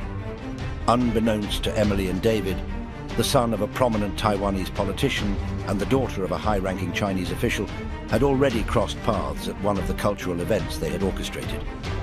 A secret, forbidden romance blossomed between them, symbolic of the potential for harmony between their two nations.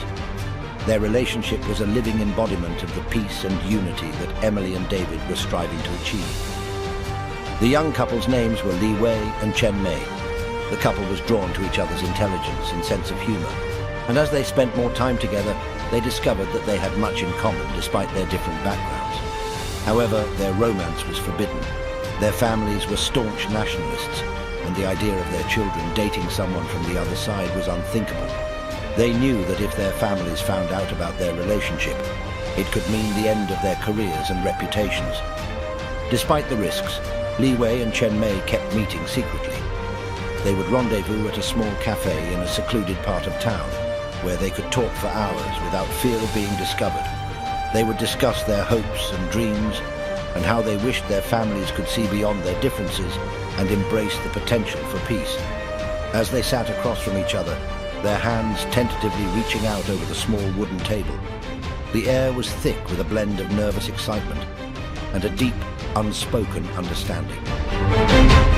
Li Wei, his eyes sparkling with a mix of affection and earnestness, broke the silence with a voice filled with emotion.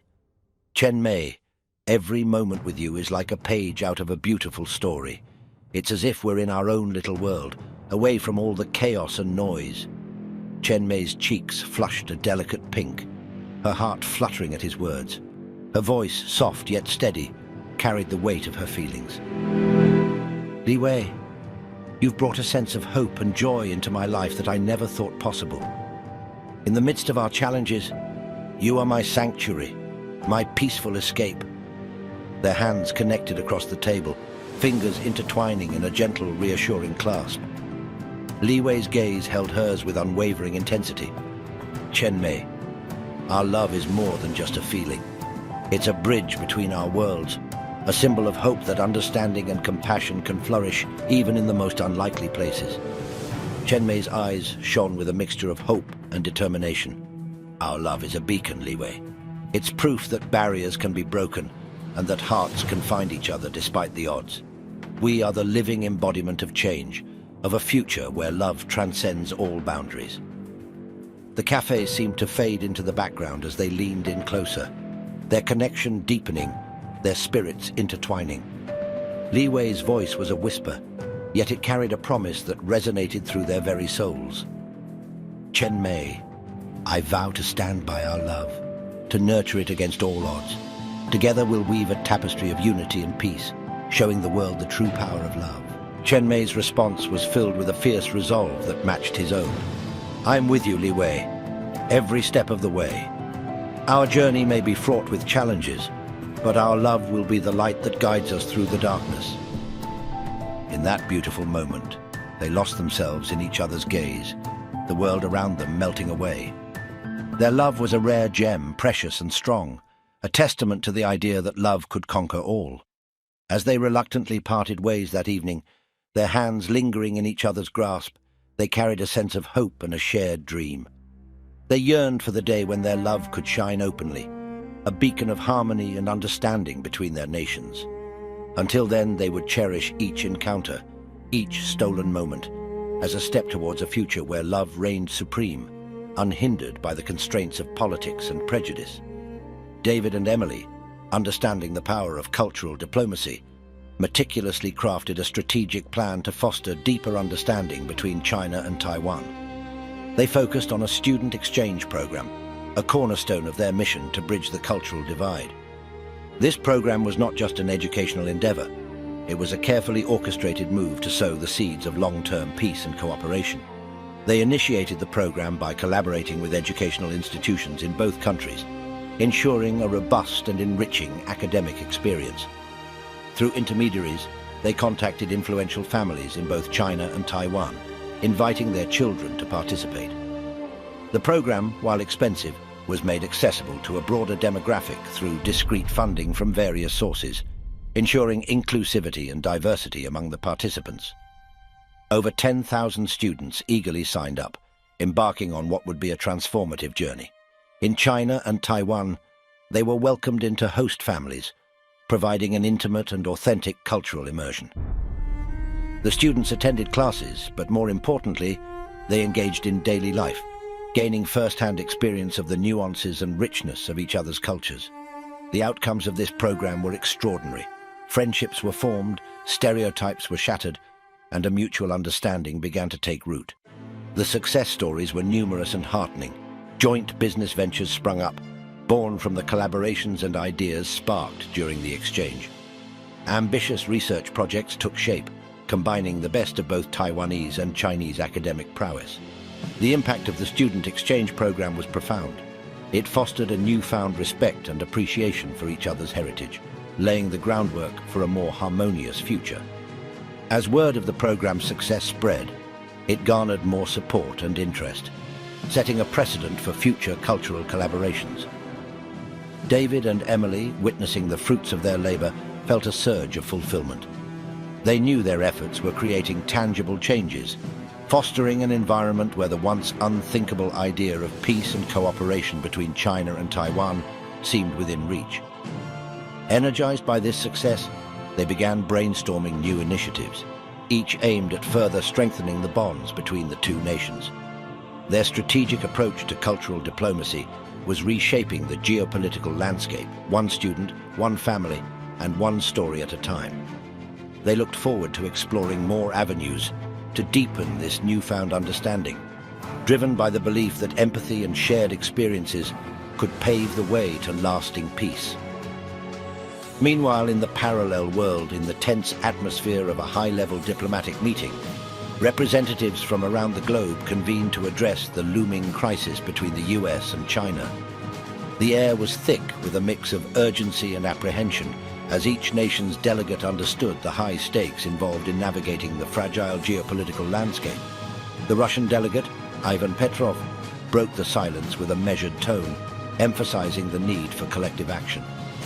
The potential for conflict between the US and China is a matter of global concern, he began, his voice steady and resolute.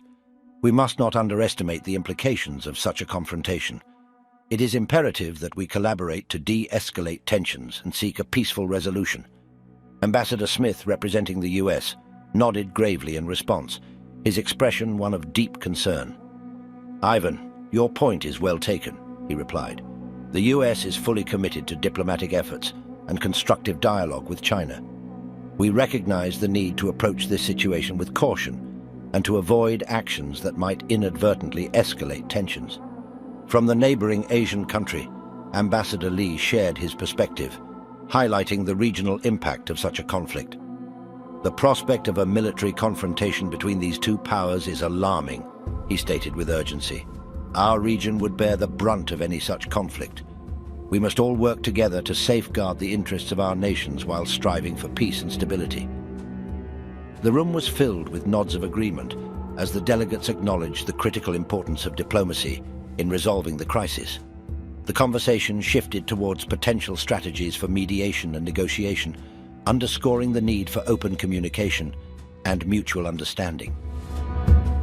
Seeking to bridge the gap, Ivan Petrov extended an offer of support. "Russia is ready to assist in facilitating dialogue between the US and China," he proposed. "We all share a collective responsibility to maintain peace and stability, not just in our respective regions, but globally." Ambassador Smith seized upon this offer, and his voice filled with determination. "We welcome Russia's assistance and any support from the international community. It's clear that we need a united front to navigate this crisis and prevent a potential catastrophe successfully." As the meeting progressed, the delegates discussed various diplomatic avenues, each committed to finding a resolution that would avert conflict. The conversation was marked by a sense of shared responsibility and the recognition that only through concerted diplomatic efforts could they hope to diffuse the mounting tensions. As the meeting drew to a close, the delegates departed with a renewed commitment to continue their diplomatic engagement. They left with a shared understanding of the gravity of the situation and a resolve to pursue all avenues to maintain peace. In the face of this daunting challenge, the international community stood united, driven by the common goal of preserving peace and stability in the face of rising tensions between two global powers. The path ahead would be fraught with challenges, but their commitment to diplomacy and mutual respect offered a beacon of hope in navigating the turbulent waters of international relations. Meanwhile, in the quiet confines of their workspace, David turned to Emily, a thoughtful expression etched on his face. The glow of the computer screens illuminated the seriousness in his eyes. "Emily, I've noticed something strange since I've been here. I haven't had any of those intense nightmares that I used to have back in my world. I can't help but wonder what that means." Emily looked up from her work, her curiosity piqued.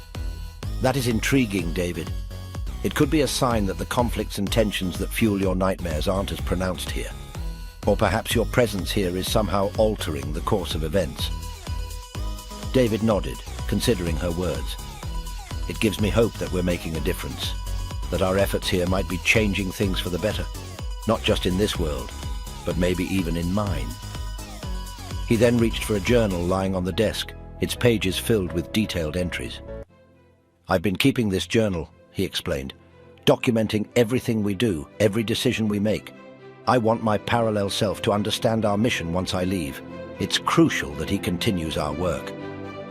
Emily glanced at the journal, admiration in her eyes. "That's a wise move, David. It's important that your parallel self understands the significance of what we've accomplished." David's gaze drifted away, lost in thought. "I often wonder what my parallel self is experiencing right now. Does he perceive all this as a dream? Will he remember any of it?" Emily leaned in, her voice a mix of reassurance and scientific fascination. "Parallel consciousness is a complex field. It's possible that your parallel self might experience this as a sort of dreamlike state, with memories that feel distant and unreal." David chuckled softly. "Imagine waking up to discover you've been part of a mission to avert a global conflict. Sounds like something out of a science fiction novel." Emily smiled. "Well, David, our entire mission sounds like science fiction, yet here we are. The boundaries between what's real and what's imagined are more blurred than ever." David closed the journal, determination in his eyes. "Whatever my parallel self experiences, I hope he understands the importance of what we're doing here. The future of our worlds may depend on it." Chapter 15. Cleaner Air, Stronger Ties. David and Emily's joint scientific research program was a groundbreaking initiative that brought together Taiwanese and Chinese scientists in a collaborative effort to tackle environmental challenges. One of their most successful projects focused on pollution and developing innovative solutions to combat it. Emily, I'm thrilled to see our progress in our joint research project. The potential impact of our work on reducing pollution levels is immense. David, absolutely. The combination of Taiwanese and Chinese expertise is proving to be a game changer. The scientists are working diligently to identify the sources of pollution, and find effective ways to mitigate its harmful effects. The project kicked off with a series of meetings where the Taiwanese and Chinese scientists exchanged knowledge and shared their latest research findings. Dr. Lin, Taiwan. Our team has developed cutting-edge technology that can measure pollution levels in real time. It's highly accurate and can provide valuable insights for targeted pollution control strategies. Dr. Zhang, China. Our team has made significant progress in developing an innovative air filtration system that effectively removes pollutants from the environment. When combined with the real-time monitoring technology, we have a powerful tool at our disposal. Excitement filled the air as Dr. Chen, Dr. Li and their respective teams realized the potential synergy between their technologies. Over 2 months, they meticulously tested and refined their approaches, collaborating closely to ensure seamless integration. Dr. Chen, Taiwan. The data from our monitoring devices shows a clear correlation between pollutant levels and specific sources. This information can help us prioritize mitigation efforts and optimize the use of our filtration systems. Dr. Li, China. Our filtration system's efficiency has improved significantly. We're seeing remarkable results in removing pollutants, creating cleaner and healthier environments. Their collaboration grew stronger with each passing day, fueled by a shared passion for environmental conservation and a shared understanding that their joint efforts could make a profound impact. As they worked tirelessly in their respective labs, Dr. Chen and Dr. Li found themselves engrossed in a whirlwind of experiments, simulations, and data analysis. Dr. Chen, Taiwan. Our monitoring technology detects pollution hotspots with remarkable accuracy. This will allow us to target our mitigation efforts precisely where they're needed most. Dr. Li, China. Our filtration system is proving to be highly effective in capturing and neutralizing harmful pollutants. We're on the right path towards creating cleaner air for everyone. Their breakthroughs were met with enthusiasm from their respective governments and scientific communities. News of their collaboration spread, igniting hope among environmentalists and policymakers worldwide. Dr. Chen, Taiwan. This partnership proves cooperation transcends borders. By pooling our knowledge and resources, we can address global challenges more effectively. Dr. Li, China. Indeed, the potential for positive change is immense when scientists from different nations come together to tackle common issues. Their joint efforts had the power to transform the way pollution was managed and mitigated. By combining their innovative technologies, Dr. Chen, Dr. Li and their teams paved the way for a cleaner, healthier future for future generations. As they continued their work, overcoming obstacles and celebrating milestones, the scientists became more than collaborators. They became friends. Their mutual respect and admiration grew, fostering a bond that extended beyond the confines of the lab. Dr. Chen, Taiwan. We've achieved so much together, Dr. Li. Our collaboration has exceeded all expectations. Dr. Li, China. Indeed, Dr. Chen. Our partnership has shown the world the power of unity and the potential for great discoveries. Their shared vision and unwavering determination propelled their scientific breakthroughs and set a powerful example for future scientists. Emily, the success of this joint project is beyond what we could have hoped for. It's not just about scientific breakthroughs, it's about making a real difference in people's lives. David, indeed, the partnerships that have formed as a result of our research are a testament to the power of collaboration. They are building a sustainable future for Taiwan and China. As the joint research project between Taiwanese and Chinese scientists continued progressing, Emily and David were in discussions with their colleagues on both sides. They were pleased to see that their efforts had not only led to positive outcomes in environmental research, but also fostered greater cooperation and dialogue between the two countries. Through intermediaries, Emily and David communicated with the scientists on both sides and shared their concerns about China's intentions toward Taiwan. It was a sensitive topic, but one that needed to be addressed. Emily and David emphasized the importance of maintaining a peaceful and stable relationship between the two countries, noting that any aggression toward Taiwan could have disastrous consequences. They pointed out that both Taiwan and China had much to gain from a peaceful relationship, and that there were ways to address China's concerns regarding Taiwan's sovereignty without resorting to violence. To their surprise, The scientists on the Chinese side were receptive to their concerns. They acknowledged that the situation was difficult and that deep historical and political tensions were at play. However, they agreed that a peaceful solution was the best outcome for both sides. They recognized that Taiwan was a vibrant democracy with a strong economy and could be a valuable partner for China in technology and trade. Emily and David were heartened by their open and productive dialogue with their colleagues. They continued to plan ways to build upon the relationships they had formed and find solutions to the challenges facing both countries. They discussed other joint research projects, such as renewable energy and healthcare, to promote cooperation and shared benefits. Emily and David felt a renewed sense of purpose as they communicated with the scientists through intermediaries. They knew their work was far from over, but they were encouraged by their progress.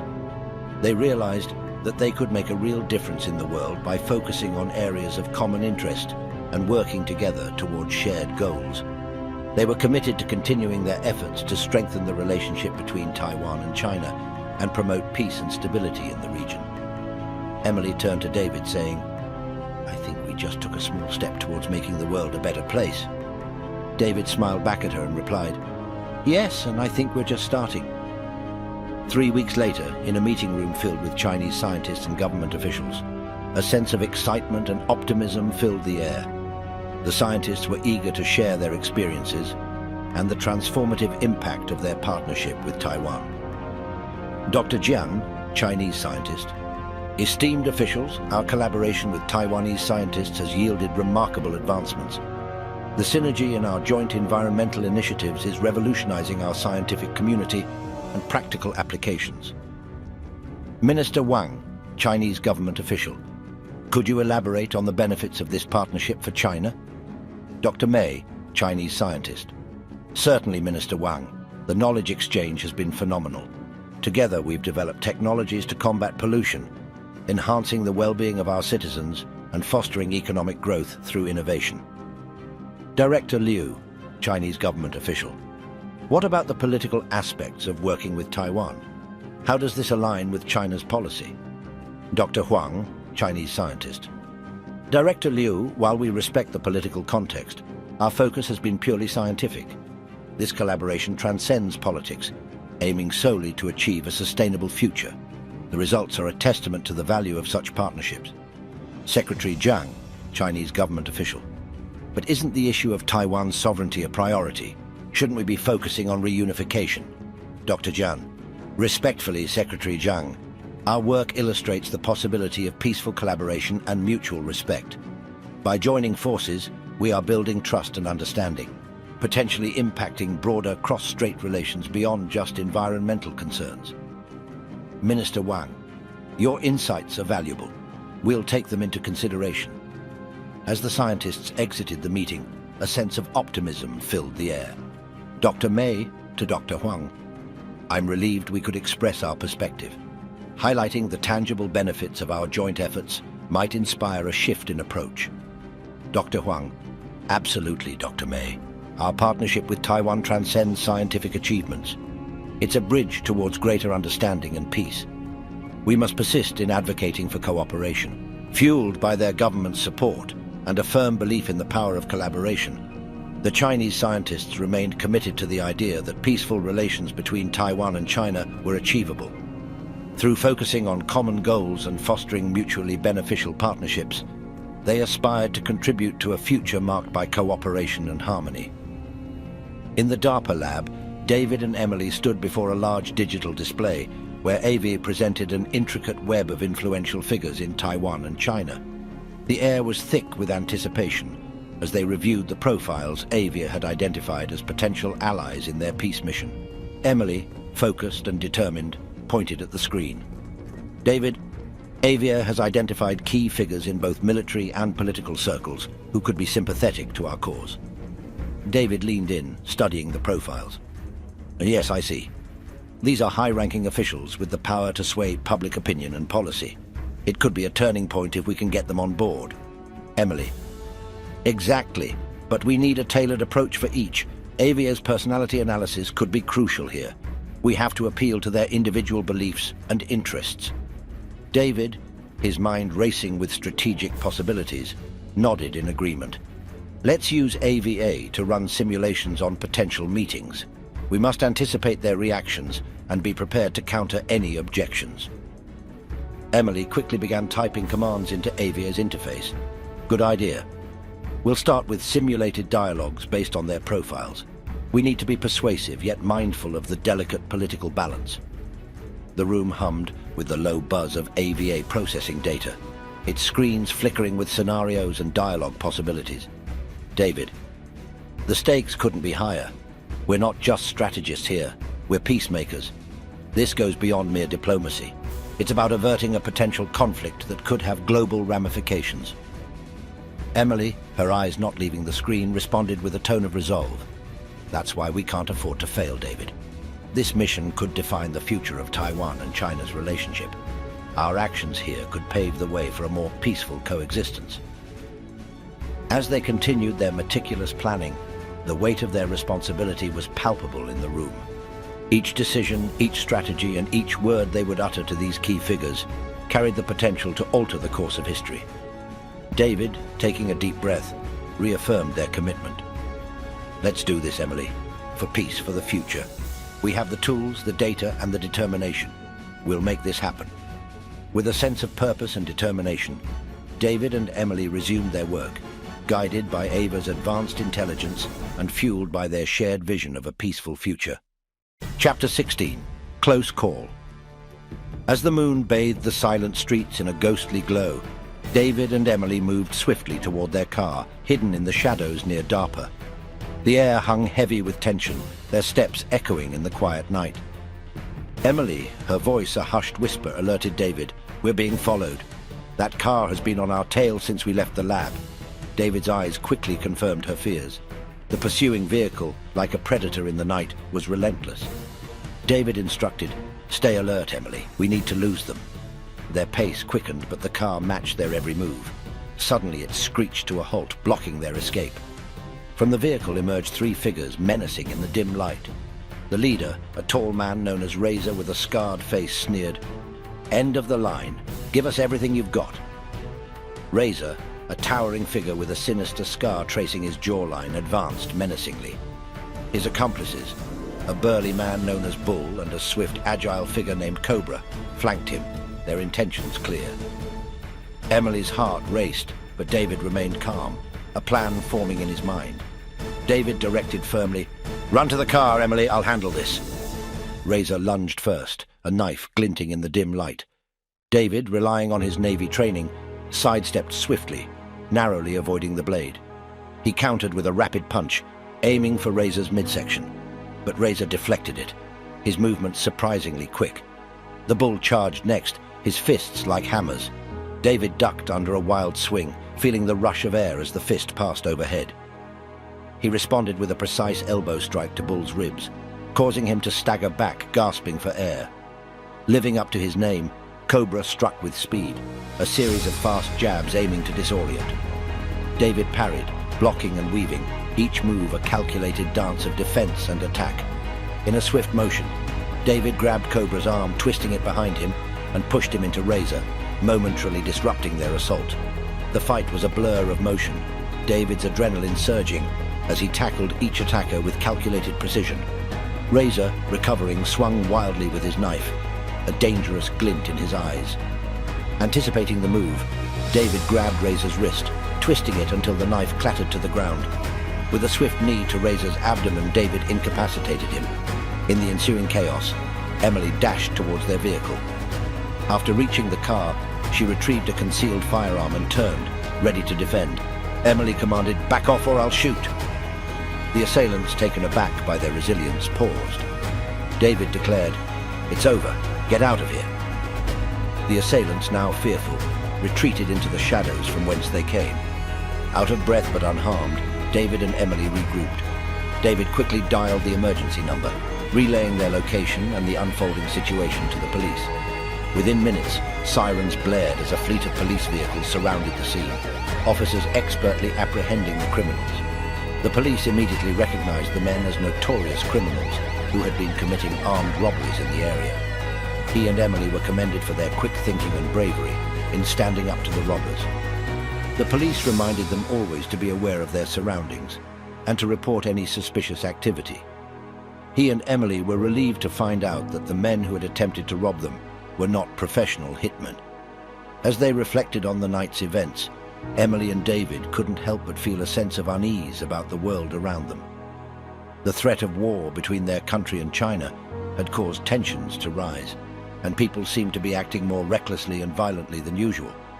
Walking around their city was no longer safe, and they knew they had to always be on high alert. They wondered how much of the recent criminal activity directly resulted from the tension between their two countries. It was a sobering thought, and they realized they needed to be even more vigilant in the coming days. The next day, David and Emily made their way to Capitol Hill to find politicians who could be trusted. They knew it wouldn't be easy, but they were determined to find someone who shared their beliefs and could help them prevent the impending war. As David and Emily made their way through the grand corridors of the Capitol building, they couldn't help but feel a mix of anticipation and apprehension. The walls seemed to exude a sense of power and history, a constant reminder of the weight their mission carried.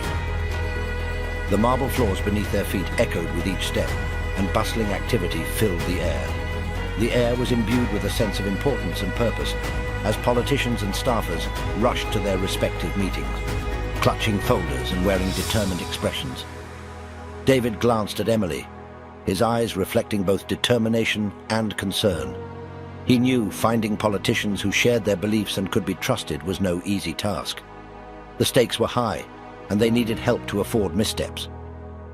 Emily's voice quivered slightly as she spoke, her words barely above a whisper. "David, do you think we'll be able to find someone who truly understands the gravity of the situation? Someone who will genuinely work toward peace?" David squeezed her hand reassuringly. "We have to believe that there are individuals in this system who are driven by the same ideals as us. We owe it to ourselves and to the world to find them." With renewed determination, they navigated through security checkpoints and finally arrived at the conference room where their first meeting would occur. They entered the room with plush chairs and a long mahogany table. The atmosphere was charged with a sense of importance as senators and representatives gathered, their eyes filled with curiosity. As David and Emily took their seats, their hearts pounded in their chests. They knew that the success of their mission hinged on the next few moments. Emily cleared her throat, her voice steady but filled with urgency. "Thank you all for taking the time to meet with us. We come to you today with grave concerns about the impending war with China. Our research suggests that there may be alternative motives behind these escalating tensions, motives that threaten not only our two countries but the stability of the entire world." The room fell silent as the politicians leaned forward, their expressions shifting from curiosity to attentiveness. David and Emily laid out their findings, presenting a compelling case supported by extensive research and analysis. Senator Black, a seasoned politician known for his commitment to peace, broke the silence. "This is a sobering revelation indeed. We need to consider all possibilities and work towards a diplomatic solution. What can we do to help?" David felt a surge of hope as the room engaged in a lively discussion. The politicians listened intently, sharing their perspectives and proposing war prevention strategies. It became evident that they were genuinely concerned about the consequences of an armed conflict and were willing to join forces with David and Emily. Over the next few weeks, David and Emily's days were a whirlwind of meetings, negotiations, and strategizing. They met with influential politicians, military officials, and diplomats who shared their belief in the power of diplomacy and peaceful resolutions. The environments varied, from the hallowed halls of the Capitol to the secure meeting rooms of military installations. Each space carried its own significance, a tangible reminder of the complexity of the task at hand. Late nights and early mornings became the norm as they worked tirelessly, analyzing data, fine-tuning their arguments, and building alliances. The sense of urgency weighed heavily on their shoulders, but it only fueled their determination to succeed. David and Emily couldn't shake the feeling of being watched as they progressed. They knew their mission carried risks, and danger lurked in the shadows. They were cautious in their conversations and discreet in their actions, always mindful of the potential threats surrounding them. But the obstacles and potential dangers didn't deter them. They believed in the power of their cause and the possibility of a better future. They forged ahead. David leaned forward, his voice calm yet filled with passion. "Senator, we believe fostering open dialogue and mutual understanding between the US and China is key. We need to identify common ground and work towards de-escalation." Emily added, "We've identified key figures in both countries who could be instrumental in peace talks. With your influence, we can contact them and start building bridges." Senator Martinez nodded thoughtfully, her eyes reflecting a deep understanding of the intricacies of international politics.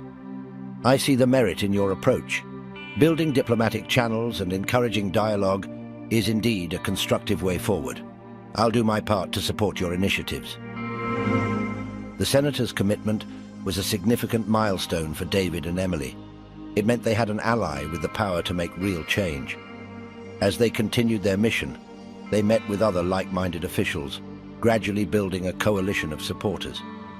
Emily and David's efforts in the parallel world had been nothing short of extraordinary. Their strategic planning and meticulous execution were evident in every step they took. David's ability to arrange critical meetings was a direct result of the contacts he had established at his job, all of whom were identified by AVA as being open-minded and potentially supportive of their mission for peace. One of their most crucial meetings was at the Pentagon, in a high-security conference room. The room was a stark contrast to the collaborative atmosphere of DARPA, exuding an air of military precision and authority. Lined with screens that displayed global maps and intelligence data, it was a space that commanded respect and seriousness. General Harris, an officer decorated for his service and known for his experience, was present at this meeting. David and Emily presented their proposal with confidence and clarity from months of relentless work and research. General Harris listened attentively, his demeanor reflecting the gravity of the situation. After they concluded their presentation, he spoke with a voice that carried both authority and openness to new ideas. General Harris: "Your approach is indeed unconventional, David, Emily, but these are unconventional times, and we must be prepared to explore every possible avenue to prevent conflict. I appreciate your efforts in this, and I'll ensure you have the necessary support from our end." The support from General Harris and other military and political figures was a significant achievement for David and Emily. It was a clear indication of their persuasive abilities and the compelling nature of their research. Each successful meeting marked a step closer to their goal of averting a potential war.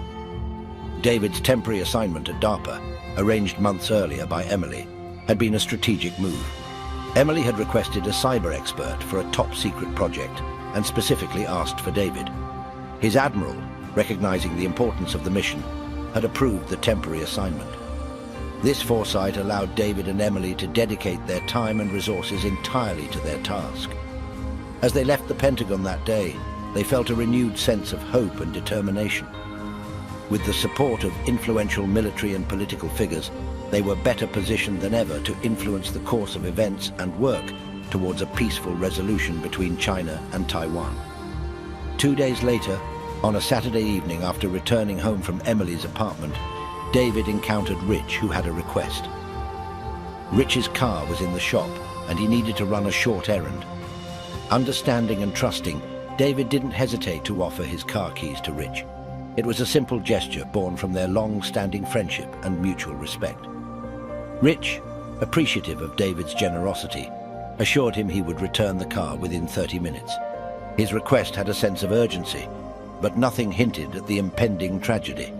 David, always ready to help a friend, provided the keys with a sense of camaraderie, unaware of the significant consequences this decision would soon entail.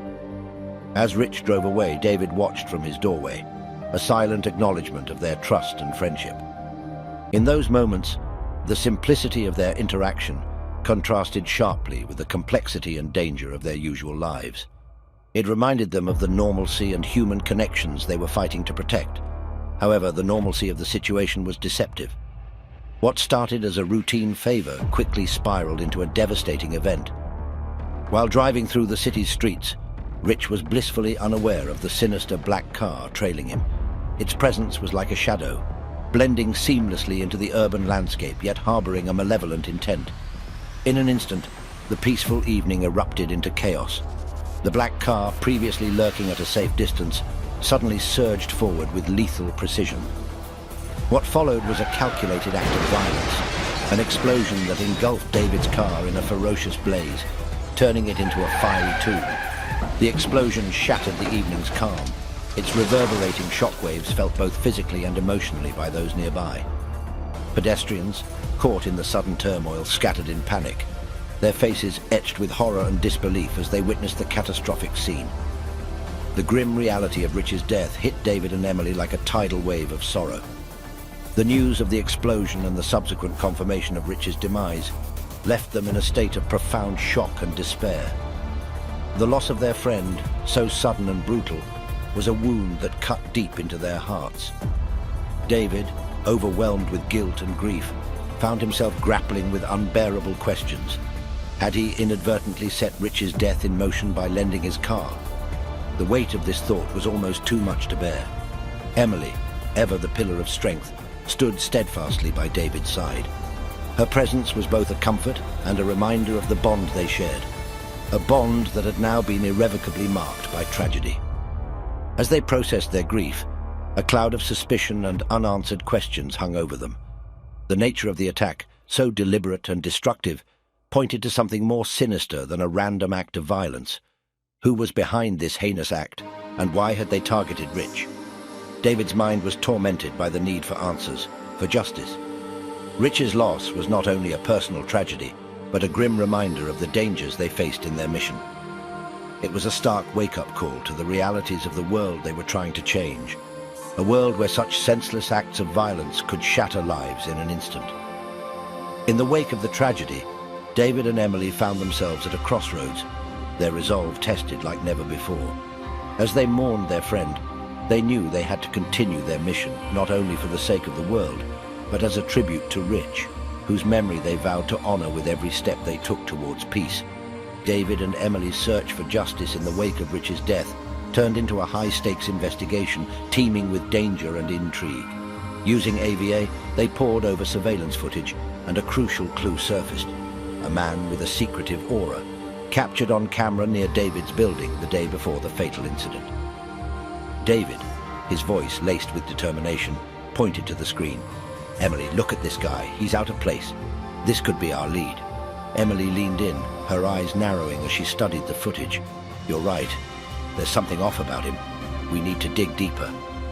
Their investigation led them down a rabbit hole of connections and hidden agendas.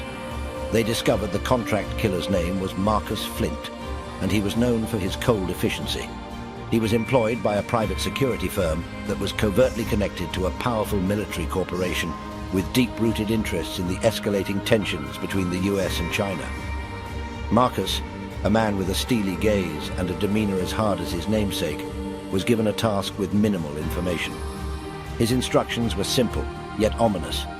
Eliminate a target identified only through a photograph and a brief description. The target was David, but Marcus knew nothing of David's role or significance, only that he was a crucial piece to be removed from a larger, unseen chessboard of geopolitical intrigue. On the fateful evening, under the cover of darkness, Marcus expertly maneuvered his way to David's residence. His movements were like a shadow, unseen and unheard. With years of experience in sabotage and assassination, he planted a sophisticated explosive device under David's car, a tool of destruction meant for his unsuspecting target. Marcus's plan, however, was destined to go awry. Rich unwittingly became the victim of this nefarious plot. As he borrowed David's car for what was supposed to be a brief errand, he unknowingly set the wheels of tragedy in motion. The bomb, designed to detonate after 5 minutes of the car engine started, transformed the vehicle into a deadly trap. David's voice was grim as he connected the dots.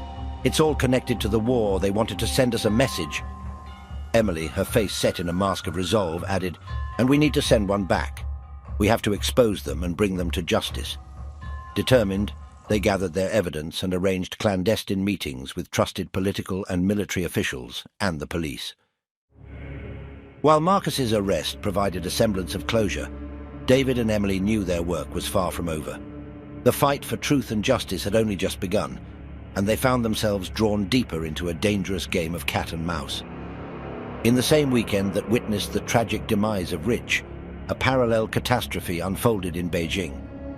Three key allies in China, pivotal to the success of David and Emily's cultural exchange program and environmental initiatives, met their untimely ends in a series of orchestrated attacks. These individuals, champions of cross-cultural collaboration and environmental sustainability, were silenced in a cold and calculated manner. Their loss was not only a personal blow to David and Emily, but also a strategic setback in their mission. These Chinese allies had been instrumental in bridging the gap between Taiwan and China, fostering mutual understanding and cooperation through their influential positions. Their assassination marked a dangerous escalation in the shadowy war being waged by those with vested interests in the conflict between the US and China. In a dimly lit room, two individuals sat across from each other, their faces masked by shadows. They exchanged cautious glances, their voices barely above a whisper. "Mr. Whitmore, US official, the time is ripe for our plan to unfold. Once the war breaks out, we will reap immense profits from the chaos and destruction. Our alliances with key military contractors and influential figures will ensure our dominance in the post-war world." Miss Zhang, Chinese official. "Indeed, Mr. Whitmore. We have worked meticulously to manipulate events to our advantage, but we must neutralize David and Emily. They possess valuable knowledge that could expose our intentions and jeopardize our carefully laid plans." Mr. Whitmore. "Agreed. We cannot allow them to disrupt our operations. We must eliminate them before they can uncover the truth. How shall we proceed?" Miss Zhang.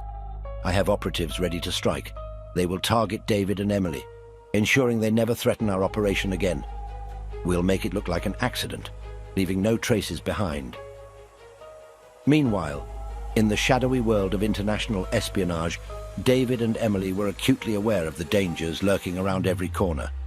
Their deepening suspicions of the malignant forces at play prompted them to set up clandestine communication channels, sharing crucial information that could thwart the corrupt officials' sinister plans. Huddled in a dimly lit safe house, David's voice was low but firm as he spoke to Emily. "We've got to be vigilant, Emily. These people won't stop at anything. Our lives, and more importantly, the lives of countless innocents, are on the line." Emily, her face a mask of steely resolve, nodded in agreement. "We're on the brink of exposing a massive conspiracy, David. We need to collect more evidence and reveal the truth before they can silence us." Their enemies, desperate to maintain the Shadow's status quo, initiated a deadly gambit. They dispatched covert operatives with orders to eliminate David and Emily, believing that their silence would bury the truth forever. But fate had other plans. In a bustling city street, amidst the cacophony of everyday life, Dr. Jones, a close confidant and mentor to Emily, became an unwitting target.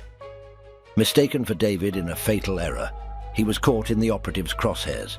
Gunshots rang out, shattering the illusion of a normal day. Panic ensued as people scrambled for cover, the air thick with fear and confusion. David and Emily, who were en route to meet Dr. Jones, arrived just in time to witness the tragic aftermath. Their shock and horror at the sight of their fallen friend were palpable. Emily, tears streaming down her face, knelt beside Dr. Jones. "This can't be happening. They've taken one of the best among us," she whispered, her voice breaking with grief. David, his fists clenched in anger and sorrow, looked around at the chaos they had unwittingly become a part of. "They'll pay for this, Emily. We'll make sure of it. Rich Dr. Jones. Their deaths won't be in vain." With heavy hearts, they retreated into the shadows and their resolve hardened. The path ahead was fraught with danger, but they were determined to navigate it. Driven by a burning desire for justice, their mission had evolved from preventing a war to a relentless pursuit of those who thrived in darkness, orchestrating events for their own gain. David and Emily, united in their grief and their purpose, stepped deeper into a world where trust was rare and the stakes were life itself. They knew that the road to justice would be perilous, but they were prepared to face whatever lay ahead for the sake of those they had lost and the many lives still hanging in the balance. Chapter 17. The secret revealed. Emily and David's dilemma. Emily's supervisor, Dr. Lee, was known for his sharp intellect and a touch of dry wit, traits that often put his colleagues on their toes. When he inquired about Emily and David's late-night work sessions and David's access to DARPA facilities, Emily had to think on her feet. Caught slightly off guard by Dr. Lee's inquiry, Emily quickly formulated a response, citing a confidential project for the Navy that necessitated their use of DARPA's advanced resources. She tactfully explained that the project's highly classified nature meant that details couldn't be shared outside of a select group with clearance. Dr. Lee, with a hint of intrigue, inquired further, but Emily maintained her composure, emphasizing the strict confidentiality under which they were operating. Dr. Lee, smirking slightly at the secretive nature of their work, advised them jokingly not to start a war with their experiments. After this exchange, Emily felt the pressure of their fabricated story. She arranged to meet David in a nearby coffee shop to discuss their predicament. Over coffee, they agreed that maintaining their facade was unsustainable, especially with someone as perceptive as Dr. Lee. They resolved to share a portion of their mission's truth with him, stressing the need for the utmost confidentiality. The next day, in the subdued ambience of Dr. Lee's office, a space lined with bookshelves and filled with the soft hum of distant office activities, Emily and David found themselves revealing more than they had ever dared to Emily's supervisor. The stakes were high, and the risk of their disclosure weighed heavily on them, making the air thick with tension. Seated across from Dr. Lee, whose keen eyes missed little, Emily initiated the conversation with a carefully measured tone, aware that they were treading on delicate ground. David, equally apprehensive, added to the narrative, skirting around the most classified details while emphasizing the critical nature of their mission. Dr. Lee, with his usual composed demeanor, listened intently, his brows occasionally furrowing as he absorbed the gravity of their revelations. The room was charged with a palpable sense of risk as they placed their trust in him, exposing a vulnerability that could have unforeseen consequences. Despite the risks, Dr. Lee's response offered a sense of relief. His assurance of confidentiality and understanding was a balm to their anxious hearts. He expressed respect for their daring undertaking, recognizing the precarious position they were in and the immense pressure they faced. The meeting, fraught with the potential for disaster, turned into a moment of solidarity. Dr. Lee's offer of support and his commitment to discretion eased some of the burdens Emily and David carried. As they left his office, the corridors of the facility seemed less daunting, and the weight of secrecy they bore felt slightly lifted. Their walk back to the lab was quieter, each lost in thoughts about the gamble they had just taken. But in sharing their burden with Dr. Lee, they had gained an ally in their high-stakes mission, a small yet significant victory in their extraordinary undertaking. 1 month after the heart-wrenching tragedy that claimed Rich's life, David and Emily found themselves amidst the solemn tranquility of Arlington National Cemetery. The sun cast its gentle warmth over the endless rows of white headstones, each a silent testament to bravery and sacrifice. The peaceful surroundings were punctuated only by distant birdsong and the gentle rustling of leaves, creating a serene yet somber atmosphere. Emily clutched a bouquet of white roses, their petals pristine against the vibrant green of the meticulously maintained grass. David held an American flag, its colors vivid under the clear sky, symbolizing the nation's respect and gratitude. Approaching Rich's resting place, they were enveloped by a profound sense of solemnity. Gently, Emily placed the roses on the grave, their fragrance blending subtly with the fresh, earthy air. David carefully unfolded the flag, allowing it to ripple slightly in the soft breeze, before draping it with utmost reverence over the grave marker, a gesture of honor for their fallen friend. They stood in silence, heads bowed in reflection. The quiet was a canvas for their thoughts, memories of Rich flickering in their minds. The loss they felt was palpable, a void that echoed with the unspoken words of gratitude and remembrance.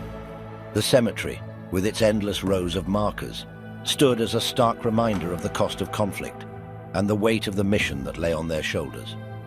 The gravity of their responsibility was as real as the marble stones that marked the sacrifices of those who lay there. As they turned to leave, their last glance at Rich's grave etched the image in their memory, a symbol of the sacrifice made and the relentless drive that fueled their ongoing quest. Their steps resonated with a renewed sense of purpose, each one a commitment to their cause and a tribute to the memory of their friend. With their heads held high, David and Emily walked away, their hearts filled with determination. They knew the road ahead would be challenging, but they also knew they had each other, the memory of their fallen comrade and the countless others who depended on them. They renewed their vow to prevent further loss, driven by the memory of a hero who had laid down his life for a greater cause.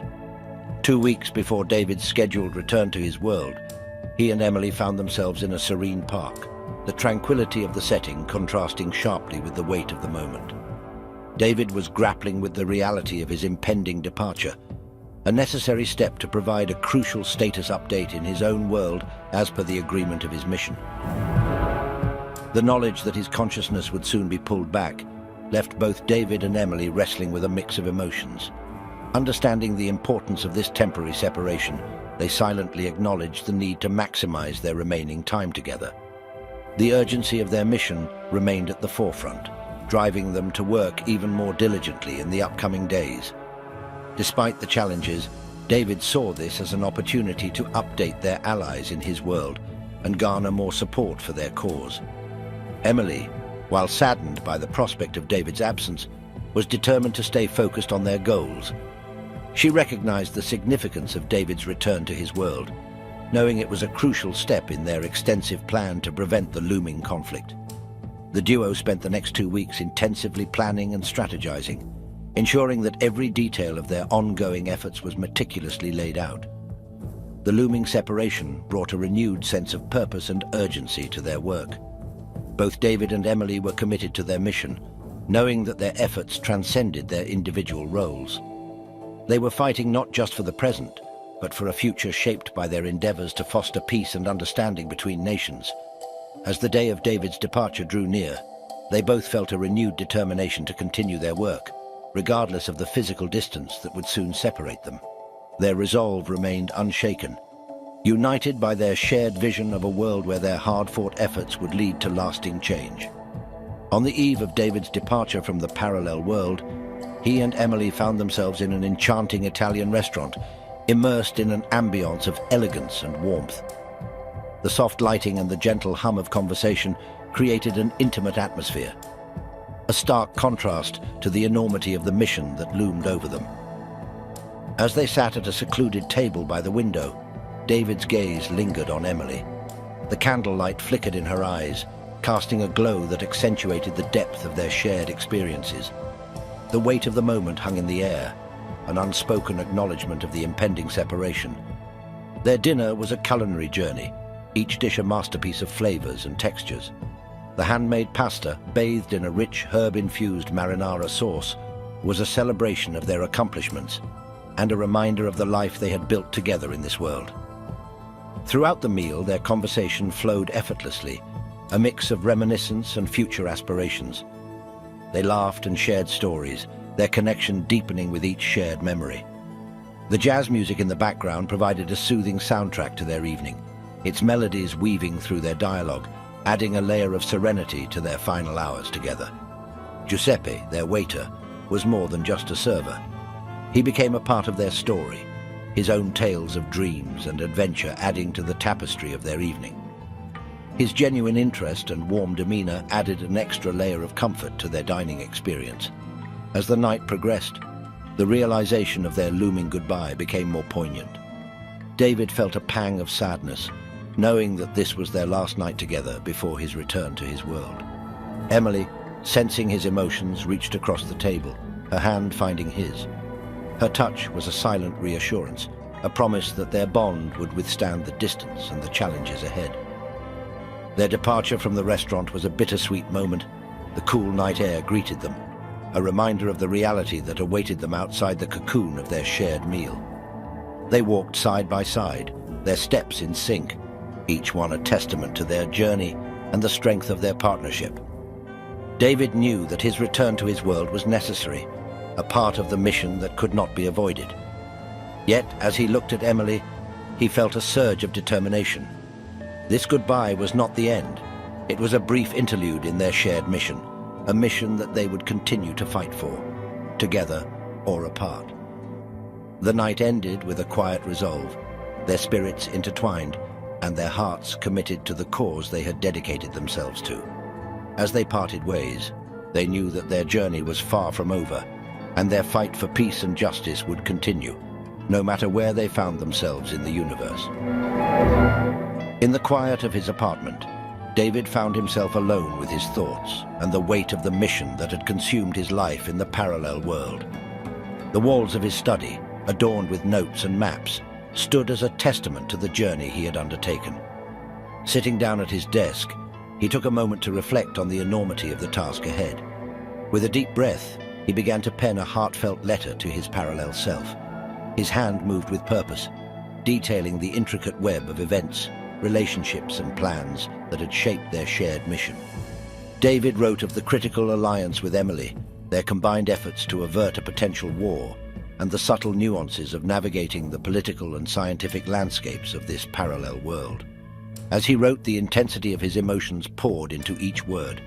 The letter was not just a briefing, it was a plea for his parallel self to grasp the gravity of the situation and continue the work with the same fervor and commitment. He emphasized the trust and camaraderie that had developed between him and Emily, highlighting her crucial role in the success of their endeavors. David took care to include insights into the unique challenges they faced, the alliances they had forged, and the enemies lurking in the shadows. The letter was a beacon, guiding his parallel self through the intricate maze of their mission, imploring him to uphold their shared values and objectives. Placing the letter beside the journal he had meticulously maintained, David felt a surge of mixed emotions. There was hope, knowing that his parallel self would be well informed and ready to pick up where he left off. Yet, there was also a lingering sense of apprehension about the unknowns that lay ahead in his own world. As night enveloped the city, David prepared for his return. The familiar yet daunting process of transitioning back to his own world loomed over him. He lay down, the energy of the impending journey sending a shiver down his spine. Closing his eyes, he surrendered to the process, his mind filled with images of the world he was leaving behind and the crucial mission that remained. In the parallel world, David's counterpart discovered the letter and journal, reading them with a growing sense of urgency and determination. The words resonated with him, instilling a profound sense of responsibility and purpose. He reached out to Emily, ready to step into the role his other self had so passionately embraced. The mission, with its high stakes and complexities, continued unabated, guided by the shared vision and unwavering commitment of two individuals, bound by a unique destiny. David awoke in the familiar surroundings of the DARPA facility, feeling a mixture of relief and disorientation. As he regained his bearings, Dr. Brown, the project lead, rushed in, her face alight with a mix of concern and excitement. She was followed by a team of medical personnel, all eager to assess his condition after the unprecedented journey back from the parallel world. Once cleared by the medical team, David was escorted to a large conference room. The atmosphere was electric with anticipation as a group of top military officials and renowned scientists gathered to hear his debrief. The room, filled with a sense of gravitas, was a stark contrast to the dynamic and uncertain world he had just left. As David began to recount his experiences, the room hung on his every word. He described the successful cultural exchanges, economic collaborations, and scientific advancements achieved in the parallel world. He painted a vivid picture of the potential for peace and mutual understanding between China and Taiwan, emphasizing the pivotal role of diplomacy and cooperation. However, the atmosphere shifted when Admiral Davis, a figure known for his strategic and often aggressive stance, raised a critical question about the military implications of David's findings. His inquiry, hinting at a potential preemptive strike, cut through the room's hopeful tone. David, standing firm in his belief in the mission's peaceful objectives, responded with conviction. He articulated that the goal was not just to gain military advantage, but to foster sustainable peace. This bold stance resonated with the other officials in the room, who gradually shifted the conversation back toward diplomatic efforts and long-term strategies. As the meeting progressed, it became a hotbed of innovative ideas and strategic planning. David's insights from the parallel world sparked discussions on technology sharing, joint environmental initiatives, and economic partnerships that could benefit both Taiwan and China. The meeting concluded on a high note. with the officials expressing their gratitude to David for his dedication and the invaluable insights he provided. They recognized the importance of his mission and pledged their continued support in the pursuit of global peace and cooperation. Walking out of the conference room, David felt a renewed sense of hope and purpose. He reflected on the incredible journey he had undertaken with Emily and the profound impact of their shared efforts. Despite being worlds apart, their dedication to their mission had created a bond that transcended dimensions. David knew the challenges ahead were daunting, but with the support of these influential leaders, he was more determined than ever to continue his crucial work for peace. After returning to his own world, David arranged to meet with Dr. Brown at a quaint coffee shop nestled in their neighborhood. The warm, inviting ambience of the cafe, with its gentle hum of conversations and soft music, provided a comforting backdrop for their catch-up. David chose a table by the window, allowing them to observe the world outside while being ensconced in the coffee shop's cozy atmosphere. As they sat sipping their drinks, David with his robust black coffee and Dr. Brown enjoying a frothy cappuccino, the aroma of freshly brewed coffee enveloped them, fostering a sense of normalcy and grounding David after his extraordinary experiences in the parallel world. The conversation naturally gravitated toward David's recent mission. He shared with Dr. Brown the significant progress made in fostering cooperation between China and Taiwan, highlighting the success of cultural exchange programs and joint economic initiatives. Dr. Brown listened intently, her eyes reflecting pride and relief at David's safe return and the positive impact of his work. David expressed his gratitude for Dr. Brown's support, acknowledging that her expertise and encouragement were pivotal during his challenging journey. He confided that while it felt good to be back, a part of him was already preparing for his return to the parallel world. There was still much to be done, and the urgency of their mission weighed heavily on his mind. Their conversation was a blend of serious discussions about their work and light-hearted exchanges about local happenings and personal experiences. The barista, drawn in by their dynamic, jokingly asked David for any thrilling tales from the parallel world. David, maintaining the confidentiality of his mission, playfully evaded the question, adding to the air of mystery surrounding his recent adventures. As their meeting drew to a close, David felt a sense of renewed determination. The challenges ahead were daunting, but the support from Dr. Brown and the familiar comforts of his world bolstered his resolve.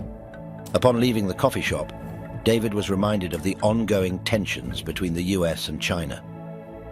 Dr. Brown updated him on the latest developments, including China's increasing military presence in the South China Sea and the US's response to joint military exercises with Taiwan and Japan.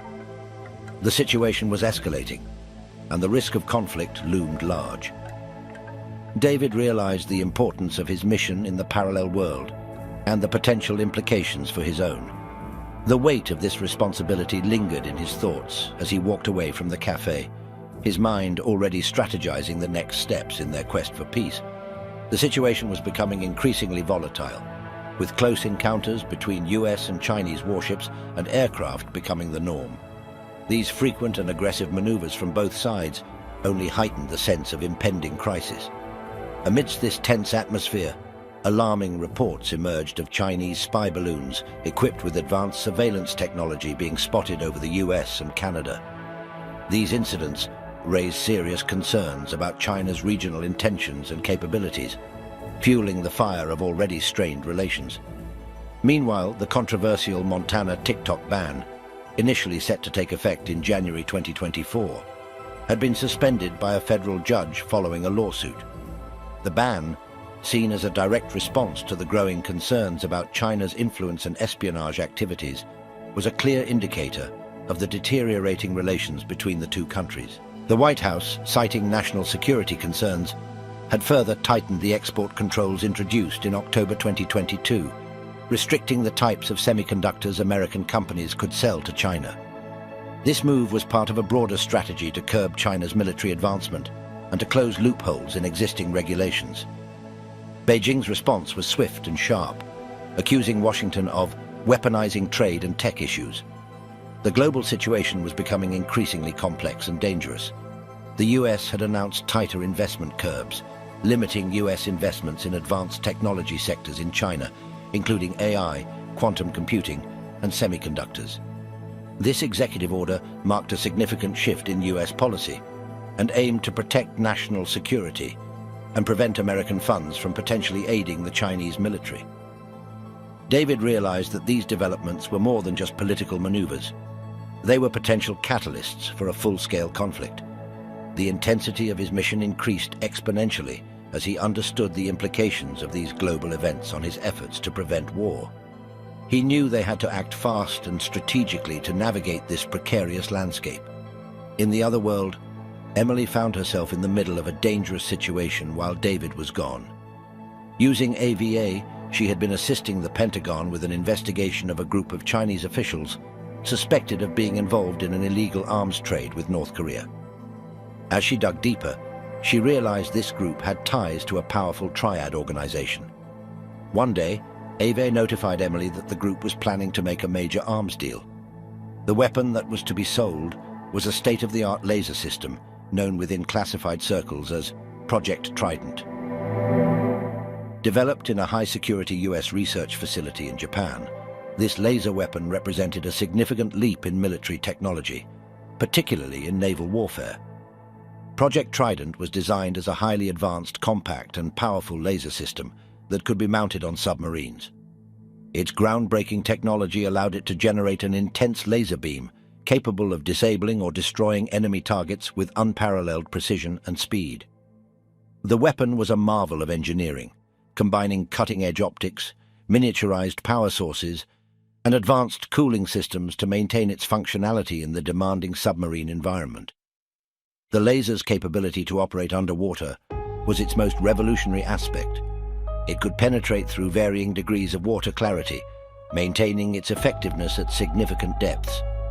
This feature made it a formidable tool for both offensive and defensive operations beneath the sea.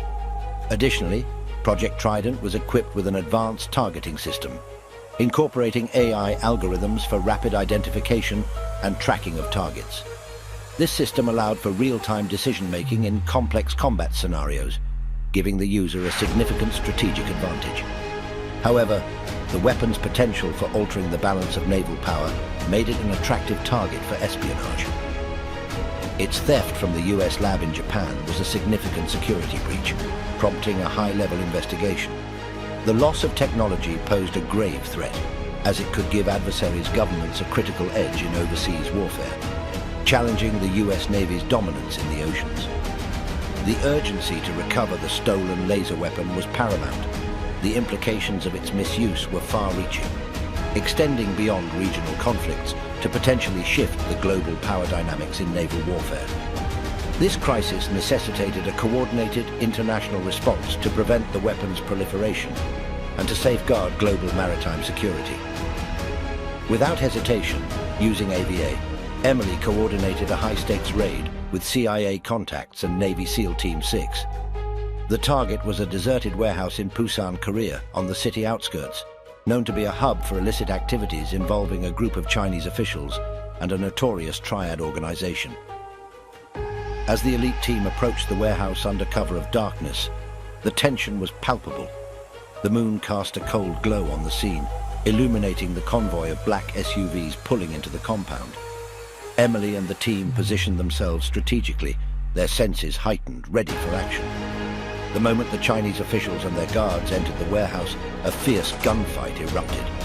Bullets whizzed through the air, echoing off the walls, as SEAL Team 6 exchanged fire with the well-armed guards. The sound of gunfire was deafening. The smell of gunpowder filled the air, and the adrenaline was rushing. In the chaos, one of the CIA agents spotted the Chinese officials attempting a daring escape through a back exit. He sprinted after them, his training kicking in. As he ran, he engaged in intense hand-to-hand combat with the guards, each move a testament to his skill and determination. The officials reached their car and sped off, but the agent was relentless. He leaped onto the moving vehicle, clinging to the roof with sheer strength and grit. The high-speed chase through the city was a blur of lights and sounds, a dangerous dance between life and death. With incredible agility, the agent smashed the car's back window, climbed inside, and overpowered the officials. The car screeched to a halt, and the officials were apprehended. The weapons were seized, thwarting the arms deal and striking a significant blow to the illegal network. Emily, watching the successful conclusion of the mission, felt a surge of accomplishment and relief. Her efforts had helped to dismantle a dangerous operation and prevent a catastrophe. While she knew the battle was far from over, this victory was a critical step in their ongoing mission. The aftermath of the operation was a mix of exhaustion and exhilaration. The team members exchanged looks of mutual respect and camaraderie, knowing they had just averted a major crisis. For Emily, the success of the mission was a testament to their dedication and bravery. It was a reminder of the difference they could make in a world fraught with danger and deceit. David's return to his world was marked by a sense of urgency and purpose. At DARPA's facility, his arrival was greeted by a team of expert scientists, each playing a pivotal role in ensuring the success and safety of his interdimensional travels. Dr. Michael Chen, the brilliant mind behind the quantum machine enabling David's journey, met him with a calm and reassuring presence. His deep-set eyes, framed by thick glasses, reflected a keen intelligence as he updated David on the machine's latest improvements. Dr. Chen's meticulous attention to detail and soft-spoken nature instilled confidence in David. In contrast, Dr. Samantha Patel, with her sharp gaze and intense focus, was the expert monitoring David's brain activity. Her expertise in brain-computer interfaces was crucial to understanding the physiological impact of David's travels. Her passionate demeanor and quick wit made her an invaluable asset to the team. Joining them was Dr. William Park, whose expertise in artificial intelligence and robotics added a crucial layer of support for David's missions. His easygoing attitude, often hidden behind a playful smirk, belied a razor-sharp intellect. His innovative approach to AI technology provided David with critical assistance in the parallel world. Dr. Jennifer Park, a robotics engineer, was constantly seen with her tablet, her dark hair pulled back in a no-nonsense ponytail. Her role in developing autonomous systems was vital, and her interactions with David were marked by mutual respect and a shared commitment to technological excellence. The team also included Dr. Julian Nguyen, whose expertise in neuropharmacology was essential. Her warm smile and soothing voice provided comfort as she developed the drugs necessary for David to navigate the parallel world.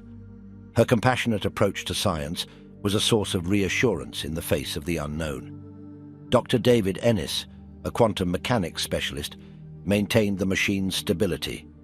His serious demeanor, often accentuated by a furrowed brow, reflected his deep understanding of complex technology. His careful calculations and rigorous testing ensured the machine's safe operation. Dr. Ana Rodriguez, a materials scientist, and Dr. Joy Lee, a physicist, were also integral to the team. Their groundbreaking work in advanced materials and experimental physics, respectively, contributed significantly to the development of technologies and systems crucial for David's mission. As the time for David's departure neared, the team worked diligently to prepare him. Dr. Brown, with a mix of motherly concern and professional sternness, oversaw the final preparations.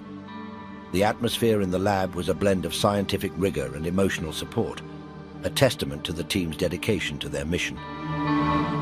David lay down in the towering quantum machine. The device hummed with energy, its lights flickering in a mesmerizing dance.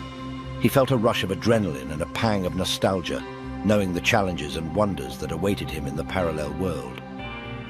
The team gathered around him, their faces a mixture of determination and hope. Dr. Brown stepped forward, her voice steady yet imbued with emotion. "David, you carry with you our hopes and efforts. Remember, you're not alone in this. We're all with you every step of the way." With a deep breath, David closed his eyes. A surge of energy enveloped him, wrapping him in an ethereal embrace. Colors danced before his eyes, blending and shifting in a mesmerizing display. The transition was swift yet disorienting. David's consciousness seemed to float in a liminal space, detached from physicality, as his being traversed the dimensional barrier.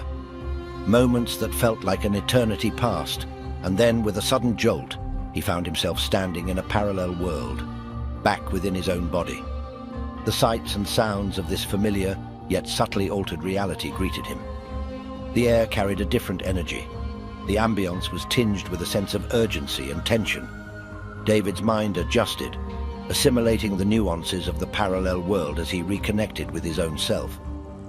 As the initial disorientation faded, David took a moment to ground himself, allowing his senses to acclimate to the parallel world.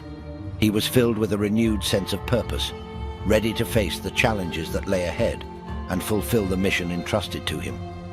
In this parallel world, David discovered a note left by his counterpart, carefully placed in a familiar spot in their shared apartment. The message was written in a familiar hand, each stroke of the pen carrying a sense of urgency and resolve. David unfolded the paper, his eyes scanning the contents. The note detailed the ongoing efforts and progress made during his absence, providing a succinct summary of the current situation. His parallel self had been instrumental in maintaining the momentum of their mission, leveraging the relationships and groundwork David had initially established. The note emphasized the critical alliances formed with key figures in both Taiwan and China, highlighting the importance of these connections in their quest to avert the looming conflict. It also mentioned the challenges and setbacks faced, giving David a clear picture of the current landscape. Most notably, the note expressed a shared determination and hope. It conveyed a message of solidarity and commitment, reminding David of the importance of their joint mission. The words resonated with him, reinforcing his resolve to continue the work they had begun. As David absorbed the information, he felt a deep connection with his parallel self, a bond forged through their shared experiences and dedication to a common cause. The note served as a bridge between their two worlds, uniting their efforts in pursuit of peace. With a renewed sense of clarity and focus, David prepared to re-engage with the mission. He knew that every action and decision he made in this parallel world would ripple across realities, impacting the delicate balance of international relations. As he stepped out of the apartment, David was keenly aware of the responsibility he carried. He was determined to build upon the foundation laid by his parallel self, navigating the complex political terrain with tact and precision. The sun was setting, casting a golden hue over the city, as David made his way to meet with Emily. Upon arriving, he found Emily waiting for him, her expression a blend of relief and determination. They exchanged a brief, meaningful glance, acknowledging the gravity of the situation without words. Settling into a quiet corner of a local cafe, away from the prying eyes and ears of the public, they prepared to share updates and plan their next steps. Emily began by recounting her recent involvement in thwarting an illegal arms trade between China and North Korea. She detailed how, with AVA's help, she uncovered a plot to sell a stolen, highly advanced laser system codenamed Project Trident. This laser weapon was a technological marvel, capable of transforming naval warfare with its unparalleled precision and power. David listened intently, his admiration for Emily's courage and resourcefulness growing with every word. He felt a swell of pride knowing she had played such a pivotal role in averting a potential catastrophe.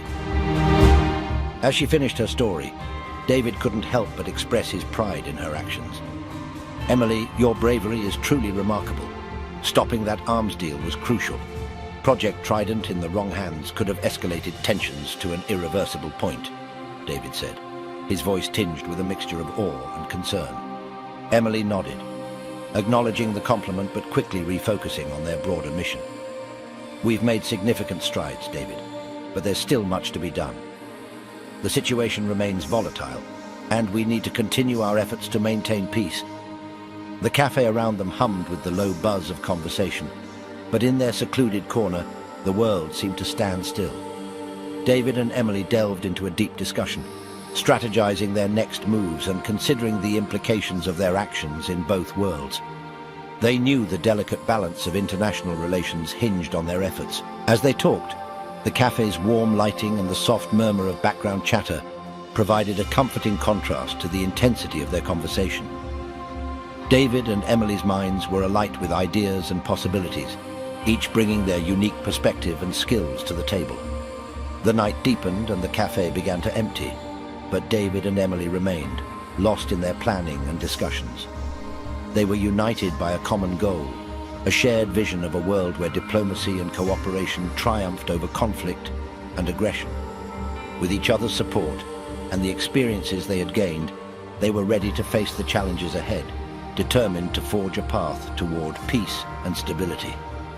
After an intense meeting at the cafe, Emily bid David goodbye and headed to her car. She slipped into the driver's seat, feeling a mix of exhaustion and determination. As she drove away, the engine hummed softly, and the familiar streets of the city passed by in a blur.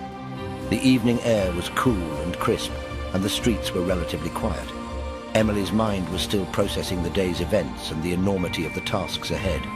She navigated the winding roads with practiced ease, her thoughts on the next steps of their mission. However, as she approached a steep curve, Emily sensed something was amiss. She tapped the brakes, but there was no response. A jolt of panic surged through her as she pumped the brake pedal frantically. But the car continued to speed up, careening out of control. Her heart raced as she tried to steer the car, looking for anything that might slow her down. The road ahead was deserted, except for a truck approaching from the opposite direction. In a split-second decision, Emily swerved, narrowly avoiding a direct collision with the oncoming vehicle. The truck, loaded with hay bales, couldn't stop in time, and Emily's car crashed into the side of it. The impact sent hay bales tumbling, some cushioning the blow as they landed around her vehicle. Emily's world spun as the car came to a sudden, jarring halt. For a moment, everything was still, the aftermath of the crash settling around her. She sat dazed, trying to process what had just happened. Miraculously, she felt no pain, just a rush of adrenaline and shock. As she regained her bearings, Emily realized how fortunate she was to be alive. The hay bales had absorbed much of the impact, saving her from serious injury. Shaken but unharmed, she managed to unbuckle her seatbelt and step out of the wrecked car. In the distance, she could hear the wail of sirens as emergency services rushed to the scene. Emily stood by the roadside, her mind racing with the implications of the accident. It was no coincidence. Someone had tampered with her car, a clear message that their mission was stirring dangerous waters. David arrived shortly after, his face etched with concern. He rushed to Emily, relief washing over him as he found her safe. They both knew this was a warning from their adversaries, a sign that their efforts were not going unnoticed. As they waited for the authorities to arrive, Emily and David exchanged a look of resolve. Emily, her voice laced with a sense of awe, broke the silence. "David, I can't believe how lucky I am to be alive. It's a stark reminder of how fragile life can be. We can't let a single moment slip away without purpose." David nodded, his gaze fixed on Emily's resolute expression. "You're right, Emily. This accident serves as a powerful wake-up call. It reminds us why we're here and fighting against the forces that seek to plunge our worlds into chaos. We can't afford to lose sight of our mission." David and Emily decided to escape for a while on a spontaneous road trip. Seeking a brief respite from the pressures of their world, they ventured into the countryside, leaving behind the complexities of their work. Driving through scenic landscapes with the sun setting on the horizon, they found solace in the simplicity and beauty of the natural world. The road before them wound through lush fields and over gentle hills, offering a sense of peace and tranquility that they hadn't felt in a long time. Their conversation was light and heartfelt, filled with shared memories and hopes for the future. Laughter filled the car, providing a much-needed break from the intensity of their mission. As they drove, they stumbled upon a quaint old-fashioned diner, its neon sign flickering invitingly in the twilight. Drawn by its homely allure, they decided to stop. The diner was a cozy haven, with checkered tablecloths and vintage decor that spoke of a simpler time. The smell of fresh coffee and the sound of sizzling bacon filled the air, mixing with the soft murmur of other patrons. They were greeted by the owner, an older woman with a kind face and a gentle demeanor. As they sat down, she brought over 2 steaming cups of coffee and sat with them. Her eyes held stories of years gone by, and she began to share tales of her life, stories of love, loss, and unwavering resilience. Emily listened intently, her eyes moistening with emotion. The woman's story resonated deeply with her, reminding her of the strength and perseverance that lay within everyone. "How do you find the courage to keep going, even when life gets tough?" Emily asked, her voice soft but eager. The woman smiled, a warm, comforting smile that seemed to light up the room. "My dear, life is a journey of highs and lows. In our darkest moments, we find our true strength. It's about holding on to hope, cherishing the small joys and the love we share with others. That's what keeps us going. David and Emily exchanged glances, each finding truth and wisdom in her words. They realized that their journey was about more than just their mission. It was about the connections they made, the lives they touched, and the inner strength they discovered along the way. Filled with a renewed sense of purpose and hope, they thanked the woman for her hospitality and wisdom. As they left the diner and continued their journey, the night sky stretched out above them, filled with stars. The road ahead was uncertain, but they felt ready to face whatever challenges lay in store, bolstered by the resilience and courage they found in each other and the people they met along the way. Chapter 18. Eagle and Dragonfly. Emily sat across from David at a coffee shop near her apartment. They sat in silence, both lost in thought. Emily couldn't shake the feeling that her brakes had been tampered with, and David agreed that it was suspicious timing. He reassured her that they would work together to stay safe and not let anything jeopardize their mission. Then David took a deep breath and turned the conversation to the situation in his world. He explained how tensions between China and Taiwan were escalating and how he feared it would lead to war.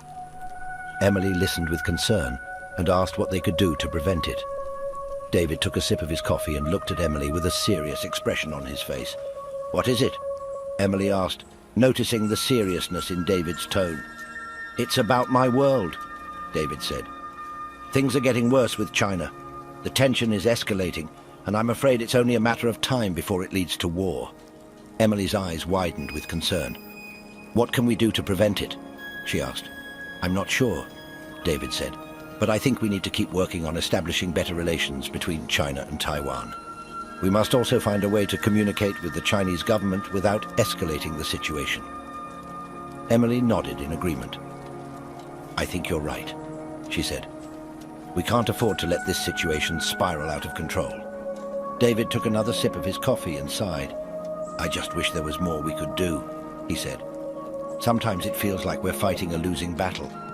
Emily placed a hand on David's shoulder. "We're not giving up," she said. "We'll keep working on this and find a way to make a difference." David nodded, feeling grateful for Emily's support. David and Emily found themselves facing increasingly dangerous situations. They knew their work had put them in the crosshairs of powerful individuals and organizations, but they were committed to seeing their mission through to the end.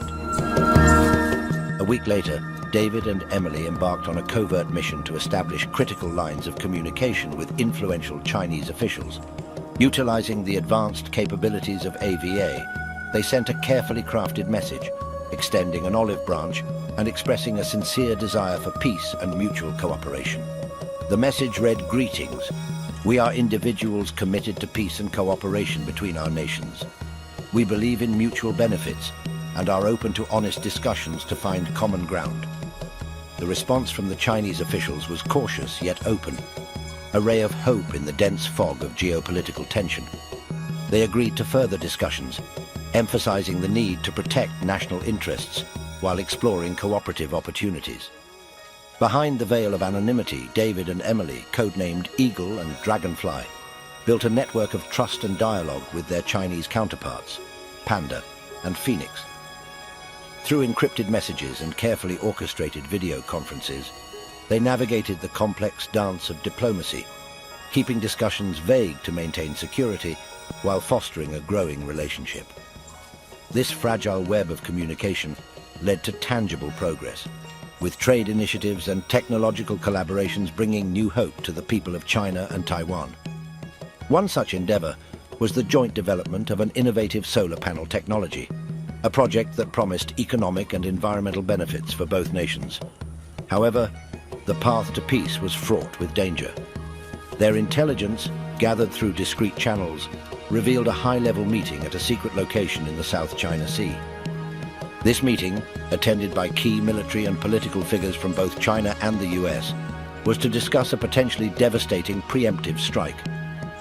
Understanding the gravity of the situation, David and Emily knew they needed to gather crucial information and disrupt any plans that might lead to an armed conflict. In a daring and clandestine operation, David and Emily orchestrated a critical intervention to avert a potential military crisis in the South China Sea. With stakes higher than ever, they enlisted the help of 7 members of SEAL Team 6, a group Emily had previously collaborated with on Project Trident. Trusting these elite operatives and their unspoken bond, Emily and David engaged them for a mission that would remain hidden from official records, unsure of who in the chain of command could be trusted. Under the cover of the night, Emily and David, along with the SEAL team, stealthily approached the meeting location. David and Emily remained hidden, relying on AVA to hack into the communication systems of nearby military ships, ensuring their undetected infiltration. As SEAL Team 6 neared their target, a heavily guarded compound on a remote island, they set up surveillance equipment, tuning into the discussions within. The conversations they overheard confirmed their worst fears. Talks of a preemptive strike and even the deployment of nuclear weapons were on the table. Time was running out, and they needed to act quickly. Using AVA, Emily orchestrated a diversion, breaching the compound's security systems. This distraction provided SEAL Team 6 the opportunity to infiltrate the facility, gathering intelligence on a classified military project that could dangerously tip the balance of power. With precision and stealth, the SEALs collected the necessary data, avoiding detection by a hair's breadth. Meanwhile, David and Emily coordinated their escape, slipping away from the compound and racing back to their boat. Their exit was as silent as their entry, leaving no trace of their presence. Once safely away, David and Emily utilized their secure communication channels to disseminate the information to their allies. Their swift action and strategic planning set in motion a series of events that prevented the activation of the dangerous military project. Their courageous intervention in the nick of time thwarted a potential catastrophe, stopping what could have escalated into a full-scale war between the US and China. The success of this covert operation was a testament to their quick thinking, bravery, and the unwavering commitment of their SEAL team allies. David and Emily agreed that their next move should address China's power struggle. Emily suggested they could use their political allies in China to help them navigate this situation. "We need to identify the key players in this power struggle," Emily said, as she pulled out her laptop. "Once we know who they are, we can use our contacts to get in touch with them." David nodded in agreement. "That's a good idea. We can leverage our economic ties with China to persuade them to work with us." Emily scrolled through her laptop, pulling up a list of names. "Here are some of the key players that I've been able to identify so far," she said. "We'll need to do some more research to get a better sense of where their loyalties lie, but this should be a good starting point." David leaned in closer to look at the screen. "This is great," he said. "Let's start working on a plan to reach out to them." The two of them spent the rest of the afternoon brainstorming and coming up with a strategy. They knew this would be difficult, but they were determined to make a difference. Meanwhile, in David's world, in the opulent yet tensely atmospheric meeting room of a high-end hotel, Admiral Davis found himself surrounded by a group of influential military contractors. The room, adorned with luxurious furnishings and dimly lit to create a sense of privacy, echoed with the gravity of the discussion at hand. Admiral Davis, a man of distinguished military bearing, with a reputation for his measured and thoughtful approach to conflict, sat contemplatively. His steely gaze and furrowed brow revealed his deep consideration of the weighty matters before him. Around the table were the representatives of Global Defense Solutions and Advanced Technologies International, two major military contracting firms. The first contractor, Mr. Thompson from Global Defense Solutions, was a sharply dressed man with a hawkish demeanor. His voice carried an urgency as he leaned in, emphasizing the strategic advantage of preemptive action against China. Beside him sat Mr. Wallace from Advanced Technologies International. Wallace's impatient tone contrasted with his laid-back posture. He exuded confidence and a hint of impatience, stressing the years of development poured into their state-of-the-art weaponry. The conversation oscillated between strategic advantages and ethical considerations. Admiral Davis, a seasoned veteran, understood the undercurrents of profit and power that drove these contractors, yet his commitment to preserving life and avoiding unnecessary conflict remained at the forefront of his mind. As the contractors presented their case, emphasizing the potential profits and political support, Admiral Davis remained stoic. His mind raced with the possible outcomes of a conflict with China, the loss of life, the impact on global stability, and the irreversible nature of war. The meeting ended with Admiral Davis requesting time to contemplate their proposal. The contractors, sensing the Admiral's hesitation, exited with a mix of frustration and anticipation, leaving him to grapple with the monumental decision ahead. Alone in the room, the weight of the impending decision loomed over Admiral Davis. He pondered the possible paths, each fraught with its own set of consequences. His commitment to diplomatic resolutions and the preservation of peace was pitted against the pressure from those who sought immediate action for their gain. In the quiet of the room, Admiral Davis's resolve solidified. He knew that any decision to engage in conflict must be the last resort, not influenced by the allure of profit or geopolitical maneuvering. Admiral Davis contemplated the critical role of the US Navy in the escalating tensions between the United States and China. He understood that the Navy, often positioned at the forefront of international waters, was a symbol of American might and influence. The actions taken by the Navy could either ignite the flames of war or help in extinguishing them.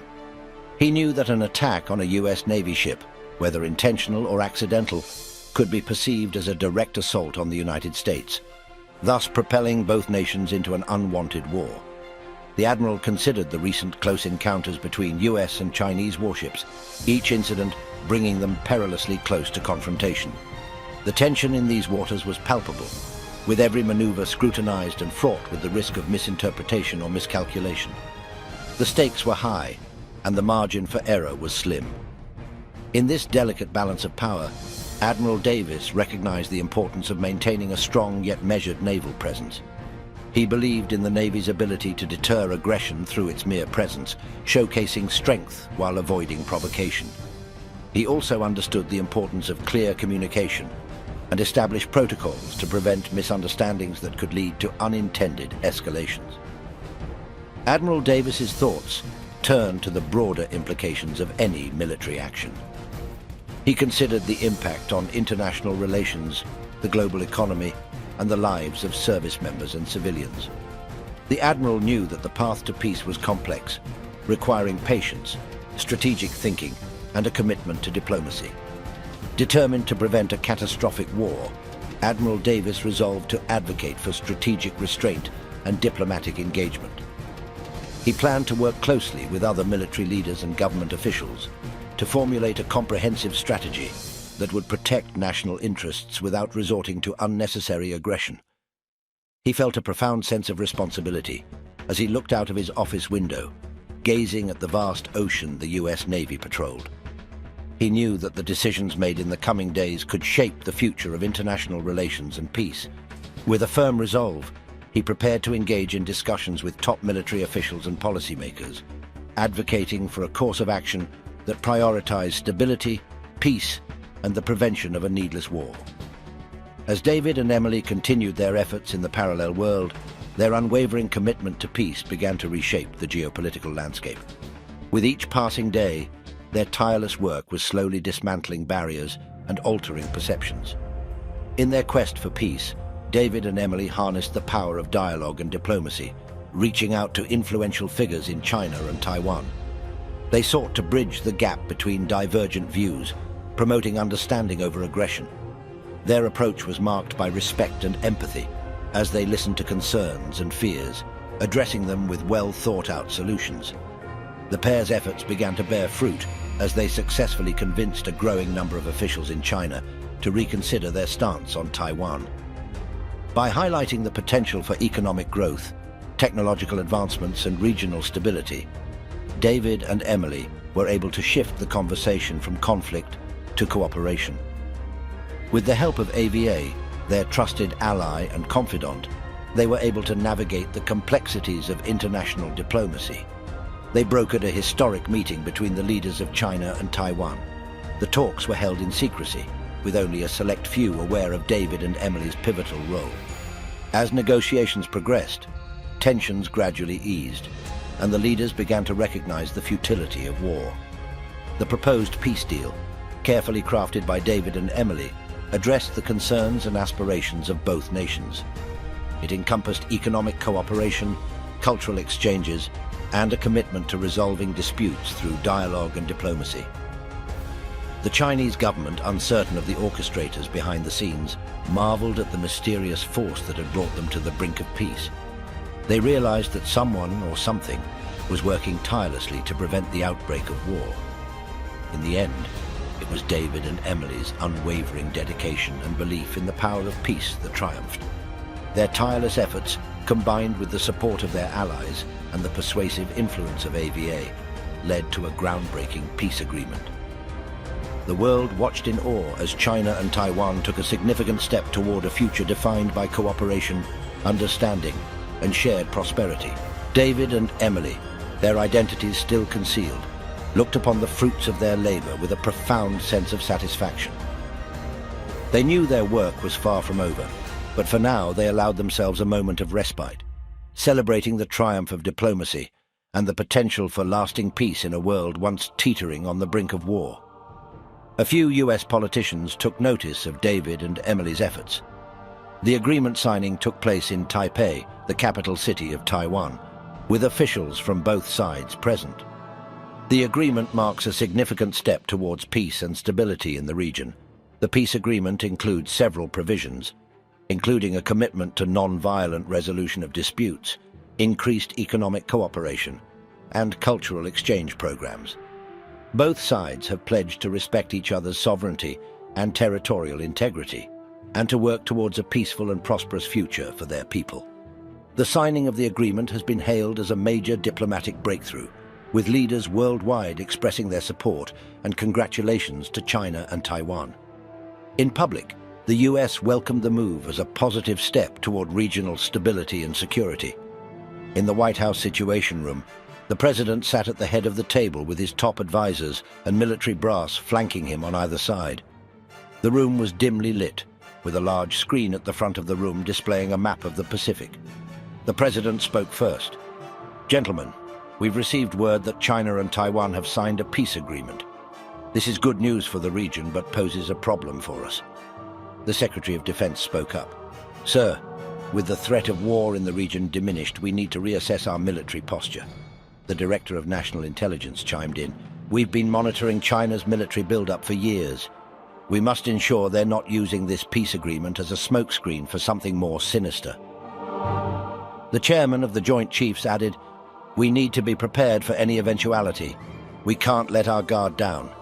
The president nodded. "Agreed. But let's not jump to conclusions. We need to continue to monitor the situation and be ready to act if necessary." As the meeting continued, the tension in the room was palpable. The officials looked tired and stressed, with wrinkles etched into their faces from years of dealing with the high-pressure job of protecting the nation's security. Despite the peace agreement, there was still a sense of unease in the air as they grappled with the unknowns of the situation. As news of the historic peace agreement between China and Taiwan reverberated globally, its impact on the American people was profound. The sense of relief and hope accompanying the announcement brought about a tangible shift in the collective mood. In the financial sector, the stock market responded with unprecedented optimism. Buoyed by the prospect of a more stable and peaceful global environment, investors poured money into the market. Stocks soared to new heights as confidence in the future reached an all-time high. The ripple effect was felt across various industries as businesses anticipated increased stability and a boost in international trade. On Main Street, the everyday American citizen felt the effects of the peace agreement in a more tangible way. With tensions easing in the Pacific, the cost of goods began to stabilize. Imports from Taiwan, such as electronic devices and automobile parts, became more readily available, leading to increased consumer choices and competitive prices. The American consumer, long burdened by uncertainty and the fear of potential economic repercussions, now had a renewed sense of confidence in the market. Parades filled the thoroughfares of major cities, with marching bands playing triumphant melodies and colorful floats carrying symbols of unity and friendship. Fireworks illuminated the night sky, painting it with bursts of vibrant colors as the collective spirit of hope and harmony reverberated through the air. Conversations of optimism and possibility filled cafes, parks, and community gatherings. People shared their excitement about the prospects of increased cultural exchanges, collaboration in technology and innovation, and the potential for new avenues of cooperation. The peace agreement averted the threat of a devastating war and opened doors to mutual growth and understanding. As Americans reflected on the significance of this milestone, they recognized that the benefits extended beyond economic stability.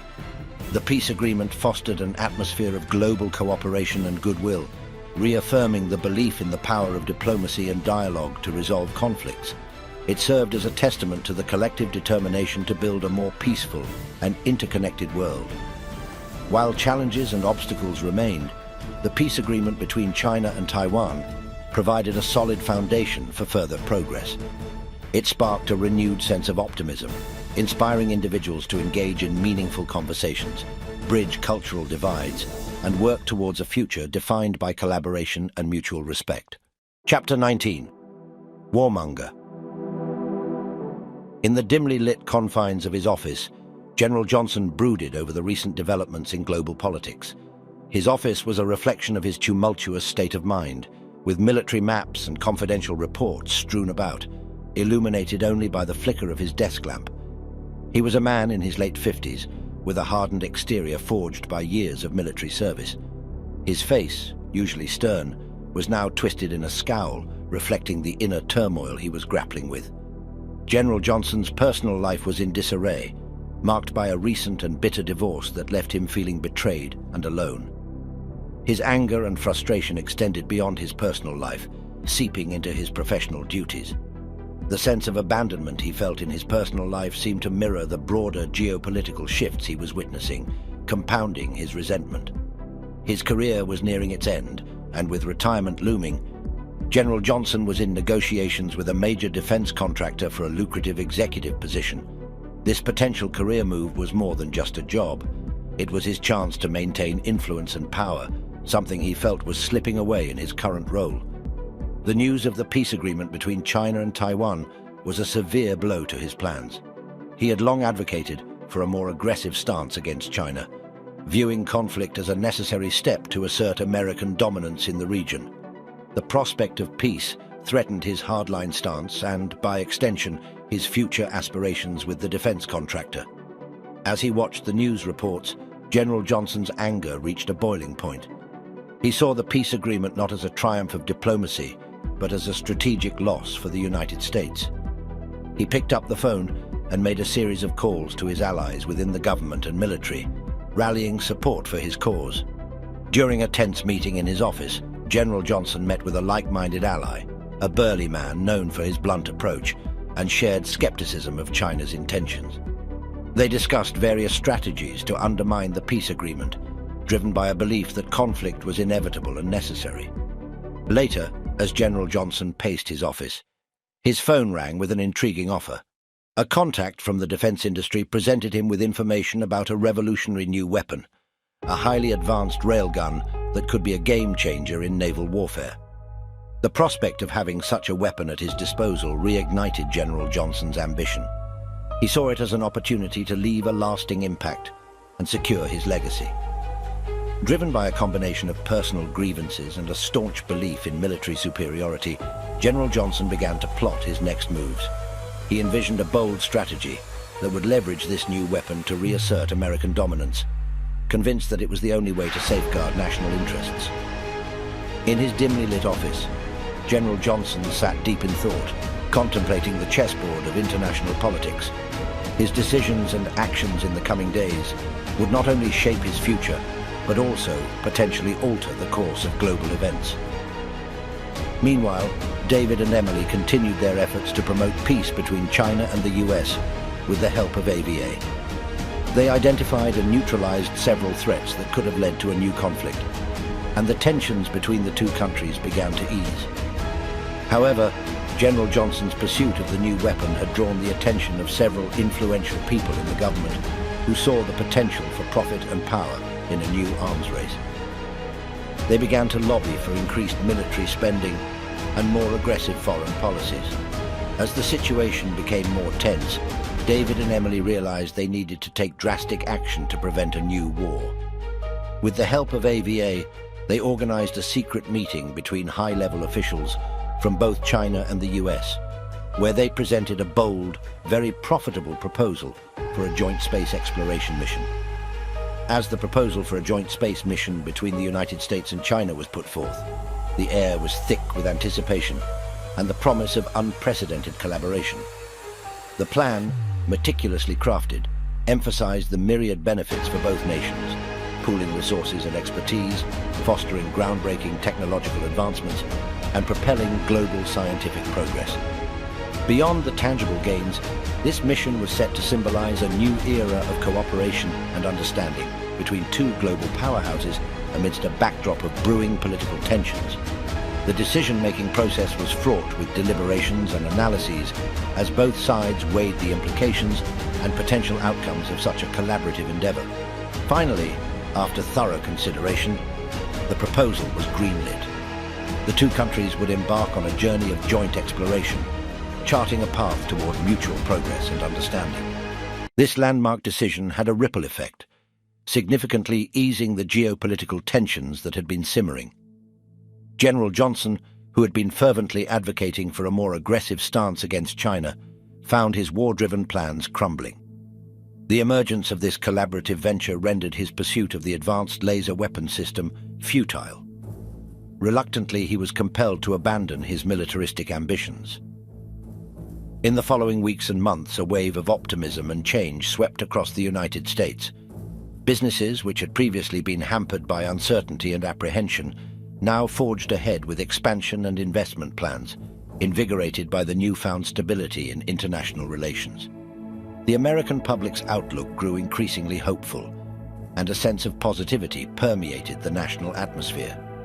This era of cooperation sparked a surge in interest and curiosity about Asian cultures and politics among the American populace. Educational institutions responded to this growing fascination by introducing and expanding courses focused on Asian history, politics, and socio-economic dynamics.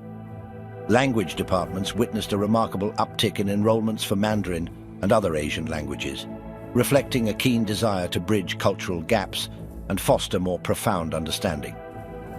The joint space mission, more than just a scientific and technological venture, became a beacon of peace and collaboration. It stood as a testament to what could be achieved when nations set aside differences and worked together towards common goals. In homes, schools, and boardrooms across America, discussions about Asia shifted from conflict and competition to cooperation and mutual respect.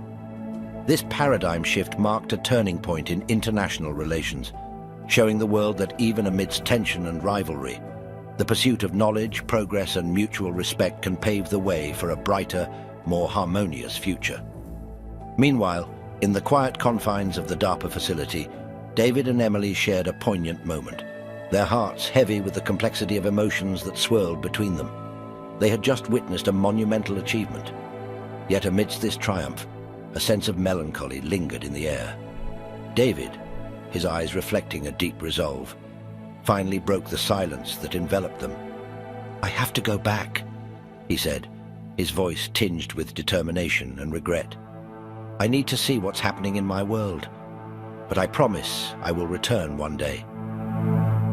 Emily's eyes shimmered with unshed tears, a testament to the bond they had forged in their quest for peace.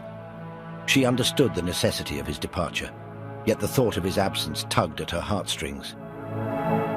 "I'll be waiting for you," she replied, her voice steady despite the sadness that clouded her gaze. As they stood up, David embraced Emily, a gesture that spoke volumes of their shared journey, their victories, and the challenges they had overcome together.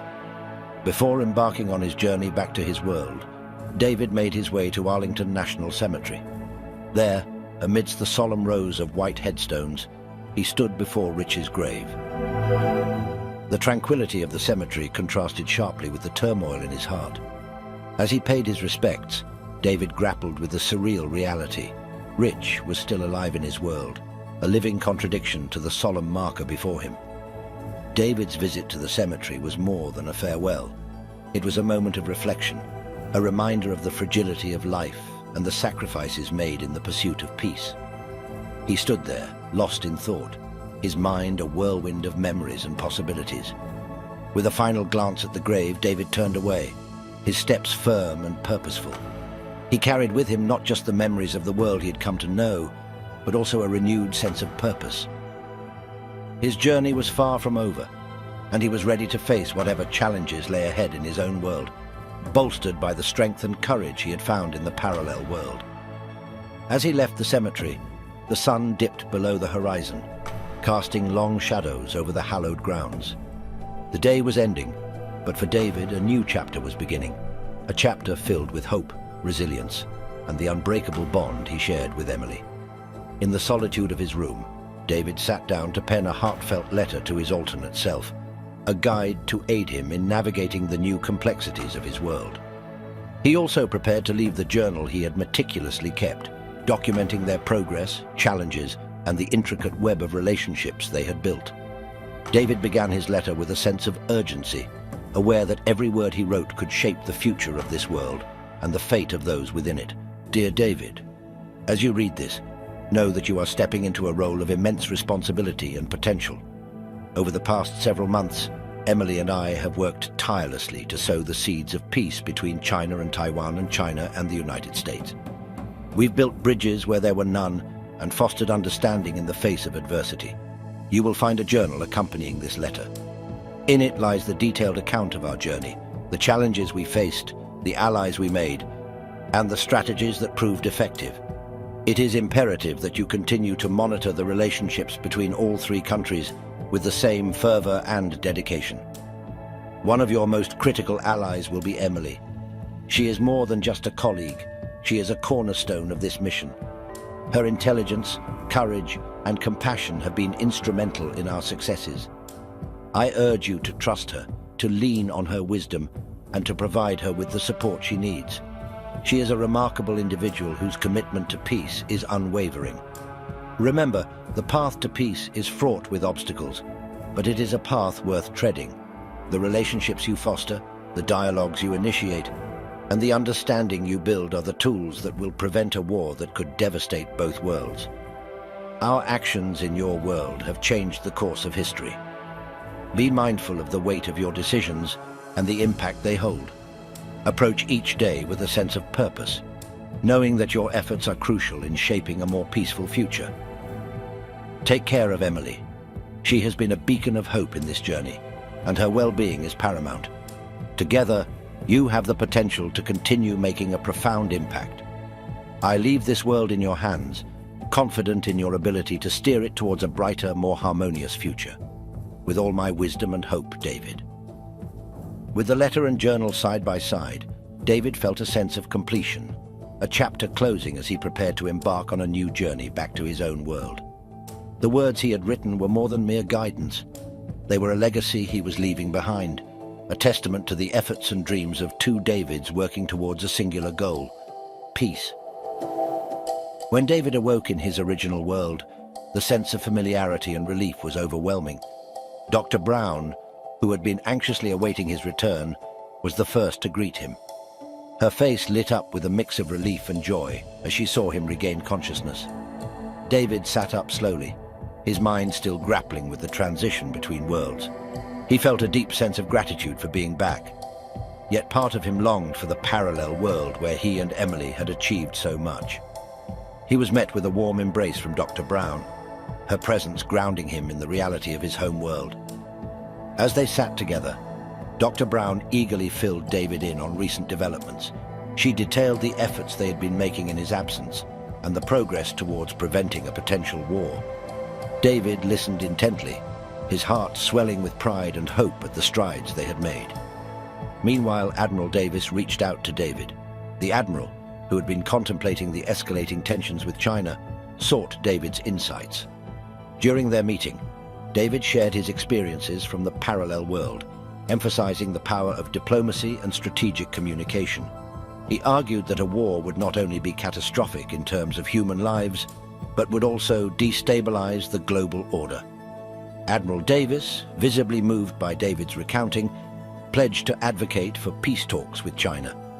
He also launched an internal investigation into the military contractors, pushing for a more aggressive stance, determined to root out any elements that could lead to unnecessary conflict.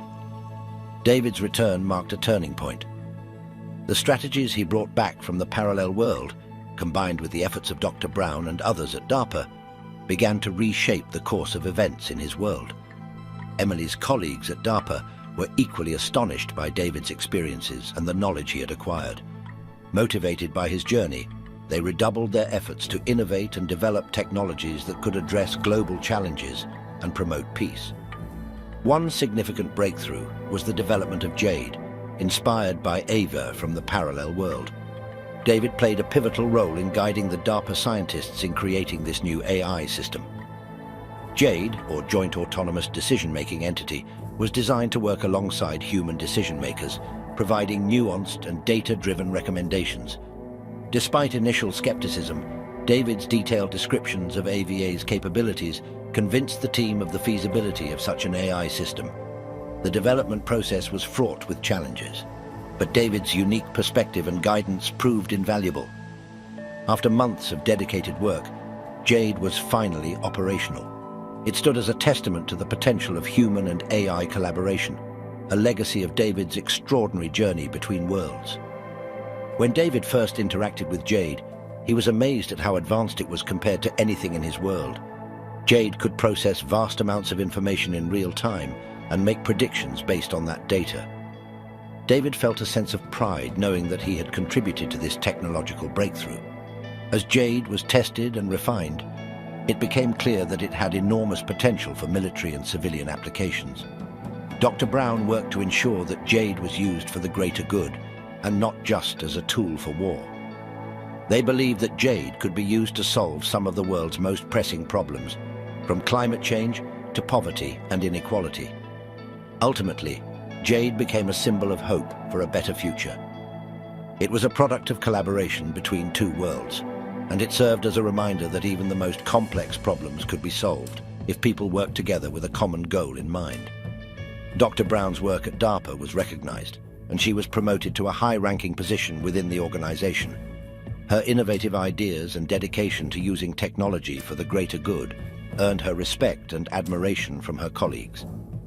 David, on the other hand, decided to leave his position at the Pentagon and join Dr. Brown at DARPA. He became an asset to the organization, using his experience from the parallel world to help develop cutting-edge technologies that could change the world. David was at home when he received a sudden call from Dr. Brown to come to DARPA's facility immediately.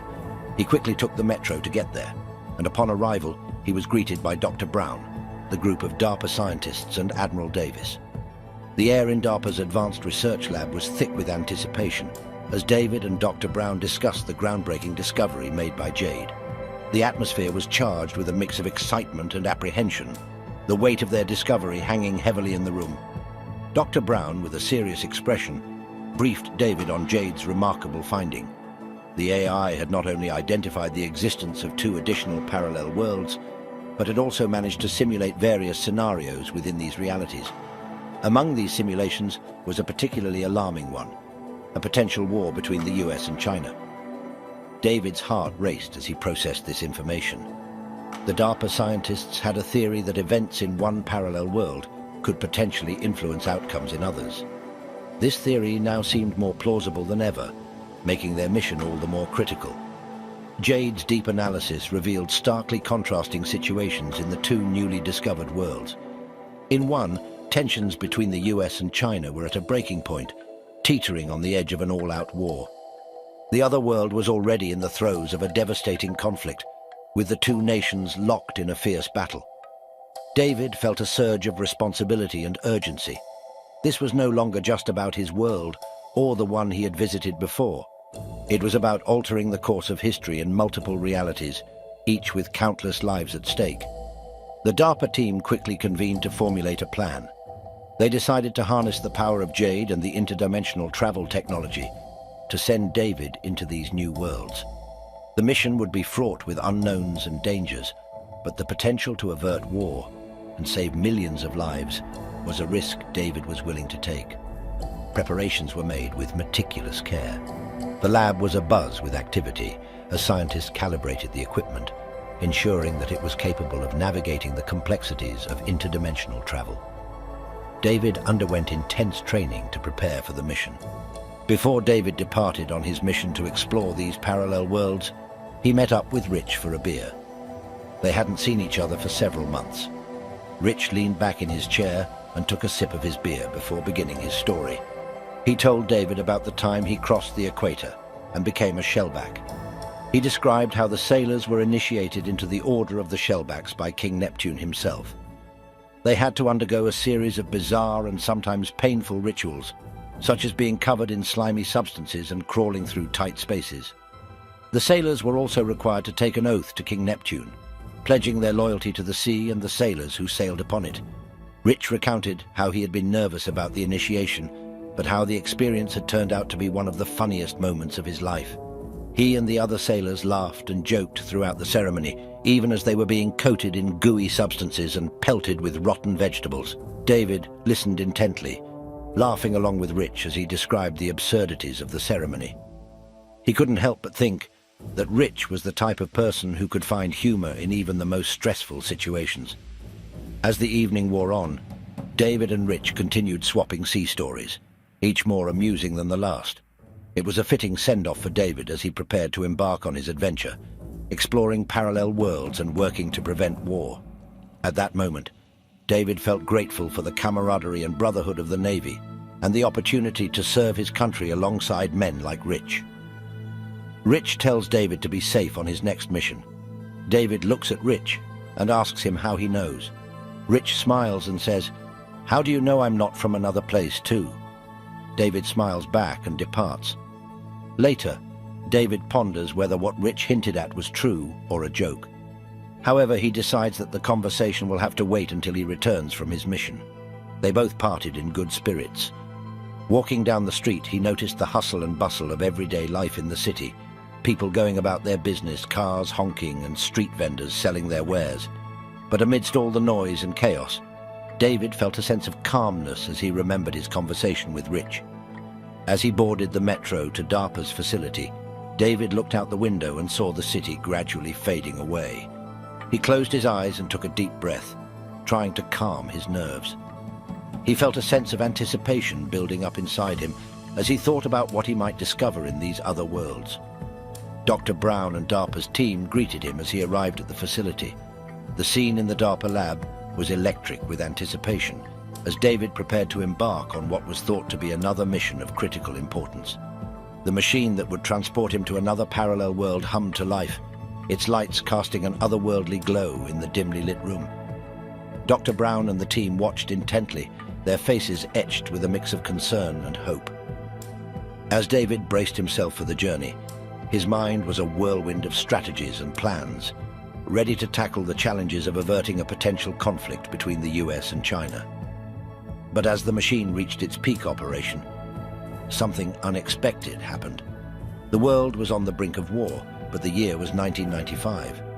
The reality David faced was drastically different from what he had prepared for. He was still an experienced operative, but he also was a 17-year-old in Athens, Georgia. The shock of this realization hit David like a wave. The surroundings were familiar yet distant, a vivid recollection from his teenage years.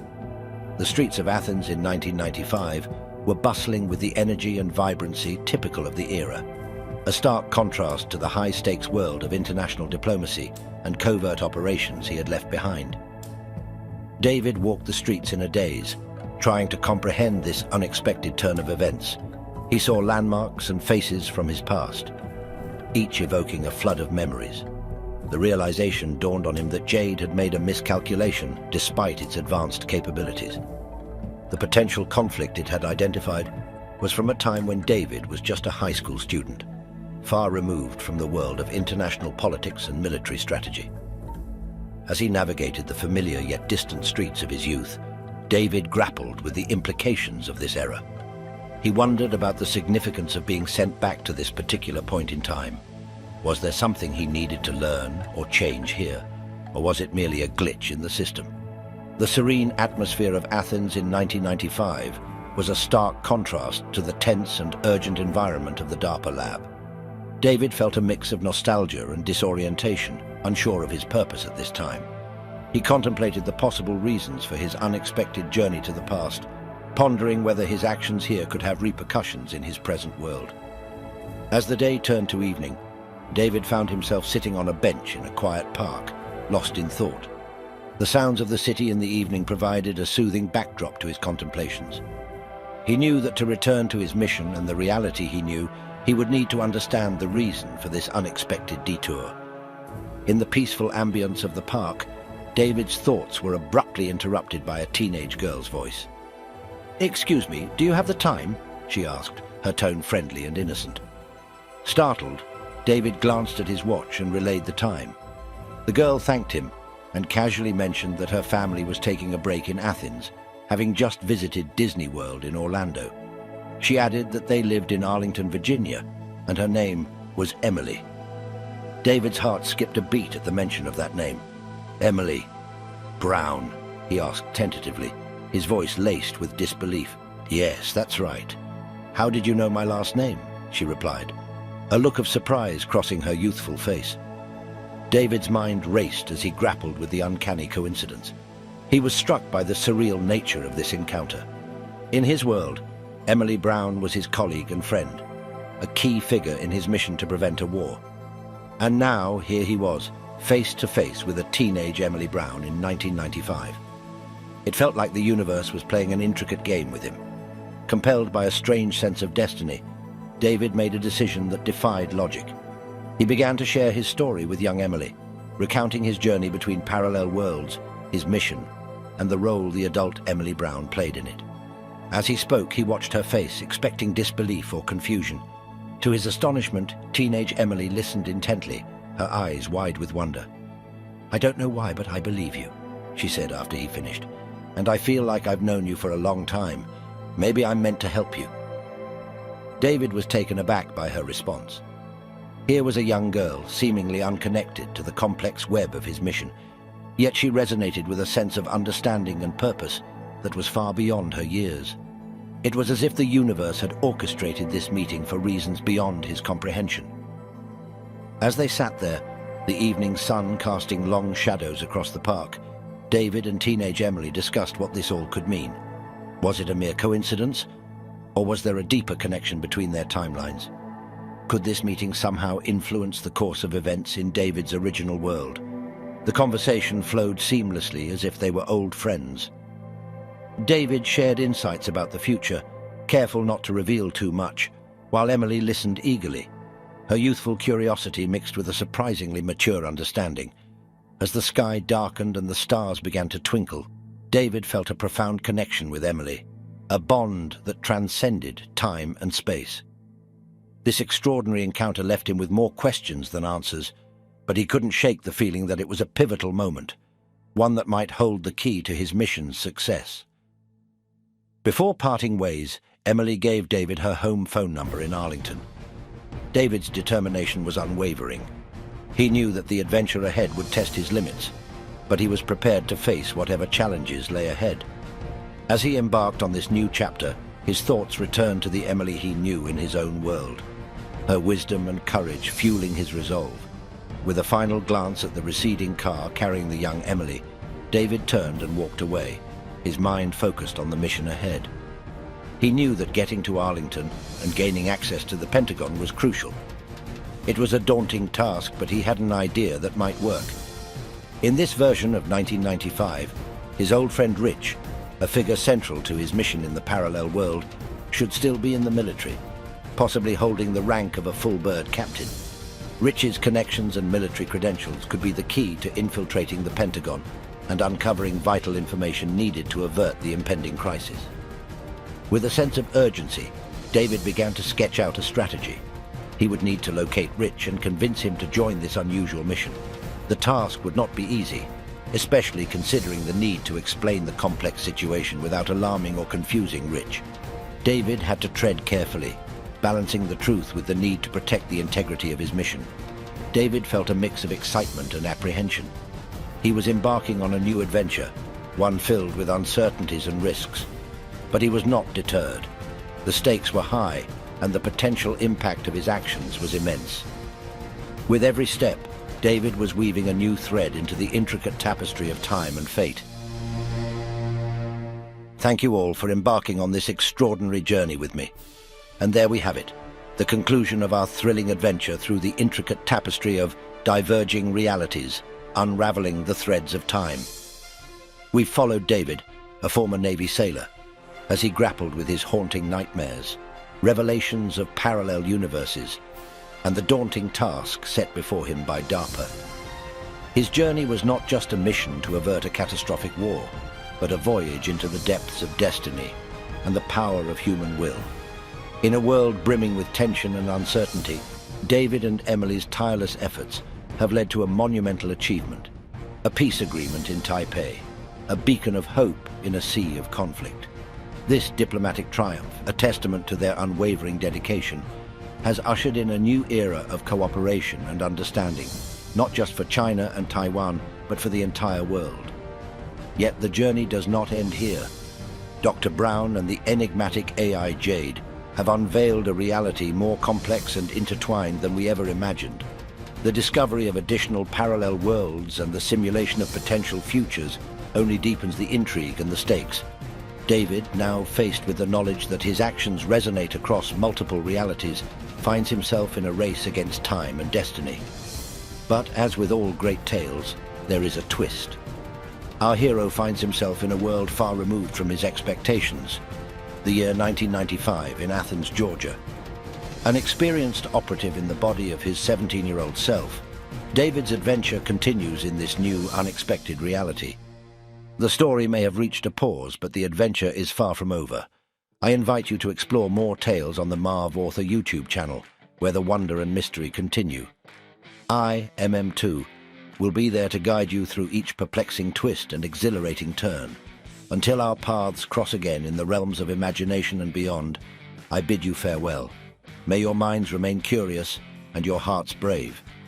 See you on the other side, dear listeners, in a world where the impossible becomes possible, and reality is but a thread in the vast tapestry of the universe. Marv Author YouTube channel. Good night, and remember, the journey is just beginning.